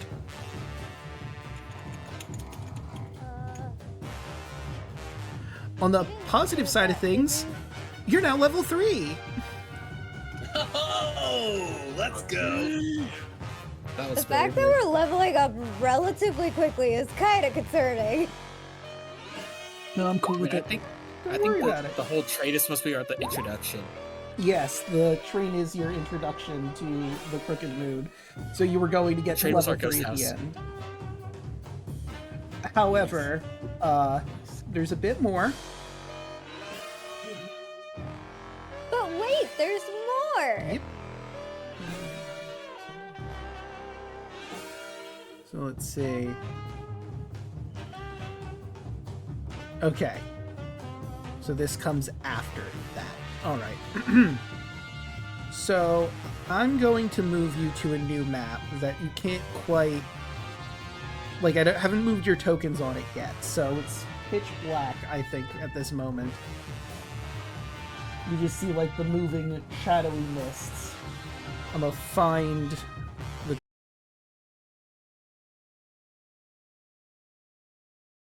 But yeah, first do your level up, obviously. Oh, I'm already finished. Moved you. Why is he so tight? Oh, right, because of where I put him. He would be probably near the front, because he was in the train when that happened. You were, like, roughly in the same area, so we'll put you, like, right here, I think.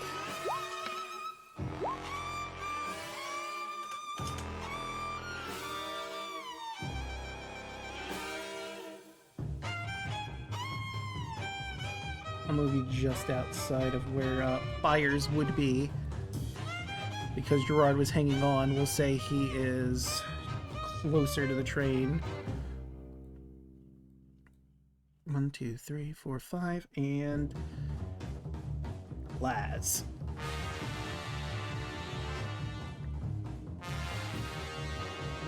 Right, and now, there you are.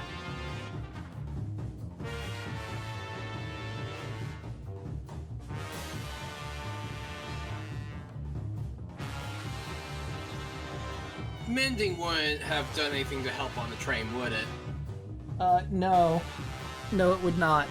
The train is kind of on fire right now, as is the forest around you, but we'll get into that description in just a little bit. Question to those who know things better. Mm-hmm. Would it make sense to have protection from evil or detect evil and good, or both are good? Detect good and evil could allow you to identify if there are fiends, undead, etc., around. While protection gives people, I forget exactly. Protection. What it is. I know it gives you protection. Creatures of those types have disadvantage on attack rolls against a target. The target also can't be possessed or gain charmed or frightened conditions from them. If the target is already possessed, charmed, or frightened, they have advantage on any new saving throw against the relevant effect. I'm gonna change the. Protection's more like the combat buff, while detection is to kind of sense things. Yeah. But you should already have divine sense at level 1, where you can just like smell things. I'll ignore detect then. I want to use this song. No, I don't think it fits the vibe. Plus, at that I think you're a prep caster as well, so every time you take a long rest, you can switch out spells. I just straight up added my entire first level list through the compendium. Okay, this song. Because it didn't make sense why it would give you 5 spells to learn on each level up.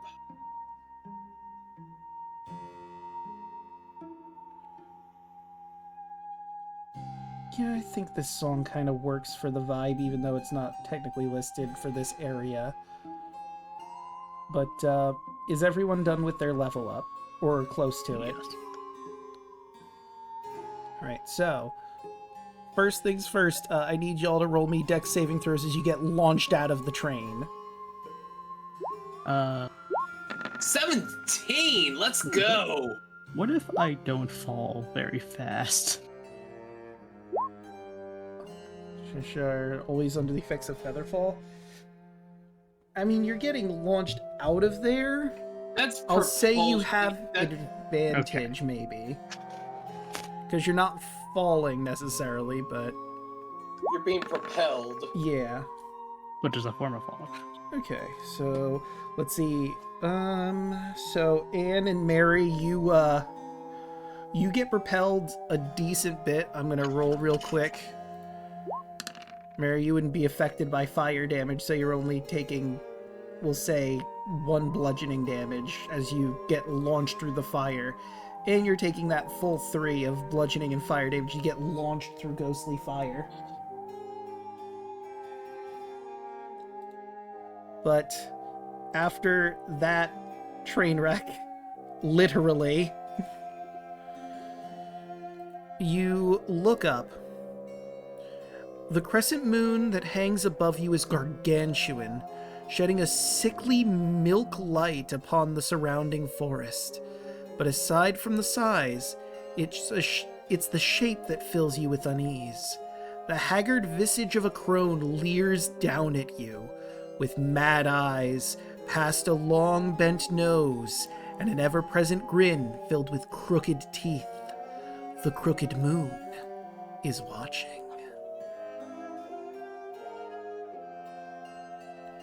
Hey, you said the bit. Okay. You said the thing. Title drop. Let's see. Here's first visit Gerald. See, night at Crooked Ship. So, yeah, the train's a bit of a mess. Scattered, like, dropped playing cards all over the place.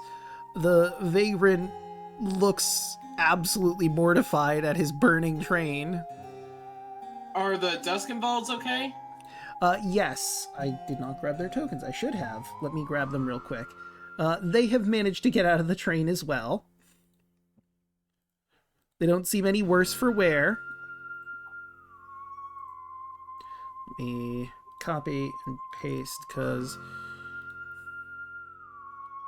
we'll put them, like, right over here. Yeah. Oop. Okay. Let me look through. I don't need that open anymore. And here. Alright, let's see. The engine itself came to a rest in the small clearing within the forest. It becomes obvious the twisted roots have perplexingly snaked and snarled their way through the train wheels, locking it in place. Eventually, the vagrant manages to calm down, but then he begins panicking again. He's clearly doing his best to keep his wits about him on behalf of those he's charged to guide safely, but it's clearly not a situation he's had to deal with very often. Dumb emotions.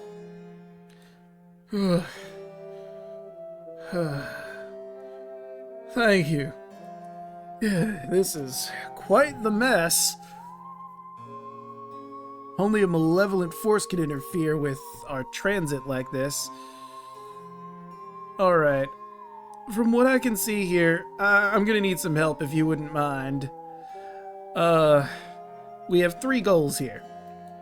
If we can't free the Ghostlight Express from the roots that are entangling it, it would be... I might be able to reassemble the Ghostlight Express train cars and all, but that's gonna take time.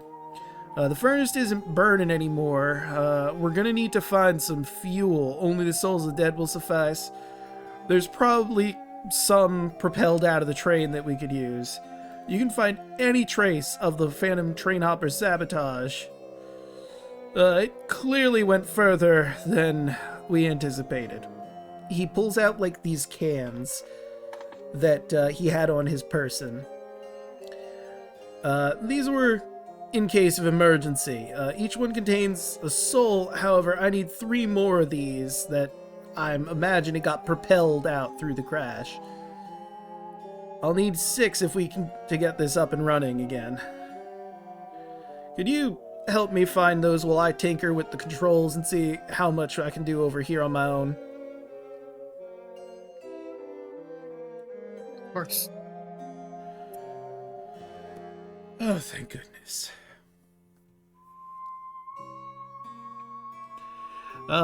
Philip raises his cane.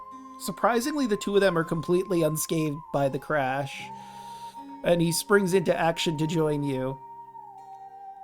Alright, let's see if I can manage to pull this out of my own might. He holds the staff aloft, and he begins channeling energy into it. And try as he might, it doesn't seem to work. Maybe that little tumble temporarily knocked out my lordly powers a bit. No worries, I'll roll up my sleeves and help however I can. Anyone who wants to can roll an insight on him. Oh, yes. I'm tempted.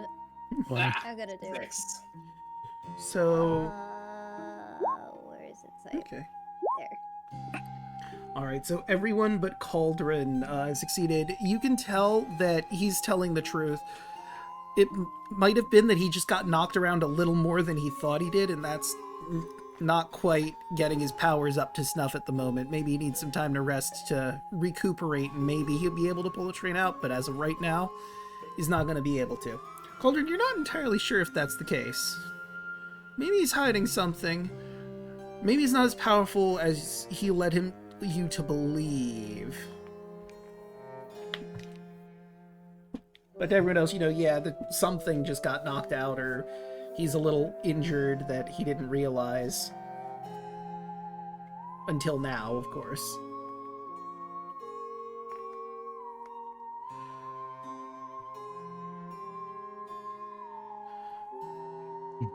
He's gonna keep trying, but as of right now, it's not working. But, you have your goal. Gotta find these soul cans wherever they might be, so you can get the train back up and running proper. But with that, I think we'll end this session here. In the next one, we deal with, trying to get the Ghostlight Express back up and running so we can get to our destination proper.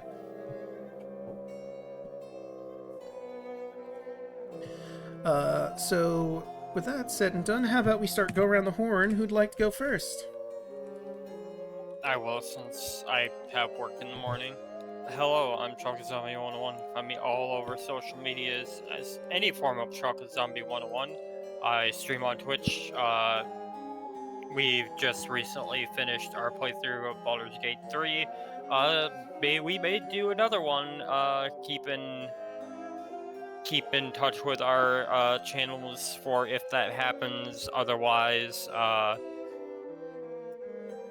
I stream occasionally when I'm able to do that. Wednesdays you can find me here for Crooked Moon playing our lovable Wolfman Gerard, although at this point he's more of like, I'm done with this crap. I'm ready to just go back to wherever the hell I came from. And then earlier in the day on Wednesdays, you can find me and Cryptic over on twitch.tv/TwitchThePerson for our Power Rangers Cyberstrike campaign, which is currently on hiatus, more likely through the rest of the year, but you never know, we may decide to pop in here and there. And that's me. I'll throw it to Cryptic, and I'm gonna dip out, and I will see y'all later. Have a good night. Hi, I'm Cryptic. You can find me at twitch.tv/Cryptic_Cyogen. I've got 4 hours of World Domination Wrestling to show you around 6 o'clock Central that time. Hope to see anyone interested there. And I'll throw it at Hoshi. Hello, I'm Royal Hoshi. You can find me on all social media as Royal Hoshi. Tuesday, as Draco said, we might go back to Baldur's Gate 3. Who knows? But hopefully, if we do, it should be more fun. Wednesday, you can find me here playing Mary Dover.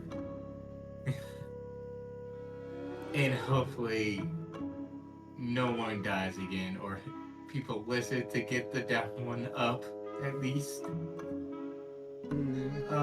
And Fridays, you can find me on my channel as I go through Digimon Storytime Strangers. And that's it for me. Van, go. I am Thanatos. You can find me here playing as Lazarus on Wednesdays. And you can also find me playing with the Lost Knights on Thursdays, playing as Solbrick Village of Folk Artificer. Though we are still on hiatus, so we will have to wait and see when we can go through with that adventure again. And that's about it. Broden, you want to go? Yeah, I'll go. Hello, you can just find me here on Wednesdays. I'm playing everyone's favorite puppet gal, Anne, who somehow keeps dying, and apparently no one else knows how to heal her, so she just stays dead for a bit until combat's over. But it's fine. I'm not salty. Don't worry, I got healing spells this time. Listen. You guys let the cleric die twice. I don't know what to tell you, but I have healing. No, I do. No, you're fine. The 2 paladins apparently don't know what to do, so it's fine. Listen. Anyway. Yeah, well, that's basically it. I'm having a lot of fun so far. So I think I just gotta pass it over to Yelling then. Hello, I go by Yell Televano. You can find me on most social media platforms as either Yellingatme or as Yellingatme BT. I do art usually. My last stream I accidentally mislabeled it as Gartic Phone. I corrected the mod, but I'm like so annoyed because I was so sure I hit done before starting the stream, and it was like, nope, you're playing Gartic Phone and it's still with Riku, and I'm like, no, it's not. Anyway. So as you might be able to tell, I sometimes also do streams with Draco. As in this case for D&D as Rashmi, and also Fridays we do Pokemon And when I mean we, I mean mostly him, because I'm still grinding to beat the Oh, Elite Four. I thought we were at the point where you were going to the Elite Four. I'm still grinding basically because I had like that 3 Pokemon wipeout, and I don't know. I don't know if my team is fully leveled yet. I mean, you got wanna up to say like they your are. 60s. I think you're like in your high 60s or something at this point. Yeah, but I don't have the proper type advantage because the one that I needed to have the type advantage all fainted. Remember the 3 evolution wipeout? Yeah, but you were 2 like weeks ago? grinding your new ones, like you've been at it for 2 weeks. I thought at this point the newbies were up to snuff now. Some of them are, like half of them I feel confident in. The other half I'm not as sure with. Gotcha. Well, But we'll have to see how that turns out. yeah. And sometimes on Saturdays, I will do streams with Riku. Sometimes it'll be in VR chat, other times it'll be not in VR chat, like Gartic Phone. We'll be messing around. I wanted to go to Fright Fest, like not the the project community horror thing with Riku, and he's like, no, I don't like horror, and I'm like, aww. So Draco, if you want, for Halloween, I mean, instead of Pokemon, we could do that. I mean, what would we do? Something to talk about after stream, I guess. Yeah, we'll figure that out later. Alright. And I believe that would just leave me. Hey, streamy people. You've already found me here. I stream on Mondays, Tuesdays, Wednesdays, Thursdays, and Fridays. Mondays, Persona 3 Reload. We're still in the stretch of time before the full moon and the next tarot card shadow. I almost said heartless. That's way off. Attack. So we're just doing our prep. Tuesdays, we did just finish Baldur's Gate. We might be doing Baldur's Gate again, but the Dirge playthrough and with someone new. Wednesdays, you can catch our heroes here as they try to get the Ghostlight Express back to its tip-top shape with the Vagrant. And from there, who knows? You'll have to tune in to find out. Thursdays, you can catch me here playing AI The Somnium Files, where we've begun our investigation in the modern day with Mizuki, who's about to go to the scene of the crime and do some investigating. Fridays, as previously mentioned, you can catch me and Yelling doing Pokemon Scarlet and Violet, but with all of that said and done, how about we find someone to raid?